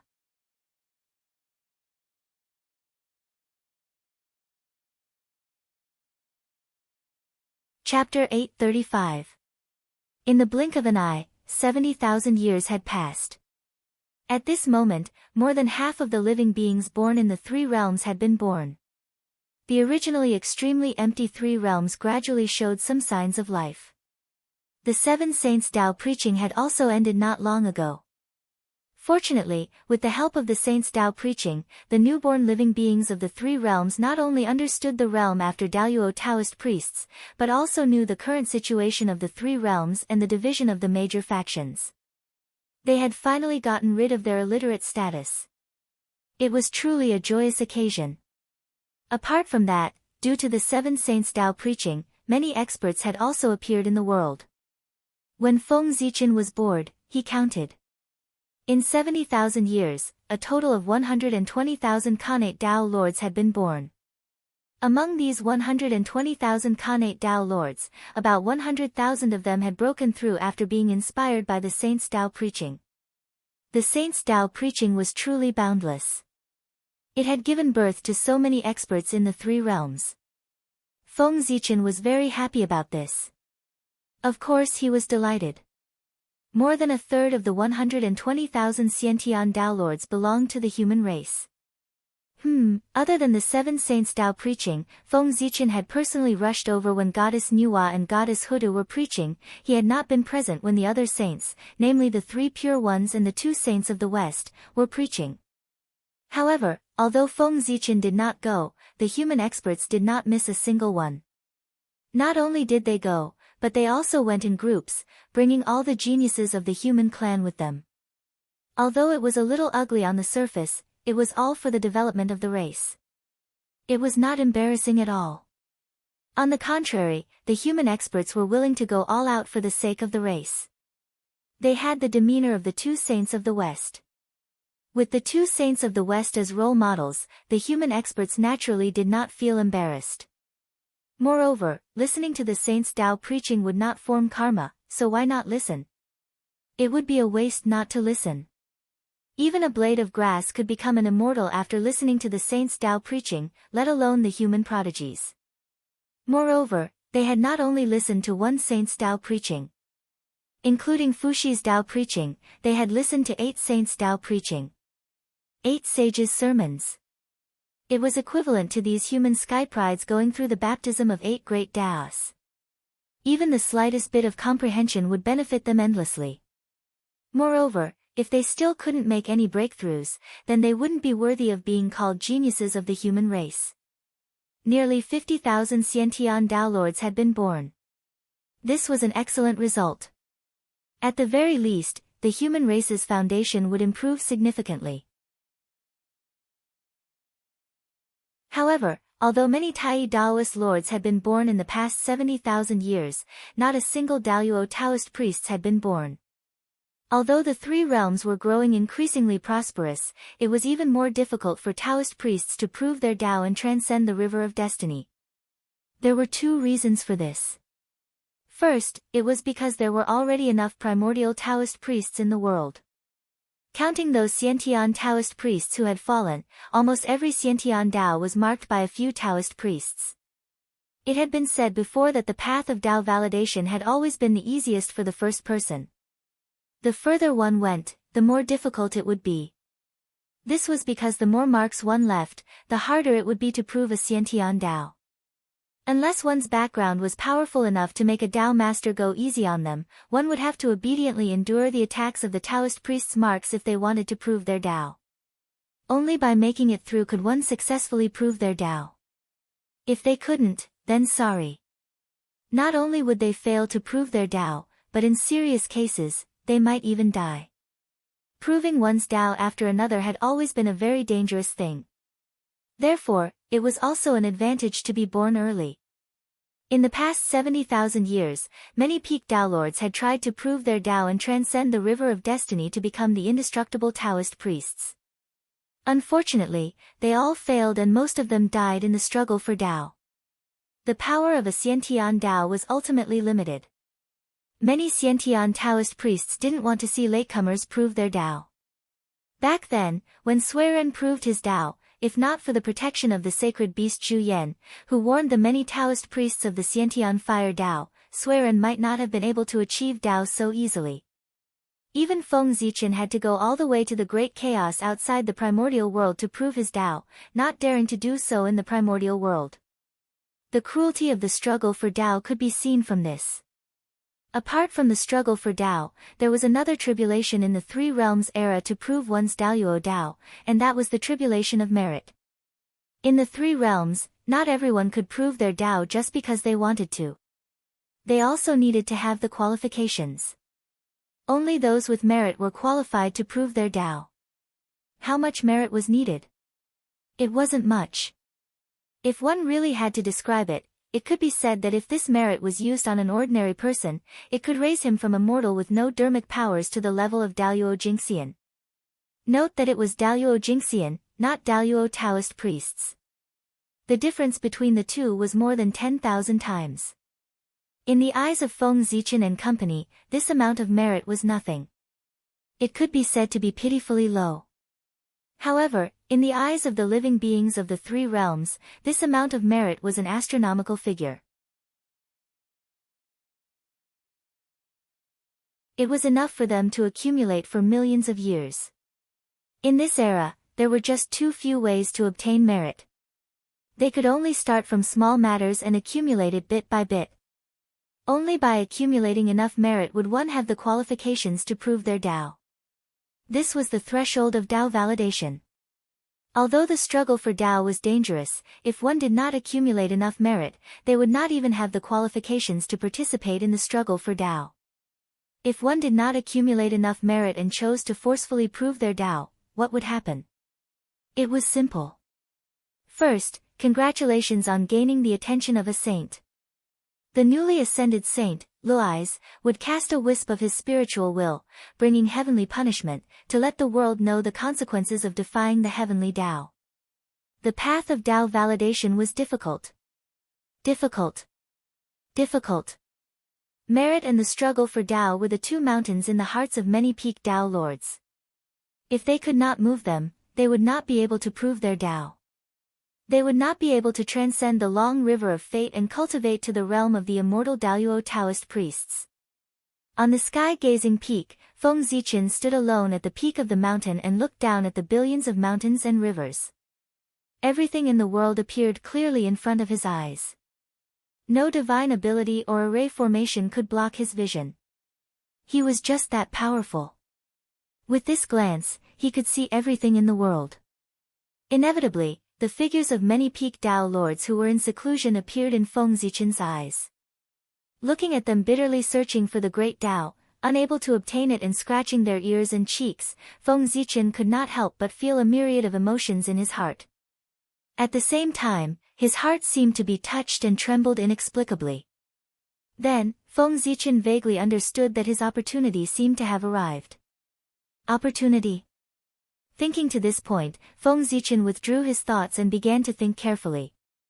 At his level, what opportunity in the three realms could resonate with him? Out of curiosity, Feng Zichen began to calculate. At this moment, accompanied by the sound of a grand bell, Dong Huang Taiyi's voice suddenly resounded between heaven and earth. Poor Wei Taiyi has sensed that it is not easy for foreign species to cultivate, so he has decided to preach the great Tao in the North Continent's Sun God Palace 10,000 years later. All sentient and heartless beings in the three realms can come and listen to the great Tao if they are fated. Taiyi's voice came suddenly, and Feng Zichen's thoughts were inevitably interrupted. However, he was not angry. He only looked at the North Continent playfully. It was not easy for foreign species to cultivate. Interesting, really interesting. Taiyi was actually going to preach the great Tao for foreign species. Did he sense the threat of the human race and could not wait to target the human race? What was a foreign species? It was very simple. Apart from the witch race and the human race, everyone else was a foreign species.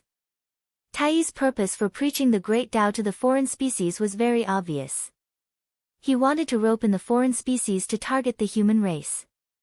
Otherwise, Taiyi's words just now would not be about how difficult it was for the foreign species in the three realms to cultivate, but how difficult it was for all living beings in the three realms to cultivate. With one word, he excluded the human race and the witch race. Taiyi was also a good person.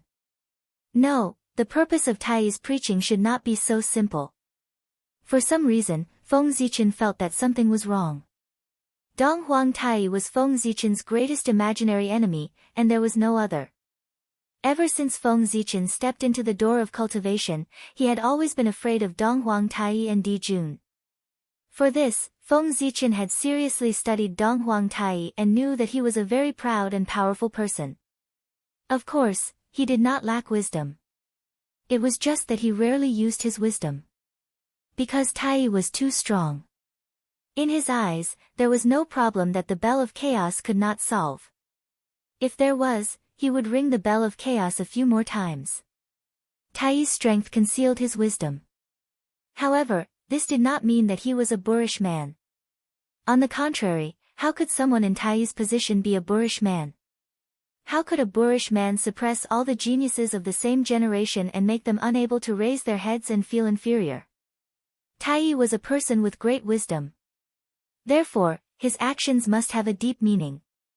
If he wanted to deal with the human race, it was far from enough to rope in the foreign species. The human race occupied the best place and the best resources in the three realms. In addition, the human race was especially fertile. Therefore, the human race's development speed would only be faster than that of the foreign species. One had to know that the human race was the protagonist of the world. All the foreign species would be suppressed by an invisible force. The most typical example was that although the foreign species' combat strength was strong, their cultivation speed was slow and their fertility was extremely low. The human race had never treated any race with low fertility as an opponent because there was no need. Although Dong Huang Tai was trying to rope in the foreign species, the effect was probably not very good. Although the foreign species were strong, they could only cause some trouble for the human race. They could not be a threat to the human race. On the contrary, Dong Huang Tai's actions of roping in the foreign species and becoming enemies with the human race would probably backfire. In the era of the Three Realms, the human race was basically invincible. No race was a match for the human race. For this, Feng Zichen was very worried. One had to know that a race without an opponent was not far from decline. However, Dong Huang Tai's actions had nurtured an enemy like the foreign species for the human race. Although it would bring some trouble to the human race, it could also stimulate the human race's fighting spirit. According to this calculation, the benefits clearly outweighed the disadvantages. It was impossible for Dong Huang Tai not to understand such a simple logic. However, he still did it. Then what was his goal? Why did he do such a thankless thing? It was clearly not worth it for Dong Huang Tai to do so just to rope in the foreign species. Wait, rope in. Suddenly, Feng Zichen seemed to understand something. Dong Huang Tai's lecture this time was probably not to rope in the foreign species, but the many great mystical abilities of the primordial world. How was he going to rope in the great mystical abilities? It was simple. First, he would invite everyone over to listen to the Tao. Then, during the lecture, he would talk about his insights when he broke through to primordial chaos Daluo Jingxian, as well as his understanding of the primordial chaos realm. This way, if the great mystical abilities had any insights, they would owe Dong Huang Tai a favor. With this favor, even if they were not roped in by Tai, it would not be easy for them to become enemies with him in the future. In this way, Tai's goal would be achieved. In order to deal with the human race and the Magi, Tai would definitely think of a way to revive the ancient demon god and Dijun. Unfortunately, the great mystical abilities would definitely not be willing to see the demon race return to its peak. For this reason, if Dong Huang Tai wanted to revive the ancient demon god and Dijun, everyone would definitely stop him and destroy his actions. However, that was in the past. If everyone owed Tai a favor, it would not be easy for them to attack him and stop him from reviving the ancient demon god and Dijun. In fact, in order to end this karma, they would even secretly help Tai. The karma of achieving the Tao was not just a saying. If someone really understood the opportunity to achieve the Tao because of Tai's words, then this karma would be greatly owed. Even if they did not want to be tied to the demon race, in order to repay the karma, they would have to walk on the demon race's chariot. Tai's plan was very brilliant. How was it brilliant? This was an open scheme. Even if the great mystical abilities knew Tai's plan, they would not choose not to go. This was because the temptation of achieving the Tao was too great. No one could refuse it. In addition, the saints were also involved. Because the heavenly Tao did not like primordial chaos Daluo Jingxian, when the saints preached the Tao, they did not mention anything about the primordial chaos realm. In other words, other than Tao ancestor Hung Jun, this was the first time Tai had talked about the Tao of primordial chaos. The great mystical abilities had no room to refuse. If they missed this opportunity, who knew if there would be another one? Therefore, they would definitely go. Similarly, the saints would not stop them from going to Tai's place to listen. If they really blocked the way, it would be the enmity of blocking the Tao. The consequences were too severe. Even the saints did not dare to do it. At this time, even if Feng Zichen also announced that he was about to talk about the Tao of primordial chaos, it would be too late. This was because, although they were both talking about the Tao of primordial chaos, Feng Zichen was completely at a disadvantage in front of Dong Huang Tai. Dong Huang Tai was from the celestial sect of wonders. His method of achieving the Tao was the most orthodox method of severing three corpses. It was also the path that the great mystical abilities of the celestial sect of wonders were taking. It was the most suitable method for the great mystical abilities of the celestial sect of wonders. As for Feng Zichen's method of achieving the Tao, it was a method of achieving the Tao through strength. It was the most difficult method to achieve the Tao. In comparison, if Feng Zichen and Dong Huangtai preached at the same time, wouldn't it be obvious who the great mystical abilities from the celestial sect of wonders would listen to? Who would not listen to the orthodox method of achieving the Tao and come to the human race to listen to Feng Zichen talk about how to achieve the Tao through strength? Wouldn't that be crazy?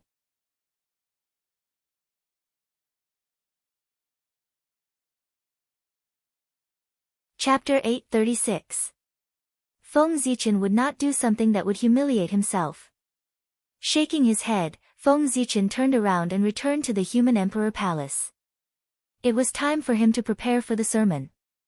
Just now, through the actions of the Dong Huangtai, he had already understood where his opportunity should be.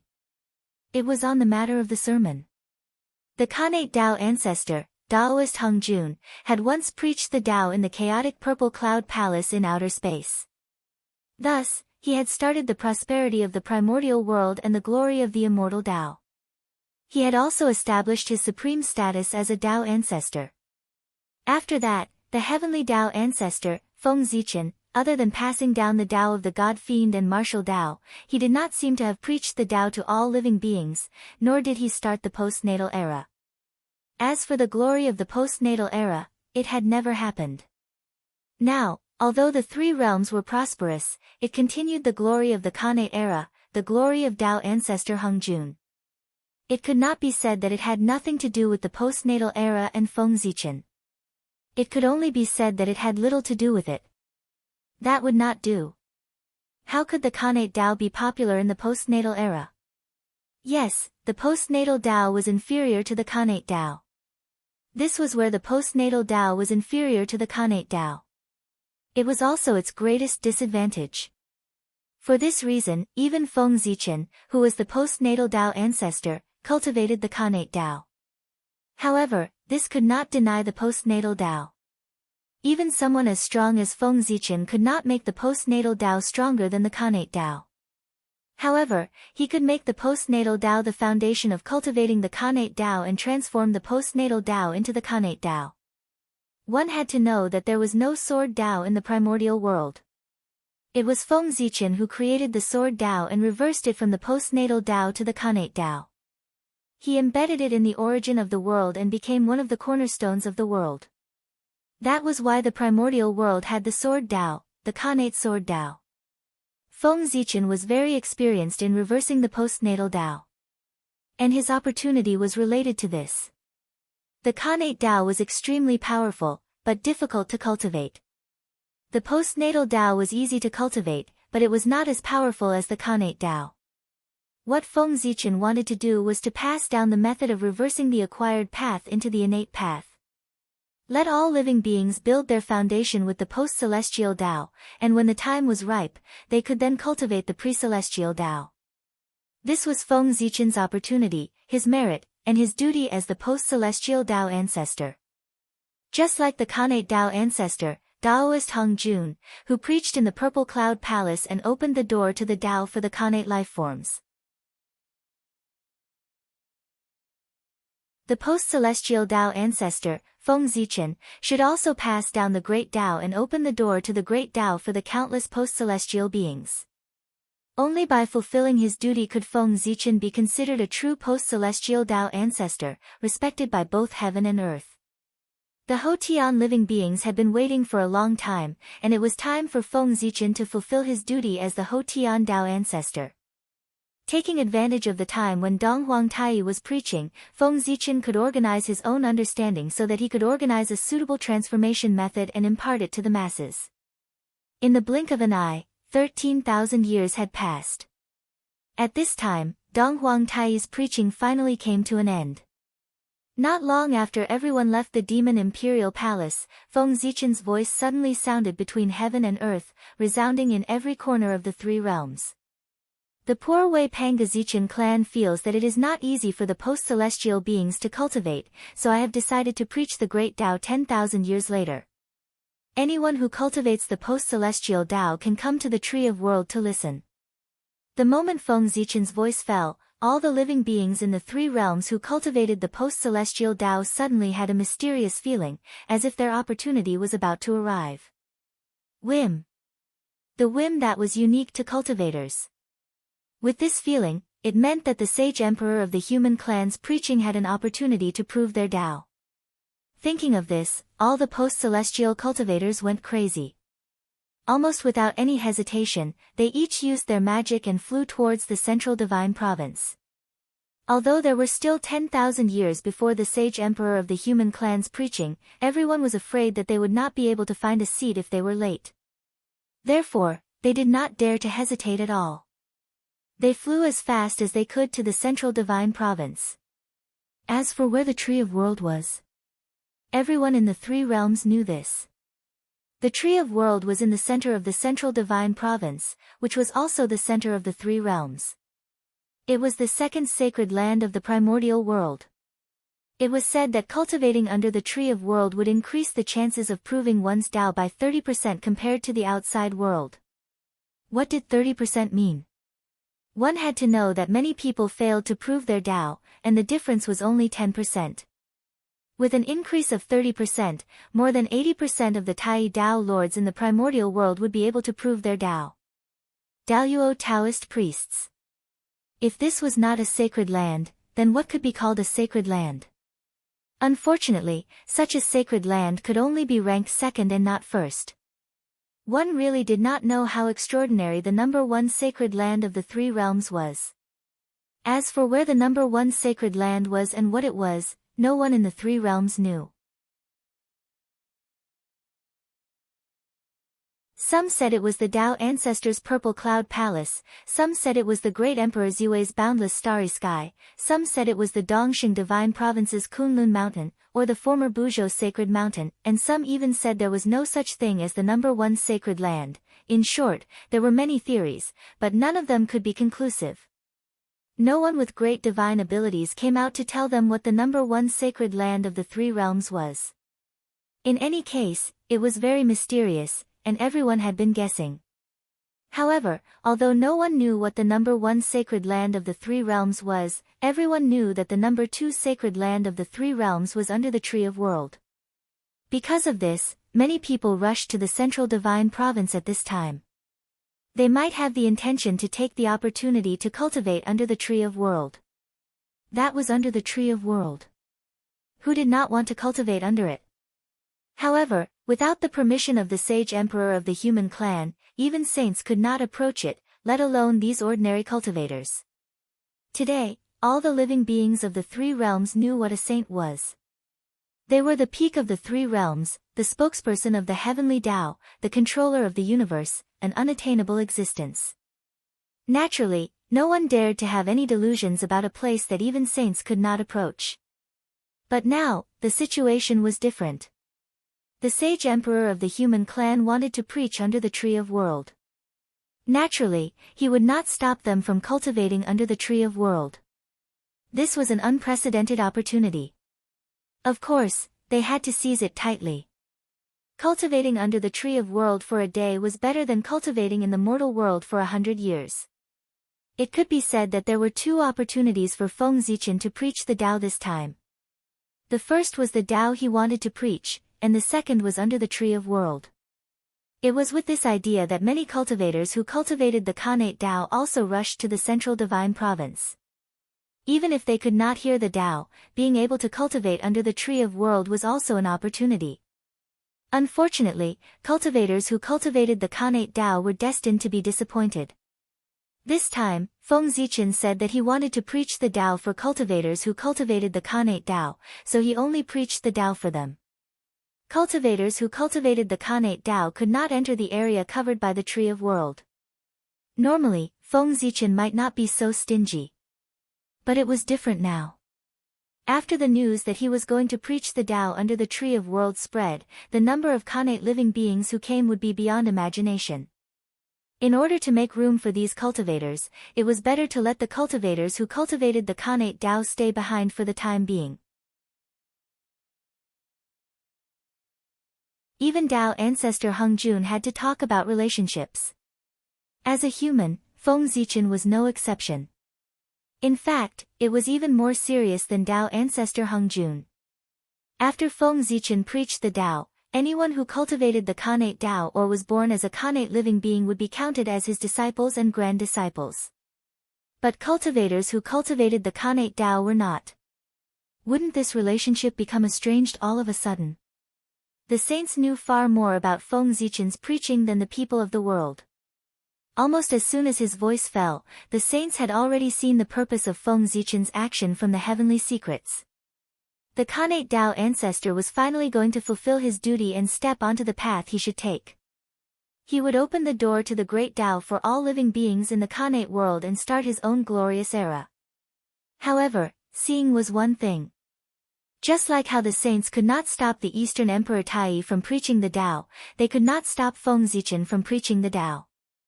The prosperity of the Khanate living beings was the general trend.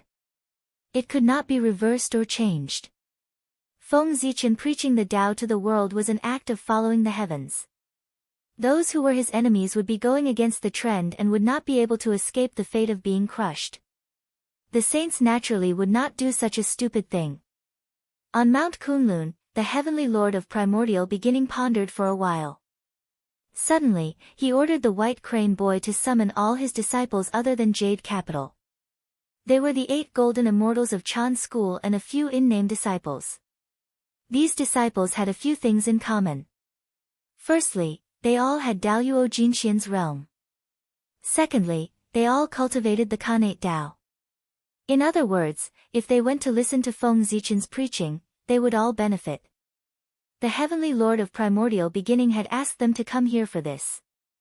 The heavenly lord of primordial beginning knew that without his permission, his disciples would not go even if the opportunity was right in front of them. However, his disciples could choose not to go, but as their master, he could not ignore it. He had already delayed them for too long. He could not let them continue to delay. Otherwise, these disciples would really be crippled. With that thought in mind, the heavenly lord of primordial beginning could not help but say, "This time, fellow Taoist Gaochen will preach the Tao personally. This time, all of you will follow me." Feng Zichen's preaching of the Tao was probably the only chance for the golden immortals of Chan school to attain the Tao. If they missed it, their future would be unpredictable. No, it was not unpredictable. They would just be surpassed by the juniors one by one. It was truly miserable. It was truly worse than death. The heavenly lord of primordial beginning also knew that he could not ruin their opportunity this time. Otherwise, if this continued, the relationship between master and disciple would really be gone. No matter how deep their relationship was, it would become thinner after experiencing so many things. If they became enemies, it would really become the biggest joke in the primordial world. "Thank you for your help, Master." After hearing the heavenly lord of primordial beginning's words, the immortals of Chan school hurriedly bowed with joy. With their intelligence, it was naturally not difficult to guess the reason why the heavenly lord of primordial beginning brought them to watch the ceremony. That was precisely why they were happy. Originally, they had already made up their minds. For the sake of their master's face, they would not go to Feng Zichen's preaching of the Tao this time. However, they did not expect that just as they rejected, their master had already made up his mind to bring them to the world tree to listen to the Tao. This surprise really came too suddenly. Attaining the Tao was the obsession of the disciples of Chan school. Now that they finally saw this possibility, the excitement in their hearts could be imagined. It was a pity that the 4 senior brothers had entered the god role. Within this calamity, there was probably no hope of attaining the Tao. Seeing the reaction of the disciples below, the heavenly lord of primordial beginning knew that he had made the right decision this time. Not only did he redeem his relationship with his disciples, but he had also indirectly avoided a huge crisis regarding Chan school. His disciples had been living too sullenly in recent years. It was difficult for him to tell outsiders about the sadness. Fortunately, if nothing unexpected happened, their bitter days would come to an end. At that moment, on Golden Ao Island, Unlike the heavenly lord of primordial beginning, the Grand Master of Heaven did not have much resistance to bringing his disciples to the world tree to listen to the Tao. The reason was very simple. Not to mention his relationship with the human race. His remaining disciples all had a very good relationship with the human race. It could be said that most of the infrastructure of the human race was created by them. If they went to the human race, even the Khanate Taoist priests of the human race would have to treat them with respect and thank them for their kindness. Also, not to mention anything else, the three pure ones could be said to have paid a huge price in the battle between the chaos and the Khanate ferocious beasts. They had provided hundreds of Khanate numinous treasures to the human race. Grudges and favors had to be settled clearly. The matter of Feng Zichen preaching the Tao could be said to be a stone that stirred up thousands of waves. The three realms, which had been peaceful for many years, was stirred up. When there were still 300 years before Feng Zichen's Tao preaching began, all the great mystical abilities took action and went to the world tree to watch the ceremony. Another 200 years later, the saints and the various primordial chaos experts also took action, especially the saints. They basically brought all the disciples who cultivated the postnatal Tao. If it were an ordinary primordial chaos expert preaching, the saints could choose not to come. However, it was different this time. Feng Zichen was confirming his postnatal Tao ancestor path and using it to achieve supreme Tao. As the top existences in the primordial world, everyone naturally had to come to watch the ceremony and witness this scene personally. In fact, when Feng Zichen's Tao preaching was approaching, even the person from the Purple Cloud Palace had left for the lower realm. He, the old man, wanted to witness this scene with his own eyes. By the time the saints arrived at the world tree, the place was already filled with figures. It was like a sea of people, and the number was no less than hundreds of millions. They were all Daoyuo Jingxian and Tai Jingxian. It was also at this time that the saints realized that there were actually so many Daoyuo Jingxian in the three realms. As far as the eye could see, there were no less than 1 million. There were even more Tai Jingxian, no less than hundreds of millions. There were too many, there were really too many. No wonder the heavenly Tao was determined to reduce the number of immortals. For this reason, it did not hesitate to give up a saint position. There were really too many immortals in the three realms. If they were allowed to continue growing, no matter how deep the three realms' foundation was, it would not be able to withstand such consumption. As they thought about it, the saints walked into the area covered by the world tree. Then, their expressions all changed. This was because they realized that in the range of the world tree, even as strong as they were, their strength was suppressed by an inexplicable force.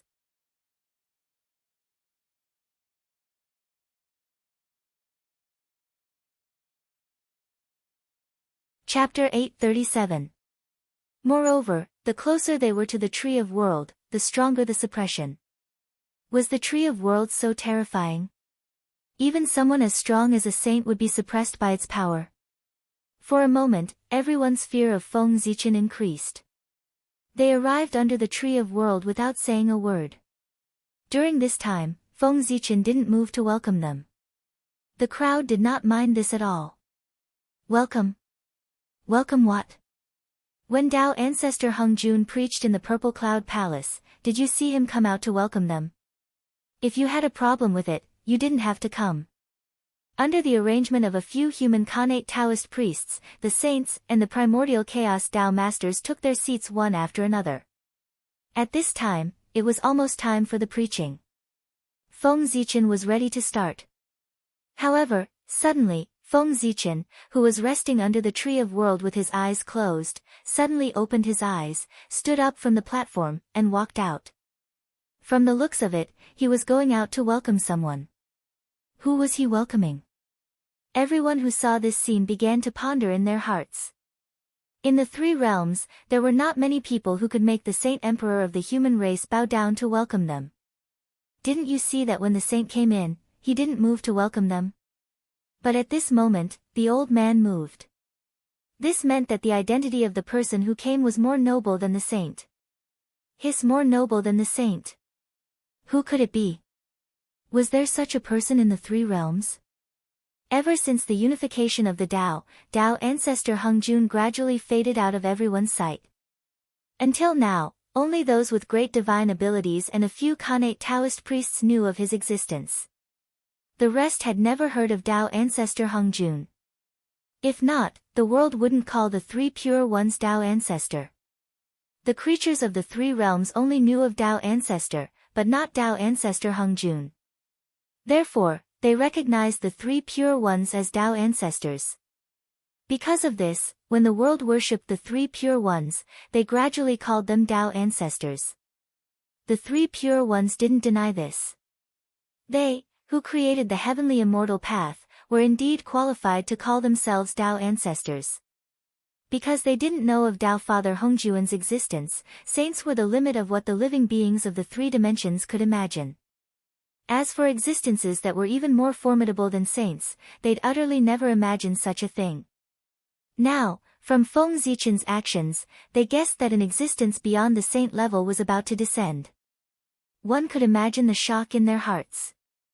While everyone was still in shock, the sages and many great mediums had already guessed who it was. Therefore, after Feng Zichen left, they also went out to welcome him. This scene caused everyone's eyelids to twitch. He was certain that the person who had come was a great existence that surpassed the saints. With such a big lineup, he really didn't know who this person was, and how great was he. With this thought in mind, everyone turned to look in the direction where the others had left. They wanted to catch a glimpse of that great figure. Unfortunately, their thoughts were destined to fail. How could the sacred face of Tao ancestor Hengjun be something they could see? Since the Tao ancestor had already made up his mind to fade out of the eyes of the world, he would not let people remember his existence. Outside the Tree of World, Feng Zichen very respectfully bowed to a purple-robed Taoist priest and said, "Zichen is terrified. I didn't expect that today's matter would alarm you, Tao ancestor." Regardless of the grievances between Feng Zichen and Tao ancestor Hengjun, at least in name, Feng Zichen was still his junior, so he had to maintain proper etiquette when meeting him. Tao ancestor Hengjun stepped forward to help Feng Zichen up and said with a smile, "You're also someone who's going to become a Tao ancestor. In the future, you'll be a poor Wei's friend. Why are you so terrified when you see the poor Wei?"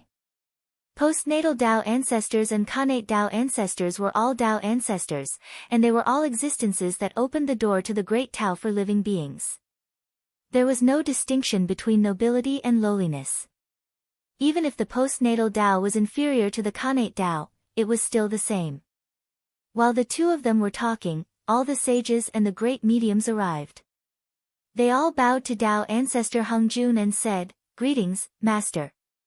Waving his hand to let them get up, Tao ancestor Hengjun said, "Don't block the door. Quickly go in with the poor Wei. Don't delay the time of the North Star's preaching." While speaking, Tao ancestor Hengjun and Feng Zichen walked towards the Tree of World together. However, Tao ancestor Hengjun deliberately walked half a step behind Feng Zichen, so as not to steal his limelight. Tao ancestors had always been very attentive to details. When they arrived in front of the Tree of World, Tao ancestor Hengjun seemed to have sensed something and raised his head. He stared at the Tree of World for a long time, then said with a smile, "With this divine tree, the untainted land has nothing to worry about." After saying that, Tao ancestor Hengjun turned his head to look at the people behind him. He seemed to be warning and reminding them, "It's fine today, but if it's any other time, you must remember not to get within hundreds of millions of miles of the Tree of World. If the Tree of World is damaged because of you, don't blame the poor Wei for being ruthless and personally coming out to clean up the sect." Seeing that Tao ancestor Hengjun was serious and even said that he would clean up the sect, everyone was shocked and hurriedly promised, "Master, teacher, don't worry. If there's nothing important, we will definitely not step into the Central God province with our true bodies." In order to show their determination, everyone did not even come to the Central God province, let alone get close to the Tree of World. Hearing that, Tao ancestor Hengjun could not help but nod in satisfaction. The Tree of World had grown to this extent and had become one of the pillars of the untainted land. Whether the three realms could continue to advance in the future would probably depend on it. Therefore, Tao ancestor Hengjun valued the Tree of Worlds so much that he could not allow it to make any mistakes. As the first living being born in the untainted land, the relationship between Tao ancestor Hengjun and the untainted land could not be severed. Because of that, Tao ancestor Hengjun, who had already become the primordial chaos Daoyuo Jingxian, eventually became a saint. That's right. Why was Tao ancestor Hengjun so powerful after becoming a saint? It was because before becoming a saint, he was already the primordial chaos Daoyuo Jingxian. The saints after that were different. They became saints in the Sage-to-be realm. Before becoming a saint, the gap was already so big. After becoming a saint, the gap was undoubtedly even bigger. Tao ancestor Hengjun, who could not bear to part with the untainted land, really hoped that the untainted land would become stronger and stronger. Because only when the untainted land became stronger, his strength would become stronger. The two coexisted. Everyone present waited for a while and saw the saints escorting a Taoist who had the demeanor of an immortal walked in. As for what that Taoist looked like, what clothes he wore, and how strong he was, no one could see clearly. To be precise, it was not that they could not see clearly, but that they could not remember. That Taoist's figure did not seem to exist in the world. No matter how hard they tried, they could not remember his figure. Often, when they saw the Tao ancestor, they would forget his appearance in the next moment.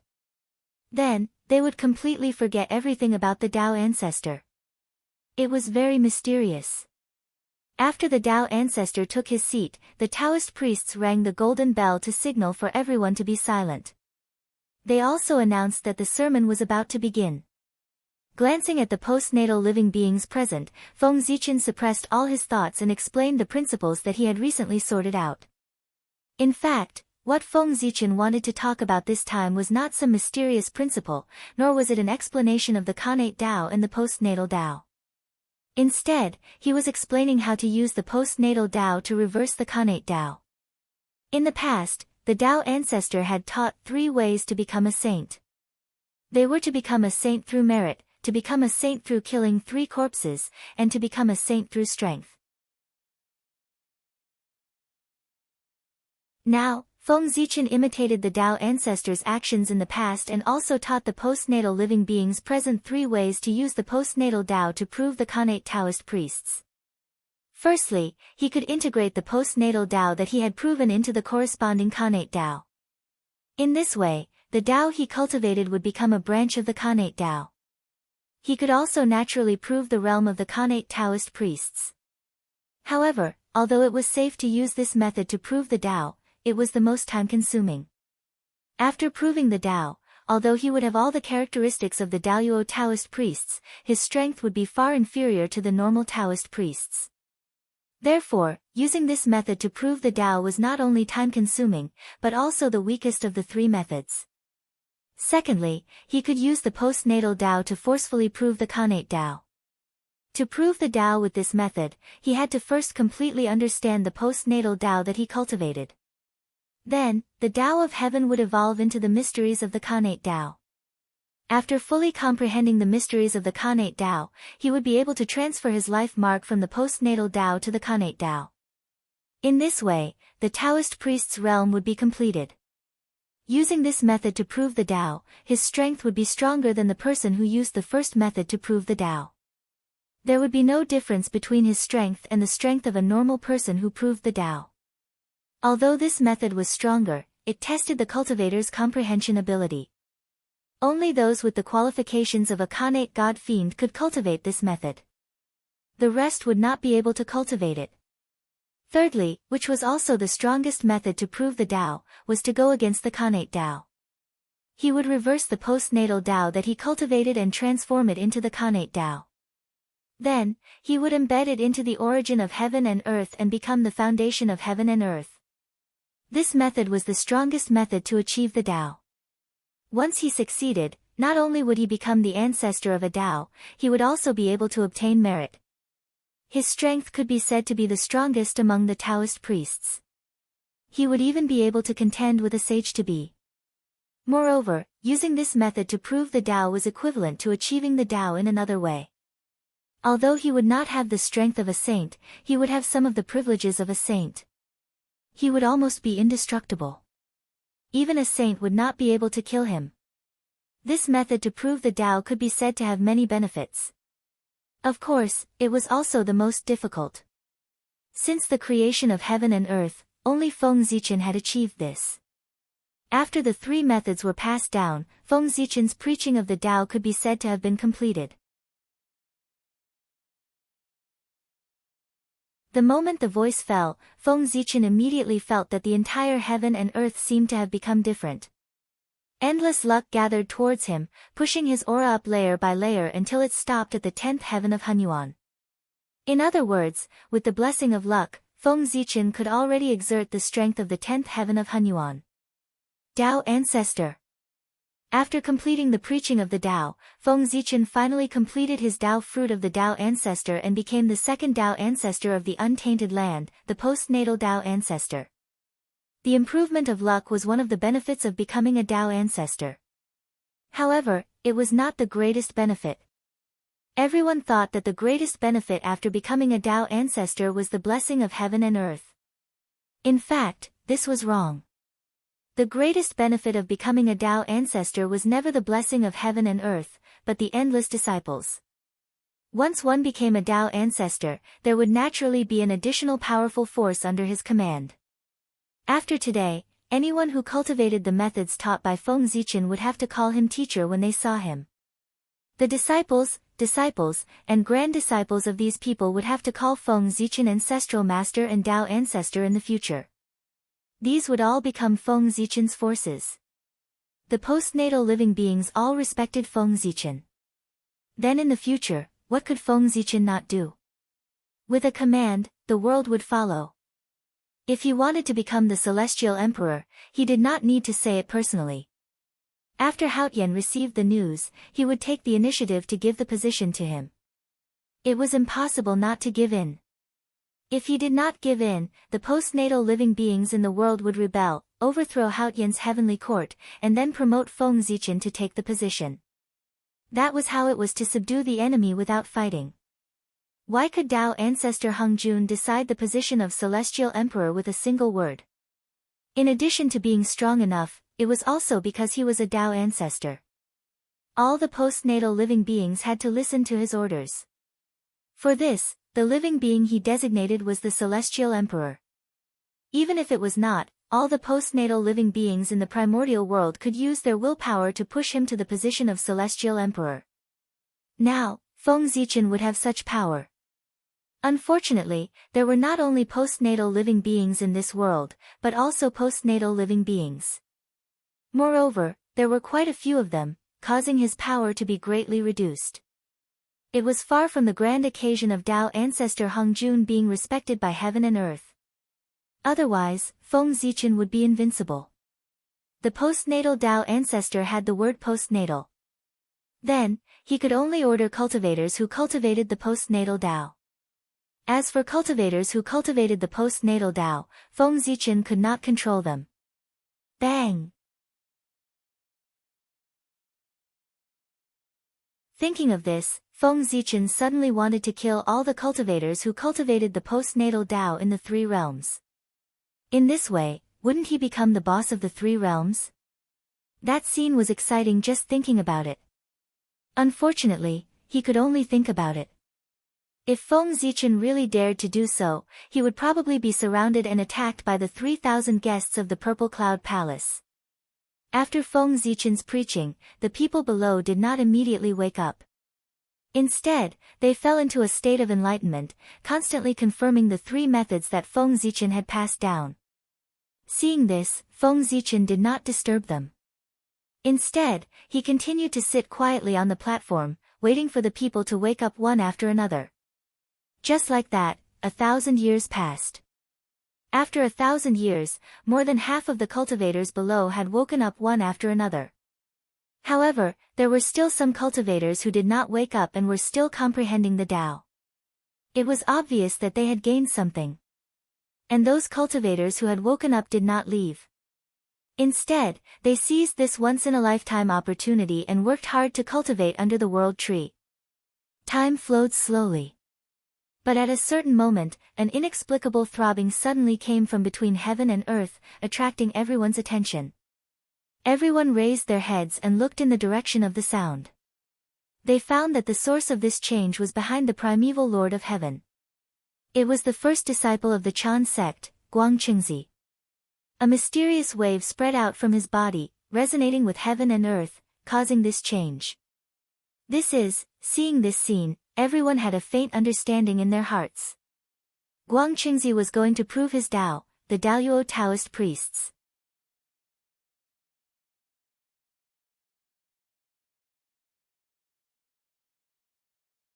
Chapter 838. In terms of accumulation, Guangqingzi definitely had enough. In terms of aptitude, there was no need to even mention it. The first disciple of the primordial Lord of Heaven, the leader of the 12 golden immortals of the Chan sect, was definitely a Khanate god fiend. If not for the fact that Guangqingzi was the disciple of the primordial Lord of Heaven, with his background, he would have reached the level of the Daoyuo Taoist priests as early as the Heavenly Emperor. It was really too late to attain the Tao now. However, although it was late, he still attained the Tao in the end. It could be considered as resolving one of Guangqingzi's obsessions. At the same time, it also proved to the world that the method passed down by Feng Zichen was indeed feasible and could allow people to attain the Tao. Guangqingzi had used the second method to attain the Tao of Daoyuo Jingxian, which was to forcefully attain the Khanate Tao with the postnatal Tao. Using this method to attain the Tao, one's combat strength was the same as a normal Tao attainment cultivator. After all, Guangqingzi had been stuck in the realm of the Daoyuo Jingxian for countless years. He had also been stuck in the realm of the Tai Dao Lord for an eon. Before breaking through to become the Daoyuo Jingxian, Guangqingzi and the other 12 golden immortals of the Chan sect were not Tai Jingxian, but Tai Dao Lords. Moreover, they were all at the peak of the Dao Lord realm and were only one step away from the Daoyuo Taoist priests. Therefore, Guangqingzi's accumulation was already enough. All he lacked was the method to attain the Tao. Now that Feng Zichen had passed down the method of preaching the Tao, Guangqingzi had comprehended it. Tens of millions of years of accumulation burst out in one day, directly pushing him to the realm of the Daoyuo Taoist priests. Rumble. In the void, a colorful rainbow bridge appeared and extended from an unknown place. It went straight between Guangqingzi's eyebrows and took away his Khanate true spirit. That was the bridge of heaven and earth, and also the bridge of Tao attainment. Stepping on this bridge indicated that the path of Tao attainment had been opened. At the end of the bridge was the Khanate Tao that Guangqingzi cultivated. That was where the battle of Tao was. Only by defeating the mark left by the predecessors could Guangqingzi truly achieve the realm of the Daoyuo Taoist priests. There was no right of Tao attainment. Thus, this battle was incomparably cruel. Throughout the history of the primeval age, 9 out of 10 of the Daoyuo Taoist priests who had attained the Tao had died in the struggle for Tao. In other words, out of 10 Tao verifiers, only 1 could succeed. The probability was extremely low, but the mortality rate was astonishing. However, it was clear that no matter how difficult the Tao struggle was, it could not stump Master Guangcheng. No one believed that Guangqingzi would fail in his Tao validation, and no one believed that he would die in the struggle for his Tao. There was no other reason. It was not because Guangqingzi was strong enough, but because he was the disciple of the primordial Lord of Heaven. In addition, he was the first person to attain the Tao after Feng Zichen passed down the method of Tao attainment. The primeval Lord of Heaven would definitely want to ensure the safety of his disciple. As for Feng Zichen, in order to make the world believe that his method of confirming the Tao was feasible, he had to protect Guangqingzi's life and ensure that he succeeded in confirming the Tao. Guangqingzi was a living advertisement. Even if Feng Zichen didn't want to protect him, he had to. If Guangqingzi failed in his Tao attainment, the effect of Feng Zichen's sermon would be at least halved. On the contrary, if Guangqingzi succeeded in his Tao attainment, the effect of Feng Zichen's sermon would at least be doubled. Guangqingzi was a typical example. He was an advertisement. Therefore, Feng Zichen would definitely not let anything happen to him. The primordial Lord of Heaven also thought so. As the first Khanate Taoist priest under his sect and the pillar of Chan's school in the future, Guangchengzi must not be harmed. Although the primeval age was a place that emphasized strength, other than that, he also paid attention to identity, birth, and background. For a direct disciple of a saint like Guangchengzi, as long as the Taoist priests who cultivated the same Tao as him were not crazy, they would definitely not stop him from attaining the Tao. Otherwise, how could the primordial Lord of Heaven let them go? Even if they escaped to the chaos outside the sky, they would be found by the primordial Lord of Heaven and refined to death. No, perhaps it was more terrifying than death. Just like that, Guangchengzi easily completed the battle of the great Daos and imprinted his real spirit mark on the Tao that he cultivated, even though the other Tao masters had gone easy on him. Rumble. The moment Guangchengzi completed this step, the sky suddenly shook. Then, a long river with no end or source and a width of tens of thousands of miles came across the sky and stretched between heaven and earth. That was the River of Destiny. Once Guangchengzi transcended the River of Destiny, he could complete his Tao fruit and truly become an immortal Daoyuo Taoist priest. It was not difficult to transcend the River of Destiny. He only needed to find the light spot that represented his destiny in the endless River of Destiny. This was not difficult for a Khanate god-fiend like Guangchengzi. This was because the destiny of a Khanate god-fiend was not in the River of Destiny. Instead, it was suspended in midair like a star, blooming with bright light. It was very attractive and eye-catching. Therefore, Guangchengzi easily found his destiny. This was the reason why Khanate god-fiends were said to be destined to become Taoist priests. The destiny of a Khanate god-fiend floated in mid-air and could break through the void at any time. This meant that it was easier for them to transcend destiny than the masses. Whoosh! In the River of Destiny, a dazzling star rose slowly and then completely disappeared. This was the sign of transcending destiny. Guangchengzi had become a Taoist priest. Rumble. The world shook inexplicably. Strange phenomena of flowers falling from the sky and golden lotuses emerging from the earth appeared in a radius of millions of miles. This was the heaven and earth congratulating the birth of a Taoist priest. Guangchengzi's confirmation of his Tao was exceptionally smooth. It was almost done in one go and he achieved the level of Daoyuo Taoist priests without encountering any obstacles. His negative karma had long been washed away by the primordial Lord of Heaven's merits. The resentment from the Khanate Daos also vanished completely with the rebirth of the three realms. Thank you, Master. After confirming his Tao, Guangchengzi came back to his senses. First, he was respectful to the primordial Lord of Heaven, then he bowed to Feng Zichen. Thank you, Master, for teaching me and helping me reopen the door of Tao. In the future, if Master has any errands, as long as it's not an enemy of the sect, Guangchengzi will do it even if it means risking my life to repay Master's kindness today. The favor of achieving Tao was as great as the heavens.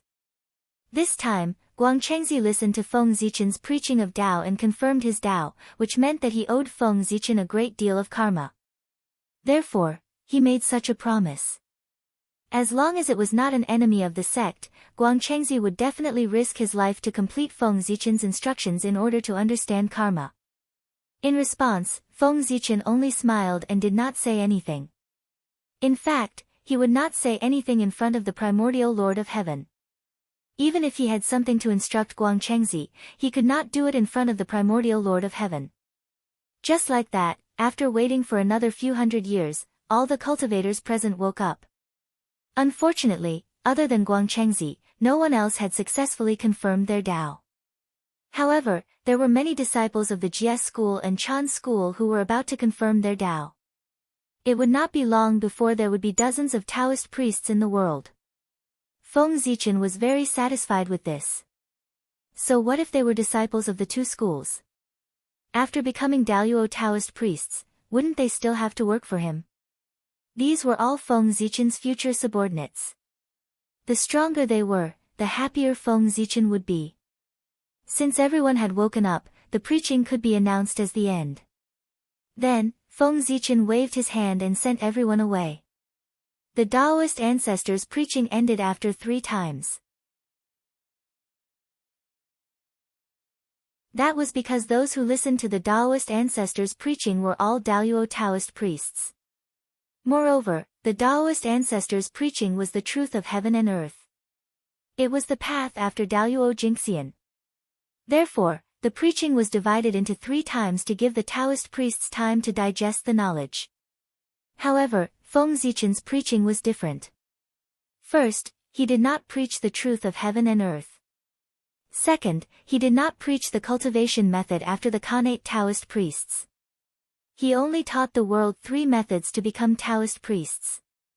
In this way, there was no need to preach 3 times. He could finish it in 1 time.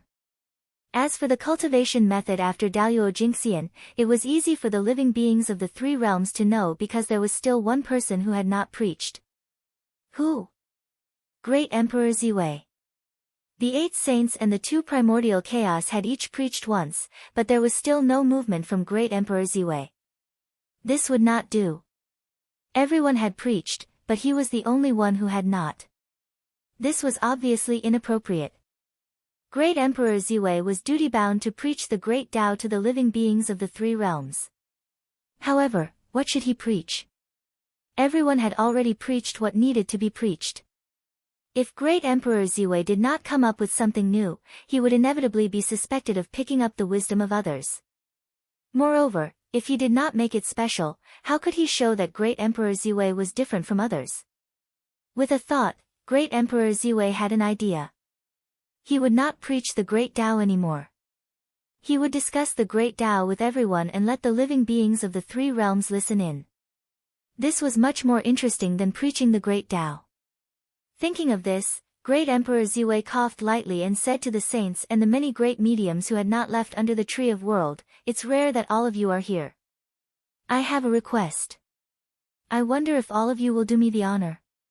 Hearing this, everyone did not immediately agree. Instead, Saint Taiching asked, "What request does the emperor have? Why don't you tell us? If we can do it, Poor Wei and the others will definitely do their best to help." Standing up from the platform, Great Emperor Ziwei said in a clear voice, "I see that all of you have reached the limit of sage to be, but you have not been able to take that crucial step.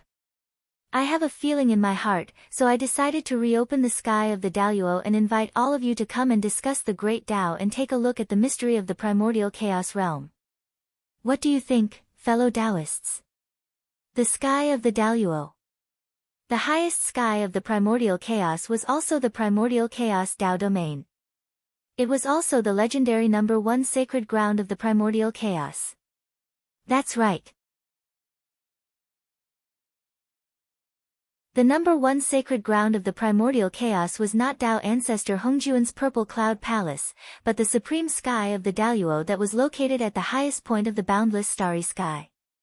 Here, the origin of heaven and earth gathered, and the innate Tao interweaved like a net that contained all the truths of heaven and earth and endless mysteries. It was the source of the great Tao, the origin of heaven and earth. Here, one could see all the mysteries of the great Tao. This was the Daoyuo Jingxian, the highest sky, the supreme Tao domain. The Daoyuo sky was located in the middle of the sky, which was right above Mount Buzhou in the past, and right above the world tree today. It was the same as the Ziwei star, 2 sides of the same body, in the same place, but in different voids. Although this alone could show that the Daoyuo sky was extraordinary, it was not enough to let it surpass the world tree and the purple cloud palace to become the number 1 sacred ground of the primordial chaos. The real reason why the Daoyuo sky became the number 1 sacred ground of the primordial chaos was that there were 3,000 Daoyuo Taoist priests living in the Daoyuo sky. 3,000 Taoist priests living in the same place. If this could not be considered the number 1 sacred ground of the primordial chaos, where else could be called the number 1 sacred ground of the primordial chaos? 3,000 Taoist priests gathered in one place. The energy required for daily cultivation was definitely unimaginable. If it was converted into innate spiritual treasures, the energy they needed to cultivate for a year was equivalent to an innate spiritual treasure. Even a Tao ancestor could not afford to consume a innate spiritual treasure a year, but the Daluo sky could. Therefore, it was the number one sacred ground of the primordial chaos. As for where the 3,000 Taoist priests came from, they naturally came from the primordial chaos. In the ancient primordial chaos, there were many Taoist priests in the world, other than the shamans and demons. Most of these Taoist priests lived in seclusion on the ground and cultivated silently. However, in the early ancient times, Emperor Xuanqiu cut off the connection between heaven and earth, making it difficult for the primordial chaos to support the Daluo Taoist priests. For this reason, some Taoist priests had to leave their homes and move away from the primordial chaos. Coincidentally, the Daluo sky appeared at this time, and Great Emperor Ziwei invited Taoist priests to live in the Daluo sky. At the same time, the heavenly Tao also secretly used its power to tell the Taoist priests that there was an opportunity to attain the Tao in the Daluo sky. However, it was easy to enter the Daluo sky, but difficult to leave the Daluo sky. The Daluo sky was known as the cultivation place prepared by the heavenly Tao for the Taoist priests, but in fact, it was a place for them to live in seclusion. Once they entered the Daluo sky, they had to cut off the mortal world and no longer interfere in the matters of the primordial chaos. They had to focus on the Tao. This was a good thing and a bad thing. The bad thing was that they could not interfere in the primordial chaos. Fortunately, they had nothing to do with the tribulation from then on. Tribulation could not enter the Daluo sky. No tribulation could enter the Daluo sky, including the immeasurable tribulation. The purpose of the Daluo sky's existence was to create a new world. When the immeasurable tribulation descended, everything would be destroyed and everything would return to chaos. Only the Daluo sky would exist. At this time, the saints and the many primordial chaos Tao masters would use the Daluo sky as the foundation to create a new world in the chaos and establish the earth, fire, water, and wind. The Daluo sky was the embryonic form of the eternal world, and it was also the place where Pangu confirmed his Tao. If one day, Pangu succeeded in confirming his Tao and the Tao fruit of the great Tao was born, he would definitely be born in the Daluo sky.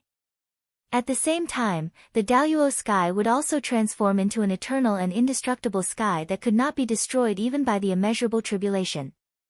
The Daluo sky was very extraordinary.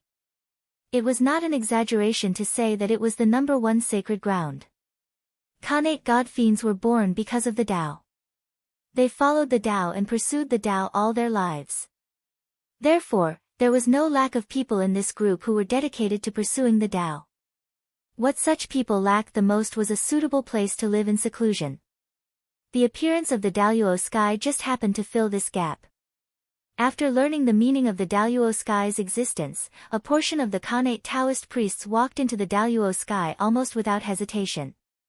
From then on, they escaped and isolated themselves from the world. There were a total of 3,000 such Taoist priests. They were the 3,000 Taoist priests in the Daluo sky. Ever since they entered the Daluo sky, none of them had left this place. Although they had never left the Daluo sky, their lives were not considered poor. There was no lack of Khanate spiritual roots in the Daluo sky. You're tuning in to the Blissful Bookshelf YouTube channel. We're so grateful for your support and don't forget to subscribe to join us on this incredible journey through captivating stories. Your generosity through donations truly makes a world of difference, as it's the primary source of revenue that allows me to expand and enhance this channel for you. Thank you from the bottom of my heart for being a part of this adventure.